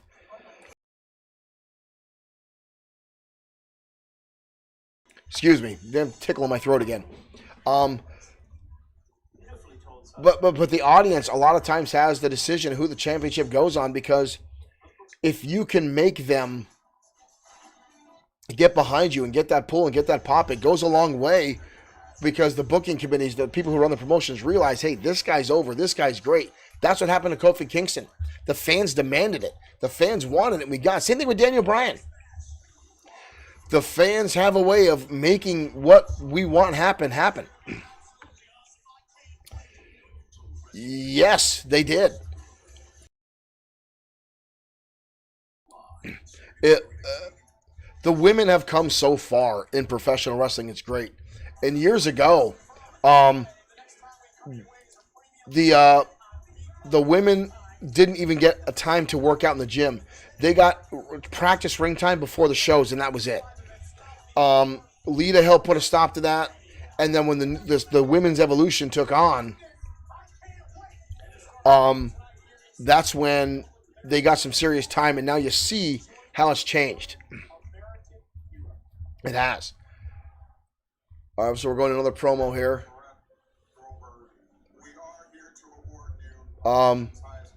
They said Cody Rhodes and Moose may make a Royal Rumble surprise. That'd be great to see Cody Rhodes come in. I mean, we already saw someone from Impact Wrestling here, which is huge. To see that come from WWE, that would be awesome. Umaga's son would be awesome to see in the ring. Umaga was one hell of a nice person. He was a great guy. It'd be awesome. I mean, I remember when Alpha's son made a debut. Alpha Anawai Jr., who I've known since he was, to coin a phrase, knee high to a grasshopper. And he was in that group with Randy Orton. And you'll hear the thing, paying your dues in WWE or in wrestling in general. You go in, you do what you're told, you earn your spot. And Alpha Jr., from the reports I read, thought he'd already paid his dues. He thought when he got there, he was already there. He's a legacy from his father, and thought he'd go right to the top. And it actually backfired on him. He pissed off Randy Orton, and Randy Orton is actually the reason Alpha Jr. got kicked out of WWE. So the backstage politics is a real thing, and it sucks. Giant Amos is going to go on an elimination spree. That's a possibility. That guy is freaking huge. I still don't know who I've got for a pick tonight to win this. And again, we still don't know all of the entrants, who's going to be in here tonight. I'm still trying to put money on Big E.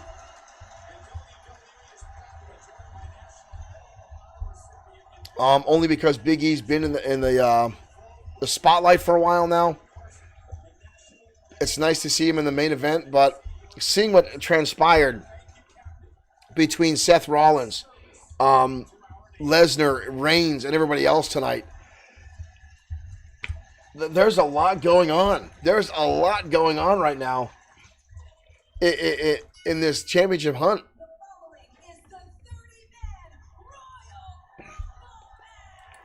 This will be the big match, the Royal Rumble match.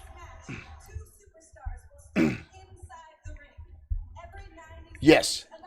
I'm still shocked that that Braun Strowman got released. I mean, holy shit. He was such a big popular draw. And to get rid of him was... I'm still shocked that they did that. I thought he had a long life in WWE. He said he's not going to wrestle for anybody else. I wouldn't be surprised to see him come back down the road at some point. AJ Styles starting things off. Wow. Bray Wyatt too, yeah. The Fiend was massively huge. I don't understand how they made the decisions of who they released, but there's some guys that are still here that aren't that great, and you get rid of guys who are just monumentally fantastic.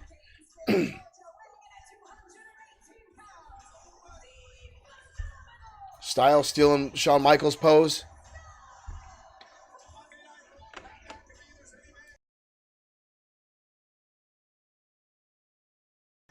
Now, is that from AJ Styles doing the Shawn Michaels pose? Is that an indicator he's going to go from one and win this thing? Since Shawn Michaels was one of the few guys that started as number one and won the champion and won the Royal Rumble, is that something AJ Styles is going to try here? Is that a little Easter egg?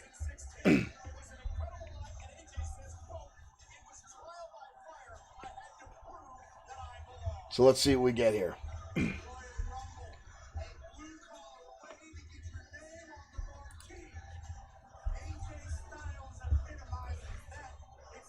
See if we wind up with only a few guys in the ring, or if we wind up with a full-on battle royal with a number of guys in there. See who number 2 is.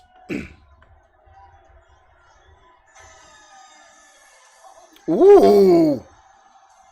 I love me some Shinsuke Nakamura. I was happy when this guy came over. I watched some of his stuff in All Pro Japan before he came to WWE. Super psyched. I'm such a fan of Japanese pro wrestling. I do not like the new design of that title, though. I miss the old Intercontinental Championship. I love that classic look.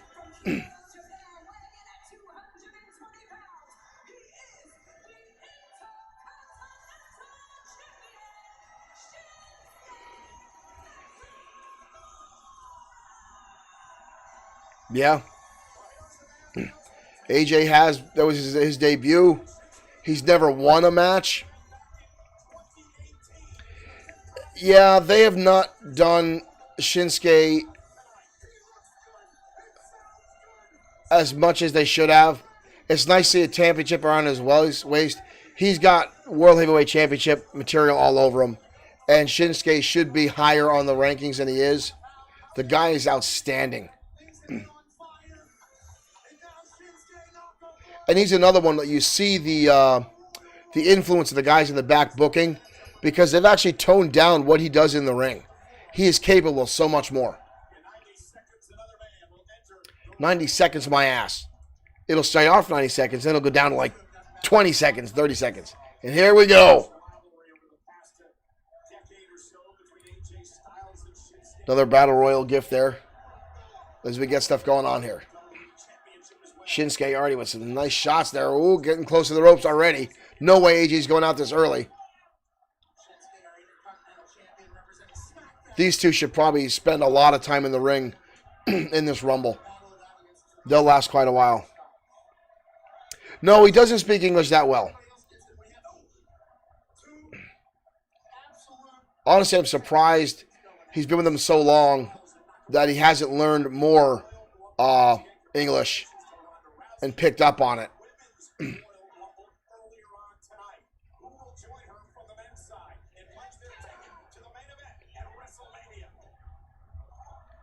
Well, I wouldn't say they're wasting AJ. I mean, he did dominate the scene for a long time here so far in WWE. He quickly became a main eventer after coming in, and he has dominated. Oh, here we go.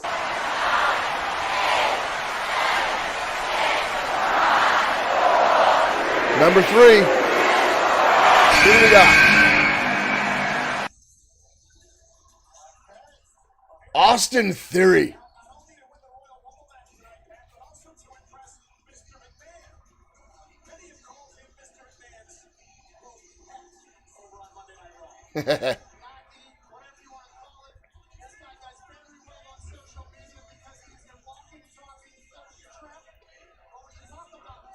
Austin Theory is really good on the indie scene.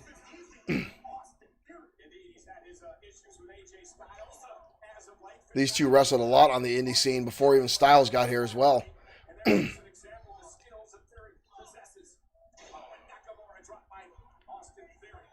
You're not a fan of Austin Theory? Oh, no way they're eliminating Shinsuke this early.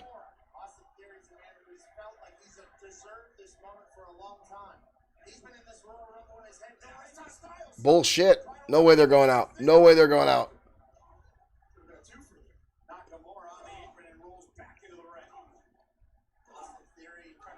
It's a good sell there. Makes Nakamura look like he's got lead shoes on.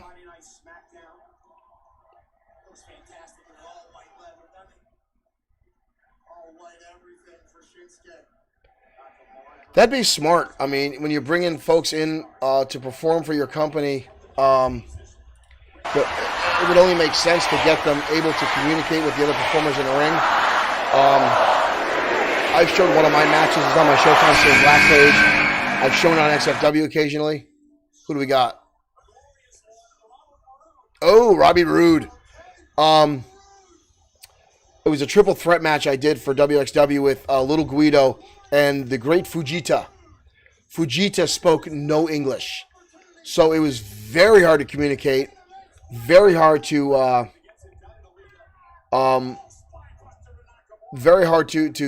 get things out. Everything was hand signals and working the spots before the match. It was very difficult, but he was very understanding. He worked well with us. I would love another chance to work with him. I don't even know if he's still wrestling in Japan or not, but the dude was great.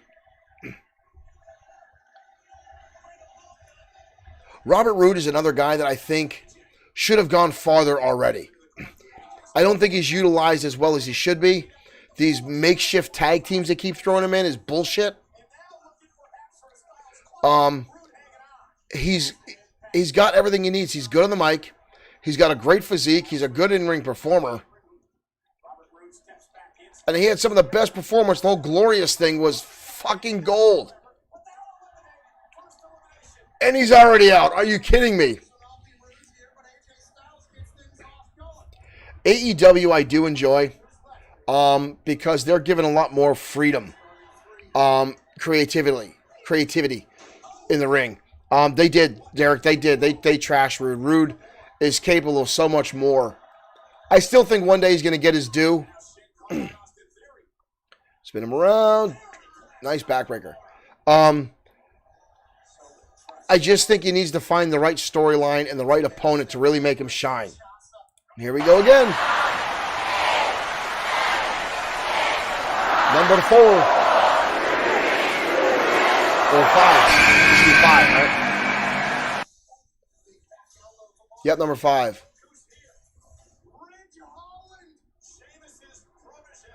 Ooh. Yeah. Yeah. Oh! Whoa! That's a big dude.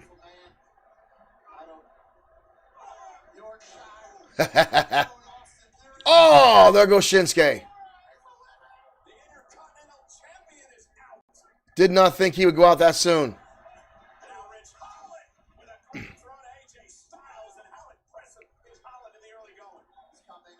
Did not think Shinsuke was going to go that soon.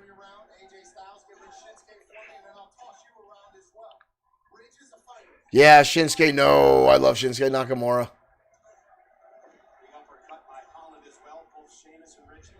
They do some days. I mean, and one of the things you see is if you talk bad about what they do, you will get buried. Dolph Ziggler is a good example of that. He went on a radio show once and just said something how booking was and how he's upset with something, and he got buried for 6 months. And it just goes to show you his work rate. He stayed there. He took the punishment that he was delivered. Montez Ford. And he wavered the storm.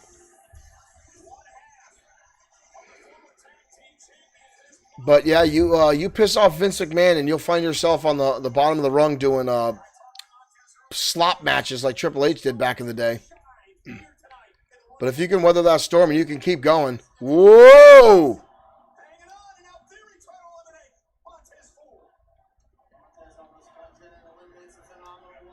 But yeah, there's a lot of talent they waste, and sometimes it's because they have too much talent. That's a real thing. There's some guys in NXT that should stay in NXT because they're going to do better.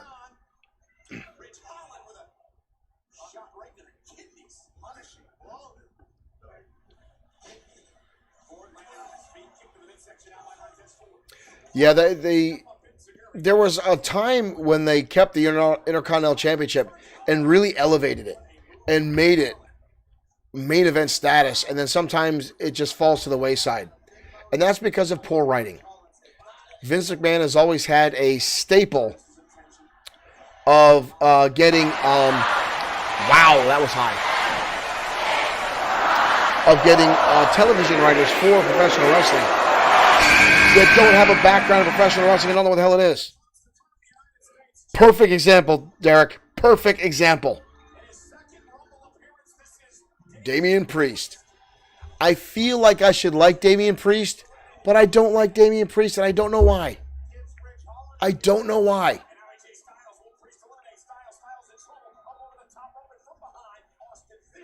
He's fine in the ring. I don't know why I don't care for him. He's got a good physique. He's got the look. He's talented. But for whatever reason, I just look at him and go, eh.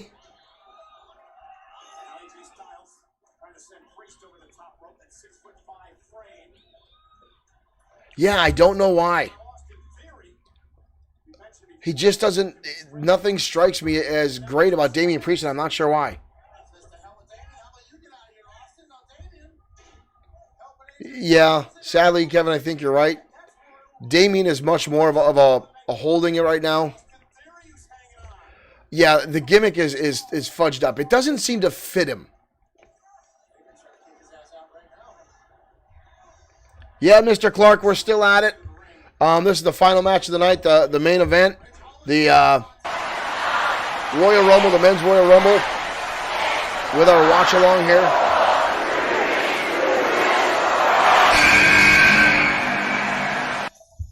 Woo. Sami Zayn. Now, Sami Zayn, I'm a fan of. And he's another guy that I think he could go a lot farther. Kevin Owens got the good push. Sami could have got that same push. For whatever reason, he doesn't. But he's one of those guys that just hangs on. He still does a good performance, even though he hasn't gotten to go where he needs to go. I'm not sold on this gimmick he's doing, this weird communism gimmick thing that he's doing. But no one greeted Sami. He had no one to fight when he came in. Yeah, he just stood there kind of hanging out. But I like Sami Zayn. He's a good guy in the ring. He's got a lot of personality. He's got a lot of charisma. I really feel like they should utilize him more. He's great on the mic. Right now, he's kind of crazy looking.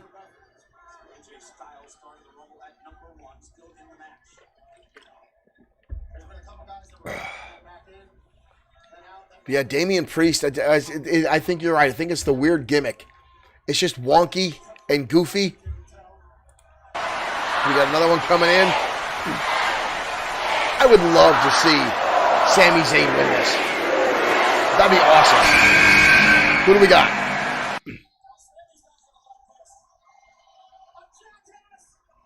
Oh, here we go. John, Johnny Knoxville wearing some kind of weird ass.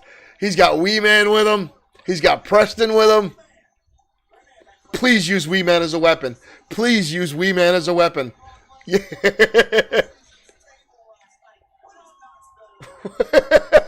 He's going to get tossed right out. Oh, shit.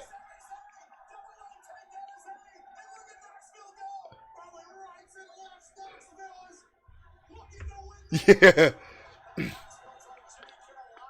Knoxville's hair matches his weird underoos that he's wearing. He's going to get tossed right out.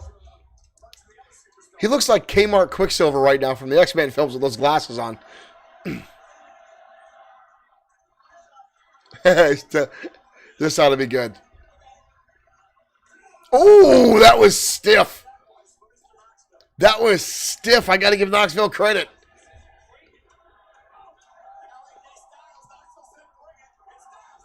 And he can't sell to save his life. AJ just lit him up. And now he's dead. Uh-oh. Johnny Knoxville is going to take the gambit here. Ford going up top. Oh! Knoxville is going to take a whole shit ton of finishers right now and then just get tossed out. He's just going to get the shit knocked out of him. Oh, not even.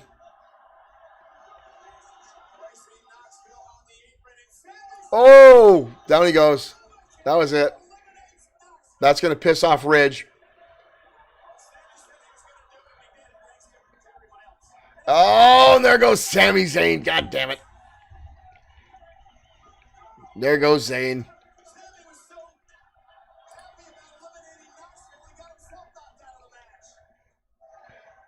Oh, we got another one coming in. Missed my countdown button. I'm behind. Who do we got?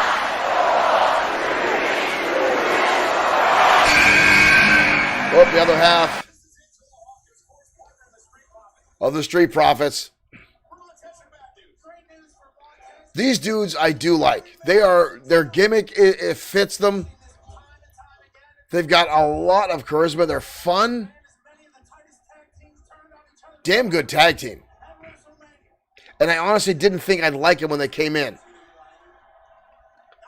I didn't think they'd last. I was way off, and I'm happy about it. Please throw Priest out.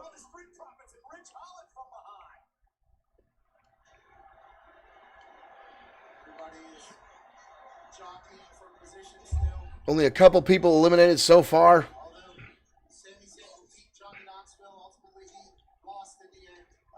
See, I don't know what it is. You know what it is? Damian Priest, it just hit me. He looks like Mario Van Peebles from the 90s. And I think that's what pisses me off, because I hated Mario Van Peebles as an actor. He was terrible. And I just looked at Damian Priest, and that's all I see is Mario Van Peebles. Yep, he got his 5-10 minutes of fame, promoted the movie. That's all Johnny Knoxville was here for. But yep, Damian Priest looks like Mario Van Peebles. I hated Mario Van Peebles. It just clicked at me now after this. Who we got next?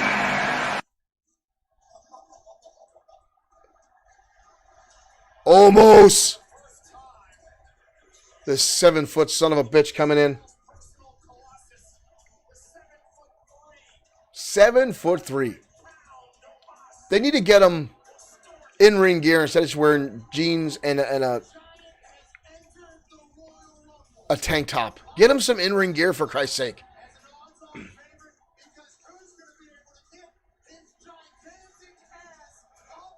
There's always one giant in these matches, and it's going to take everyone in the ring to get him out after he eliminates like 6 people. 7'3", 400 pounds. That's a big human being.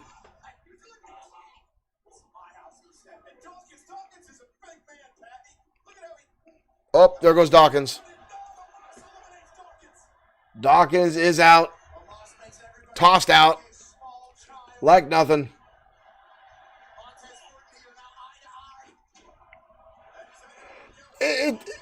Almost any gear. Oh, there goes another one. Tossed out. I mean, they can still put together some black gear for him, but instead of just jeans and a t-shirt, it is the thing. It's just, eh. Uh-oh. Ooh.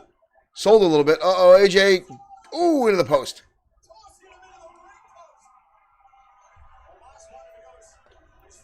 Get him some pants. Get him some boots. Here we go again. Next up on the list.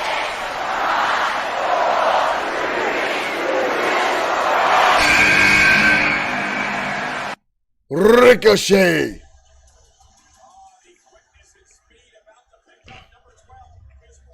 Why is his European uppercut like that? Because he's still a little awkward. That's why. I love Ricochet. Another guy that I think could go a lot farther, but his size is going to hold him back. Because Vince McMahon likes the big guys, like Omos. He doesn't like the small guys like Ricochet, so he'll be stuck in mid-card forever. A lot of folks go, oh, Rey Mysterio Jr. Rey was a legacy and came from WCW where I already had a name. Ricochet has so much potential.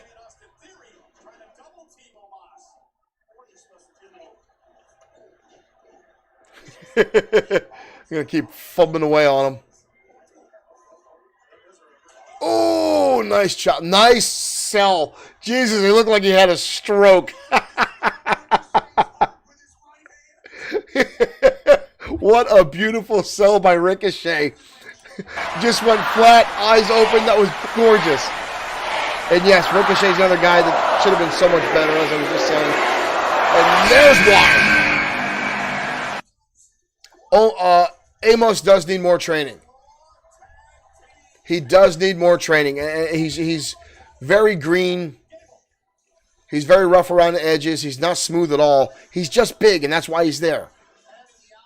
Much like the great Khali was when he was there. He could barely wrestle. Oh, this ought to be funny. I got a plan. This ought to be fun.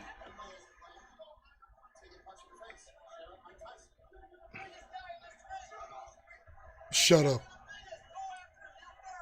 You first. Chad Gable, the man with the plan.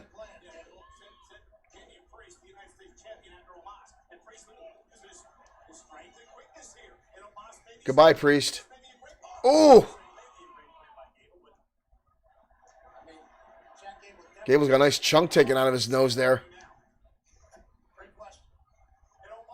He's going to toss him out. Yep, just push him right out. Push him right out.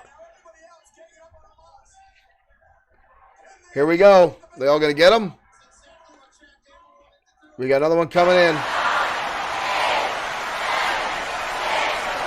Just like the Big Show back in the day. They're trying. Dominic Mysterio. So you're going to give the hand here? Still can't get him out. Oh, there he goes. Took the whole group to toss him out.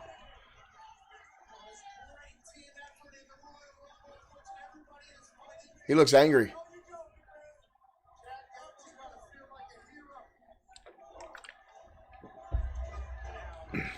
AJ did that, yep. They'll keep that little rivalry going for a little while.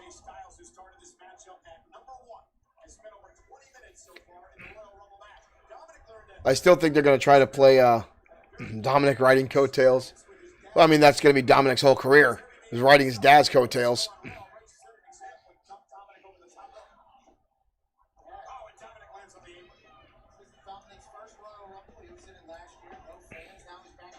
He's nowhere near his father's abilities.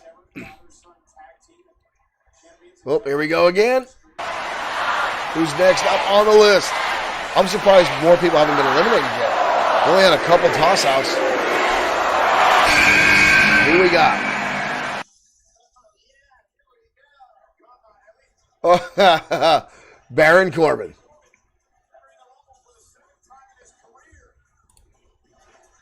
He's wonky and awkward. Yes, he is. He's another one that's going to get kind of pushed on us just because of his dad. Oh, boy. That was some nice height.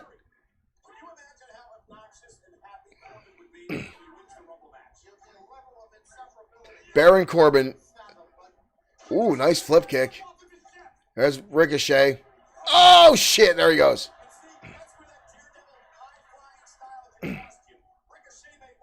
Uh-oh, Ricochet might have busted a wrist. Baron Corbin is such a team player. He's had so many weird characters and weird changes. Right, Richard's saying he's played like 4 different characters. He has. He takes whatever the WWE throws at him and he runs with it. He's okay in the ring. He's not great. But the fact that he's able to get people to hate him so much and just do whatever the company needs him to do. And a lot of times, guys, that will take you far. Ooh, nice shot. Number 16. Dolph Ziggler. I am a massive Dolph Ziggler fan. His work rate in the ring is outstanding. His selling is perfect. He's another guy that fell under the radar because of a couple injuries and some things he said backstage. And he deserves to be in main event more often than he is. He's another guy that's been underutilized and not given a fair shake. Ziggler is friggin' outstanding.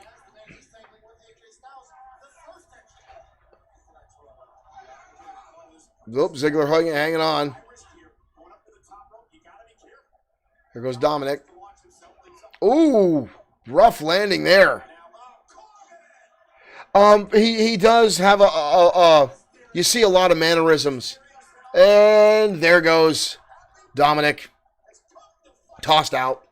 He does have a lot of resemblance to Shawn Michaels. Shawn Michaels is my all-time favorite wrestler. He does borrow from a lot of people. He really does.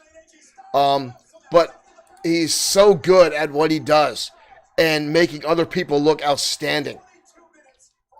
And he's another one that does whatever they tell him to do, whatever they want him to do. That's what he does.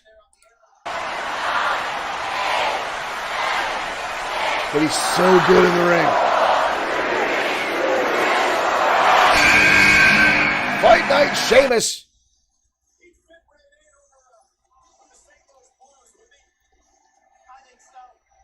Sheamus at one point was on top of this company and fell down in the middle.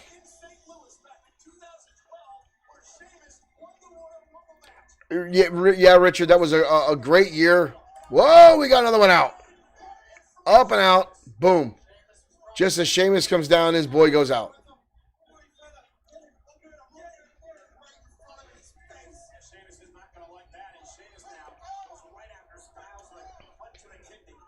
I have been a fan of Sheamus since he showed up here in WWE. I mean, you get past the translucent skin, the fact that you can go blind if the lights hit him the right way, but he's a tough son of a bitch and such a great wrestler.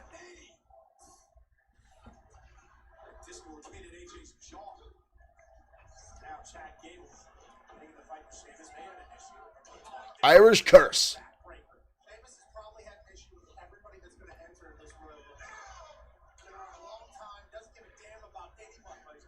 Sheamus coming. Oh! Sheamus coming in and just rocking house right now.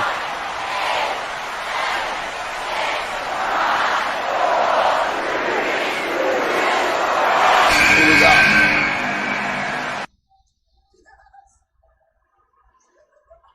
Oh my God. Frickin' Rick Boogs. He's like an inflated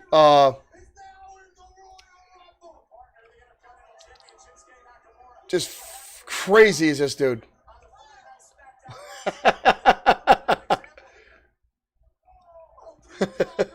He's such a cartoon character.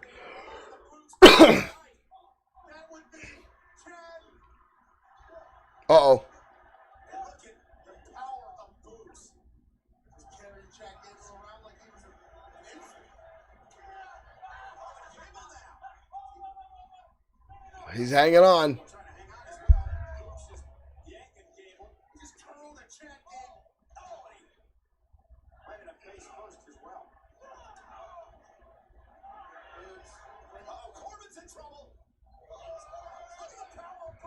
Boogs is like an inflated Freddie Mercury. Wow. And another one. Out.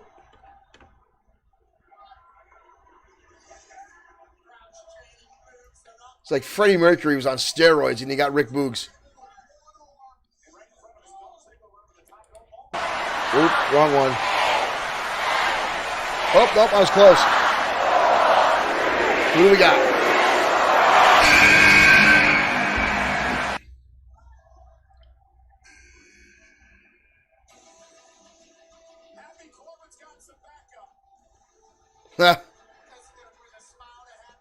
Madcap Moss.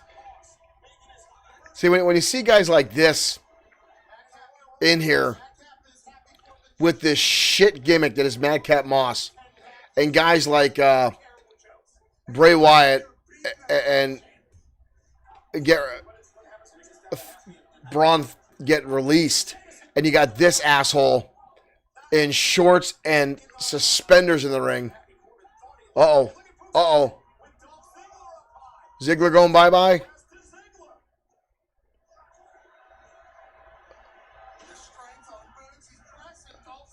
I think he's pressing his nuts.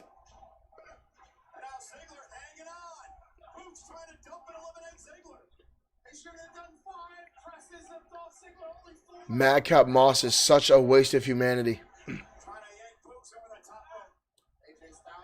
Absolutely terrible.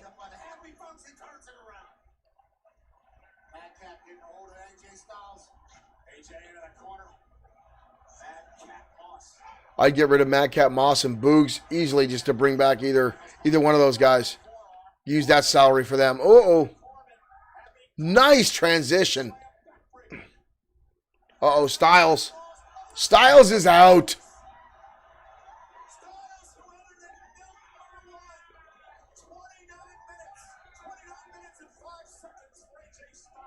God, I hate that guy.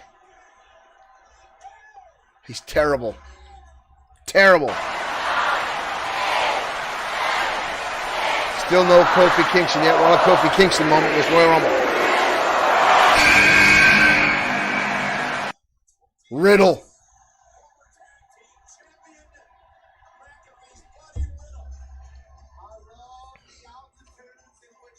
I hate this gimmick. I hate this gimmick. I hate this gimmick. I'm not a Riddle fan.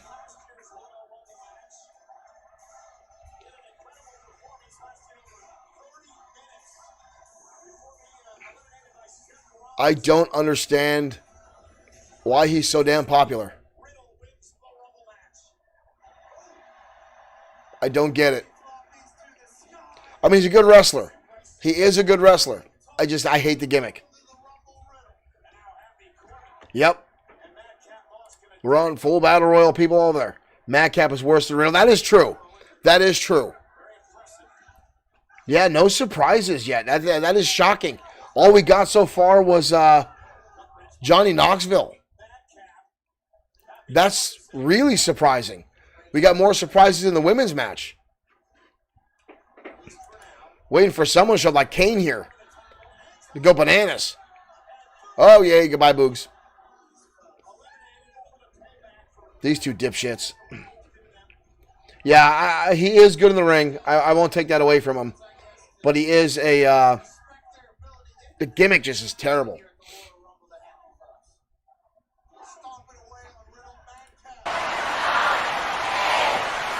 Here we go. There's got to be some surprises in this. Drew McIntyre. Seriously. McIntyre has become one of my favorites over the past few years. I remember when he first came to WWE, was back with WWF, and he was the chosen one, and he wasn't good. He was big, great physique, but when he came back, everything just fit together. Everything just fit together. Good look, good in the ring.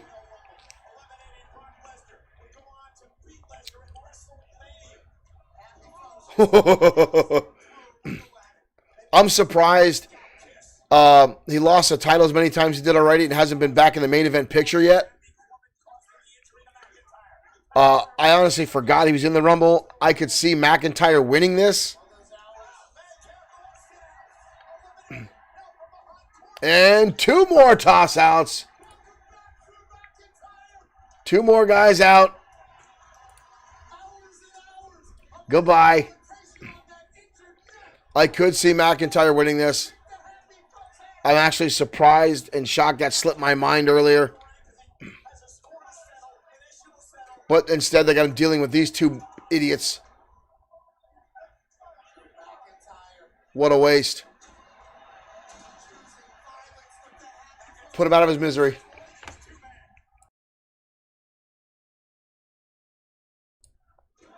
Nice.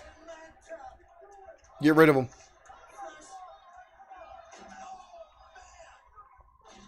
It's the best thing Madcap's good for is taking shots to the head.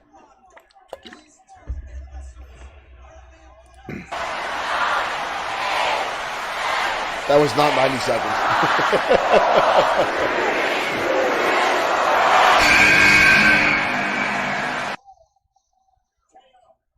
Kevin Owens. Still no surprises. I am shocked. Number 22. We only got 8 more left. No legends showing up. All we got so far was Johnny Knoxville.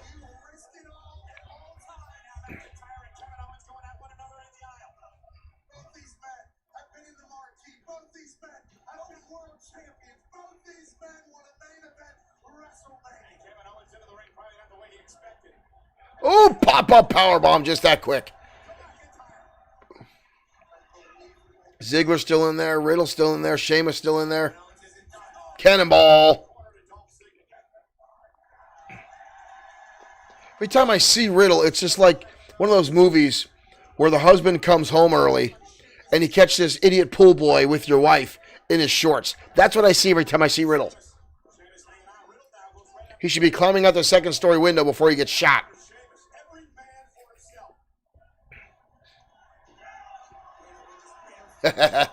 Stomping on the foot.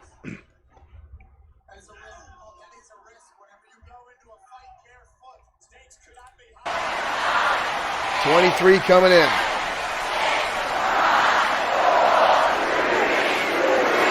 Yeah, he got a good pull. Rey Mysterio. I wonder if he'll win because he's on the game this year.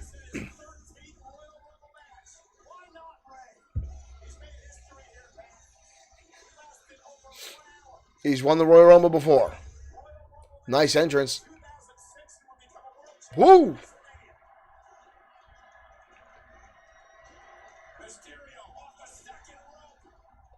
He's always been so damn good. I was talking during Danger Zone Friday night.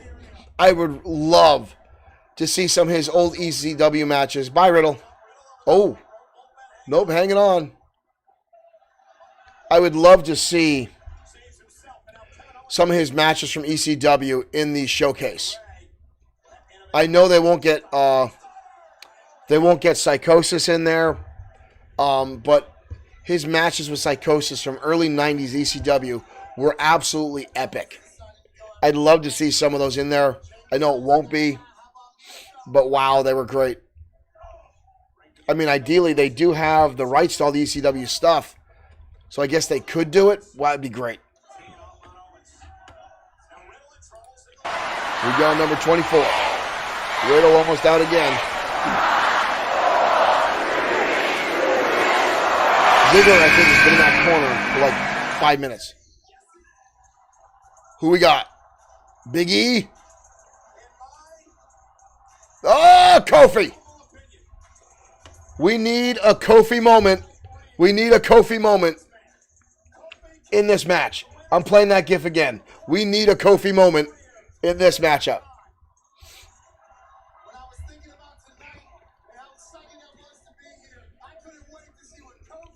I remember when Kofi Kingston started in WWE, and I kept saying, holy shit, this kid can jump. Holy shit, this kid's outstanding. Just the leaps and the flow. Oh, no!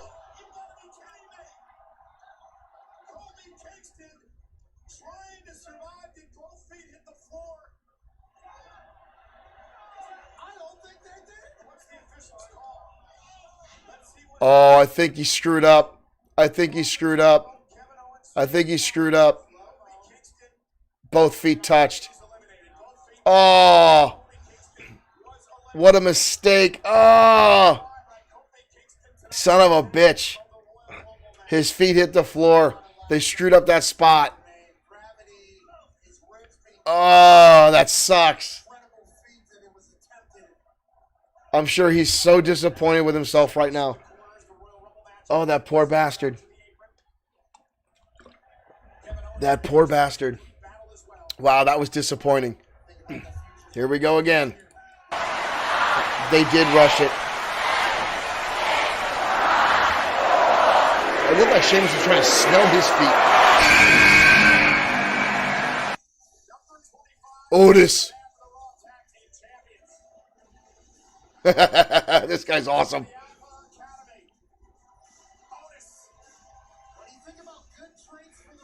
He is shaped so weird. He's like a friggin' giant potato.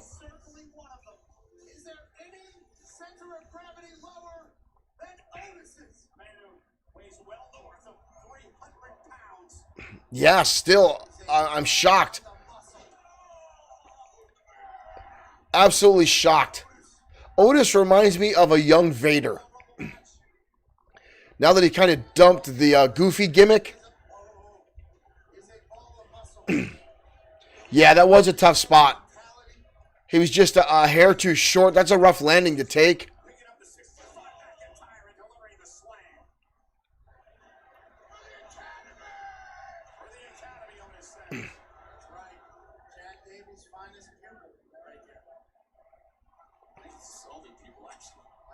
Still a bunch of guys left in this.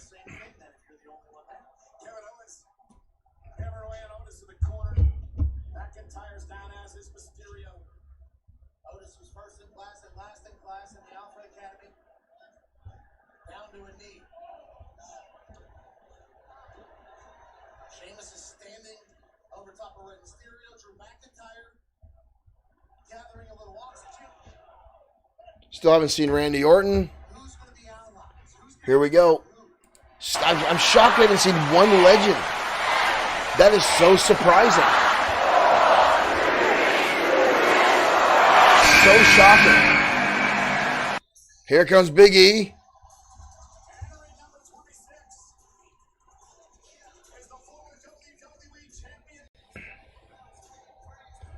Big E was my original pick to win this one.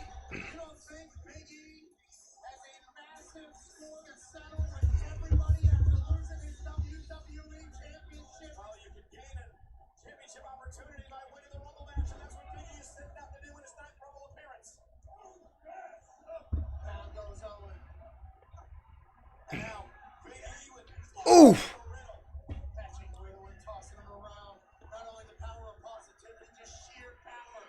Oh, we get a little bit of Big E wiggle.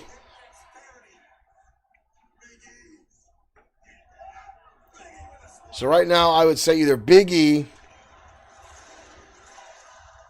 or McIntyre.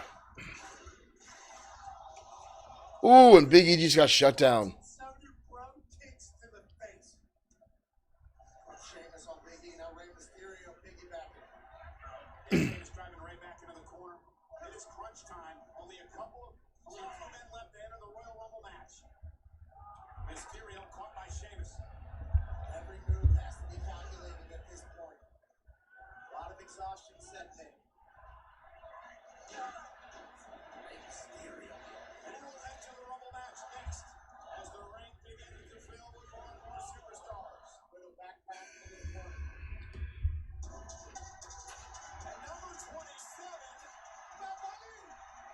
Bad Bunny, there's your one surprise. Bad Bunny at 27.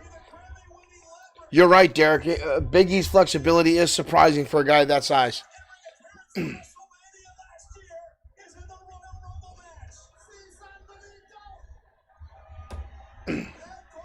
On top.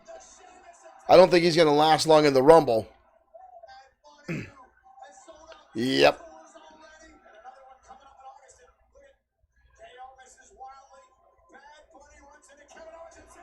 He's definitely put in a little bit of work. I'll give him that. Is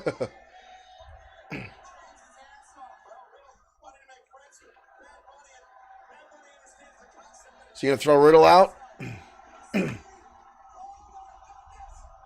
Wow. Oof. Oh. Sheamus with the fish hooks. Uh-oh. Bad Bunny almost out. Almost out.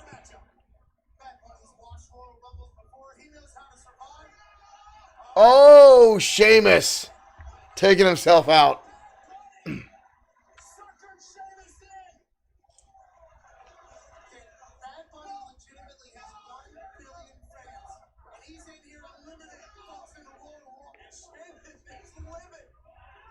Bad Bunny.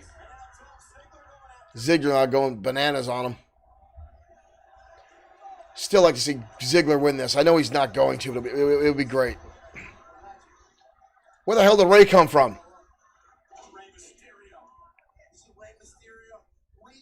He just flew out of nowhere. Oh, setting up the 619.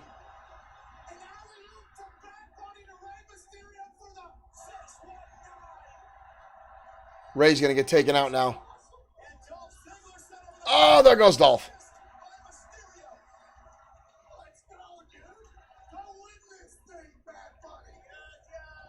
Oh, here we go. Oh.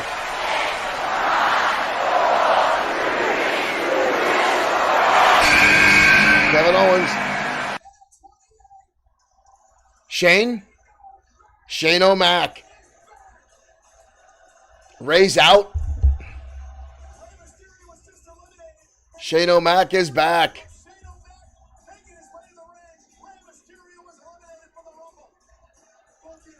Ray's out. Ziggler's out.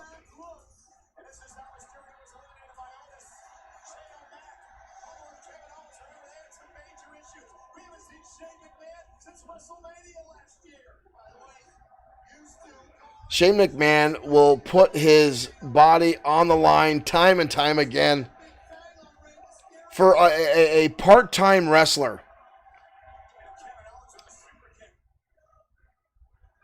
For a part-time wrestler, he does so well. And now he eliminates.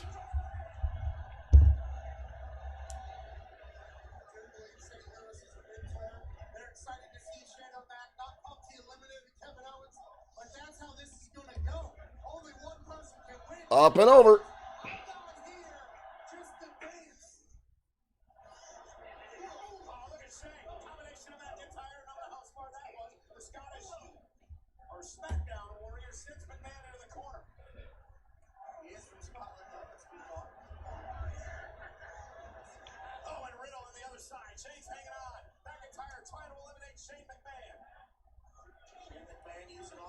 Close but no cigar.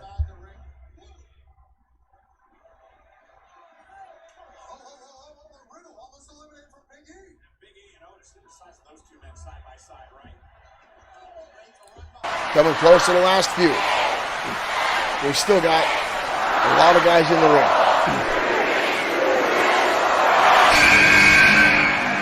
And there's Randy Orton.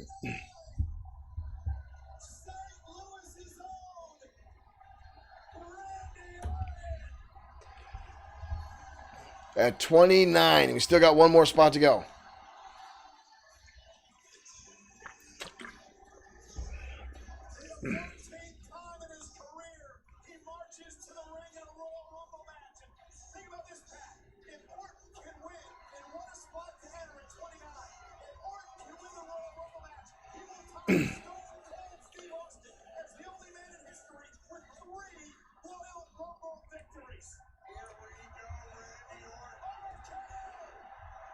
And out of RKO out of nowhere.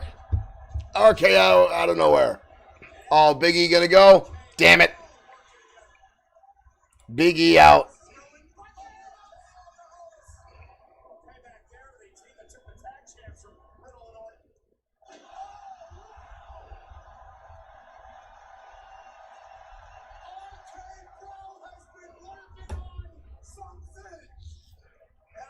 I hate RK Bro. I hate it. I hate random tag teams. Otis tossed out.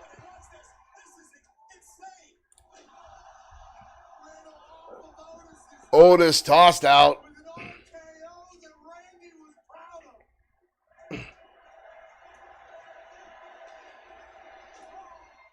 So we got one more left. Bad Bunny's still in this. Uh-oh.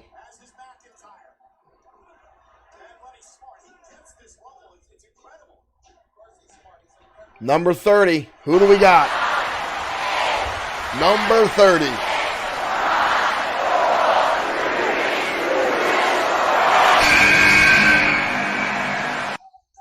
I said it earlier today that somehow Lesnar was going to get into the Royal Rumble. I said it. And somehow he gets in, and now Lesnar will probably wind up winning this thing. Lesnar's going to wind up winning this thing.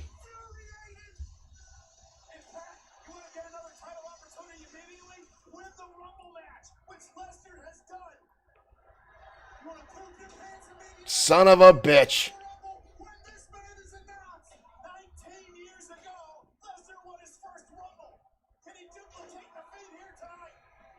Suplexes all around. Son of a bitch. Lesnar's going to win this thing.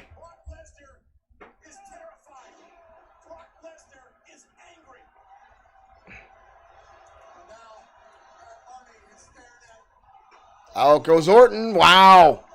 Orton. Taken out. He's going to eliminate himself.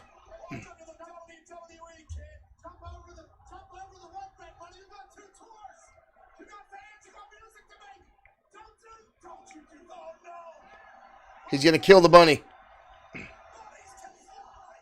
Bunnies can fly.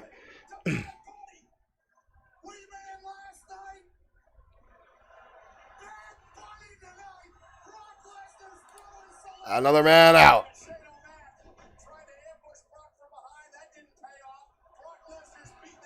Oof. Jesus. Another one just tossed.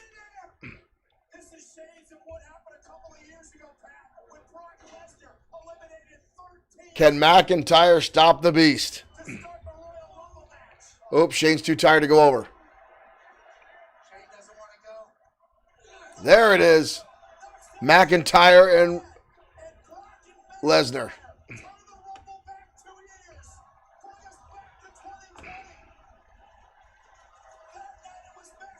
Roman Nick has been going back and forth. I think it's almost 500 days he's had the title for. I really want McIntyre to pull this out, but I think they're going to give it to Brock.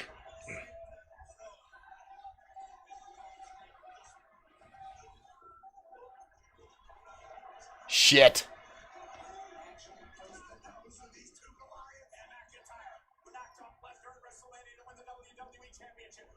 Uh-oh, uh-oh, uh-oh, uh-oh. All right, we're going to see an F5. Nope. Turns it around. Oh, Glasgow Kiss. Missing the Claymore. Back to an F5. Going to toss him over the top rope. Ah.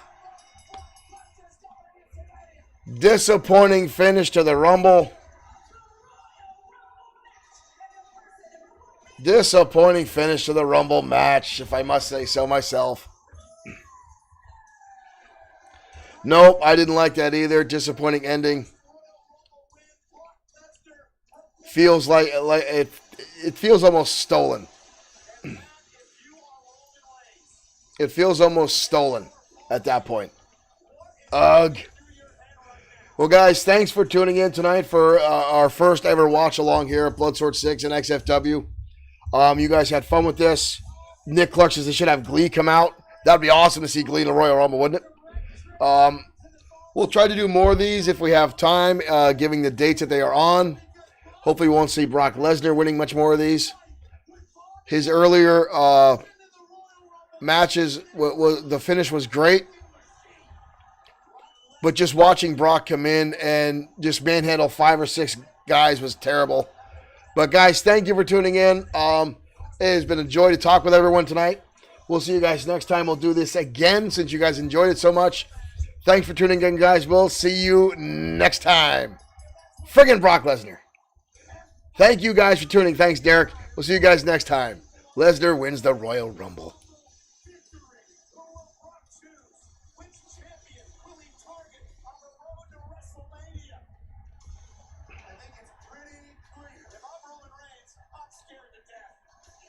Joining us, everybody. Good night from the Rumble. We'll see you on the road to WrestleMania.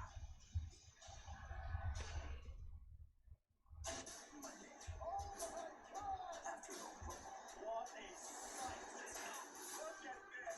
All eyes turn to Raw. The time has arrived.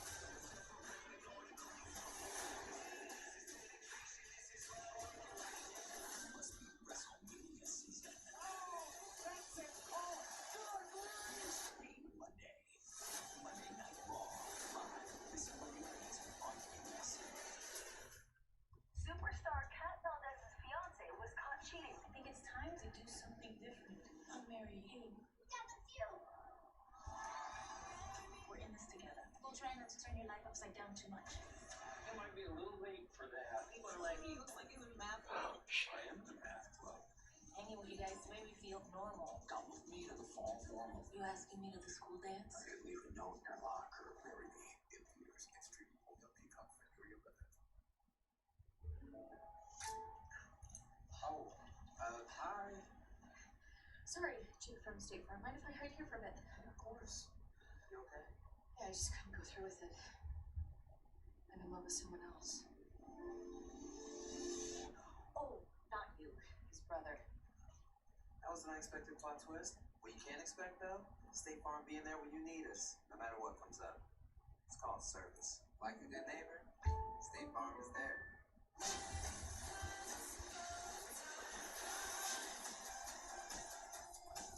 Seven-night adventures from $3.99. Book yours today. Come see the Royal Caribbean. Twilight is dope. Sing it, right? Twilight Bus. It's a beautifully told saga of vampires, werewolves, and romance. You should listen to them. Those books are good.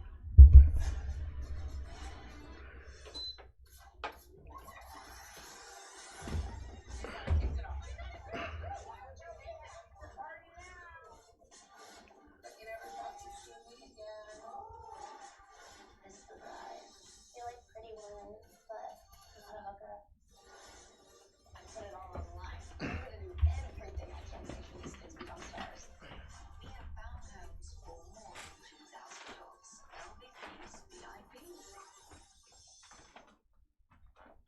Hey, I'm Stone Cold Steve Austin. Welcome to the Broken Skull Sessions.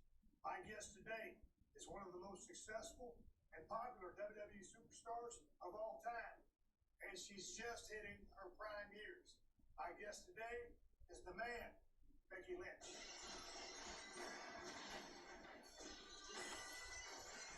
Welcome. Thank you for having me. How are you? I'm great. How are you doing? What'd you think about the intro? One of the most successful popular WWE superstars of all time, and you're just hitting your prime. Got me hyped. Got me hyped. I like to know that I haven't passed my prime yet. Oh, no. I feel like I'm only getting it You now. feel- you feel feel like good? I'm hitting my stride. Yeah. I'm having more fun now than ever. Why is that? I think that it's many reasons. I think about my field, and I think I'm having more. I have more freedom. I'm having fun with that. I think I'm a little bit more confident, and also one thing, and I think it's the biggest thing, is it's not everything in my life right now. So wrestling used to be everything in my life. That if anything went wrong, I would just focus and dwell on it. until my head would explode, and it would just become this constant anxiety. And now I don't have time to do it. I've got something more important. I have to, and once I'm done, I have to go back and be a mom, and I can think about it for a while when she's gone to bed, but I have to ultimately concentrate on something else right now. And, you know, a while back last year, I had Seth on the show, and I asked him, I said, hey, man, you know, you're married now, you're a husband and a father, and, you know, what's been like for you as a mother? And, you know, doing that, I mean, that's obviously is new to you. You've been married for a while now. Yeah. What's the transition been like? And the priorities? Great. It's great. I mean, being married is the same as not being married, right? Like, it's just, you just spend a bunch of time together, you do the same things that we always did. But being a mom is great. Oh my God, it's way better than I ever thought it was going to be. Way better. Is it scary? Before, oh my God, I was terrified. Before, I was terrified, you know. I was like, oh my, everything's gone, my freedom, my life is over. I don't know, you know, am I going to be able to pick up where I went? Am I going to be able to get back in shape? Of all of these things that you worry about. Am I going to be a good mother? Like, what if I don't bond with her? All of these things. But she's the best. She's the best. I smile every day because of it. And we take her on the road everywhere with us. And so, yeah, I don't mean sleep, but I just drink more coffee. And yeah, I just got the best of both worlds now. And it makes everything better. So is being involved in natural food? Oh, yeah. I mean, when you're reading books or you're doing research, because it's like, it seemed like when we grew up, I mean, just ran out and did stupid stuff and got beat up or had accidents and went home, got patched up, and you went back out there. But all of a sudden, when you're raising a kid, you know, like when I was raising my daughters, when I was home, you've done none of that than I did. But it's kind of like, you're careful. Yeah. I mean, I loads of books. Did I read any of them? No. I know what I want to admire. No, I don't think so. Because I think if you get it in your head that things need to be done a certain way, then you're already, I don't know, you're not listening to your instincts. I think we have instincts on how to raise kids. We've been raising them since the dawn of time. That's what happened. And so most of it's just common sense. And then, you know, I can be a little bit helicoptery and just making sure that she doesn't fall down. Right. So if they fall down, they get up and they're fine, you know? Here she is. Wonderful shot that is. Is this on the road? No, that's in the gym actually. Yeah, that was in the gym. She was getting tired, so I had to stop mid-workout, but she's sleep. Does she sleep through the night? No. Absolutely not. No. We're always bringing her different places, so she doesn't have any routine. Where y'all spending more time? In LA, in Iowa, or on the road? On the road. Absolutely more time on the road. Her main place is we have a bus. I think we're very lucky. When did y'all do the bus? The end of 2019. Okay, so that lifesaver. And so and because of the rumbling on the book, she'll actually sleep better there. So I get more hours, and then I sleep better. So she does go on the road? Oh yeah. She does great on the road. The only problem is when we're flying different places, I just normally sleep on the plane, you know, you have different sleep, so I don't she's really good on that. But she's great. Oh, she's great. Let's get this wrestling. Yep. Let's go to day one. Day one. Big break for you. Not too long ago, well, as this shows, it'll be a little bit longer. But you out there with Liv Morgan, home match. Thank you. What's the state of the union right now? What's going on with Becky Lynch? It's big time Bex now. Big time Bex. You're on a roll. I thought a hell of a match. She really did well. And I thought this really elevated her position on the card in the roster, just her as a sports entertainer. Yeah, and she's somebody who works her ass off. And you know that we need that. We need women that are coming up that can hang in the main event picture.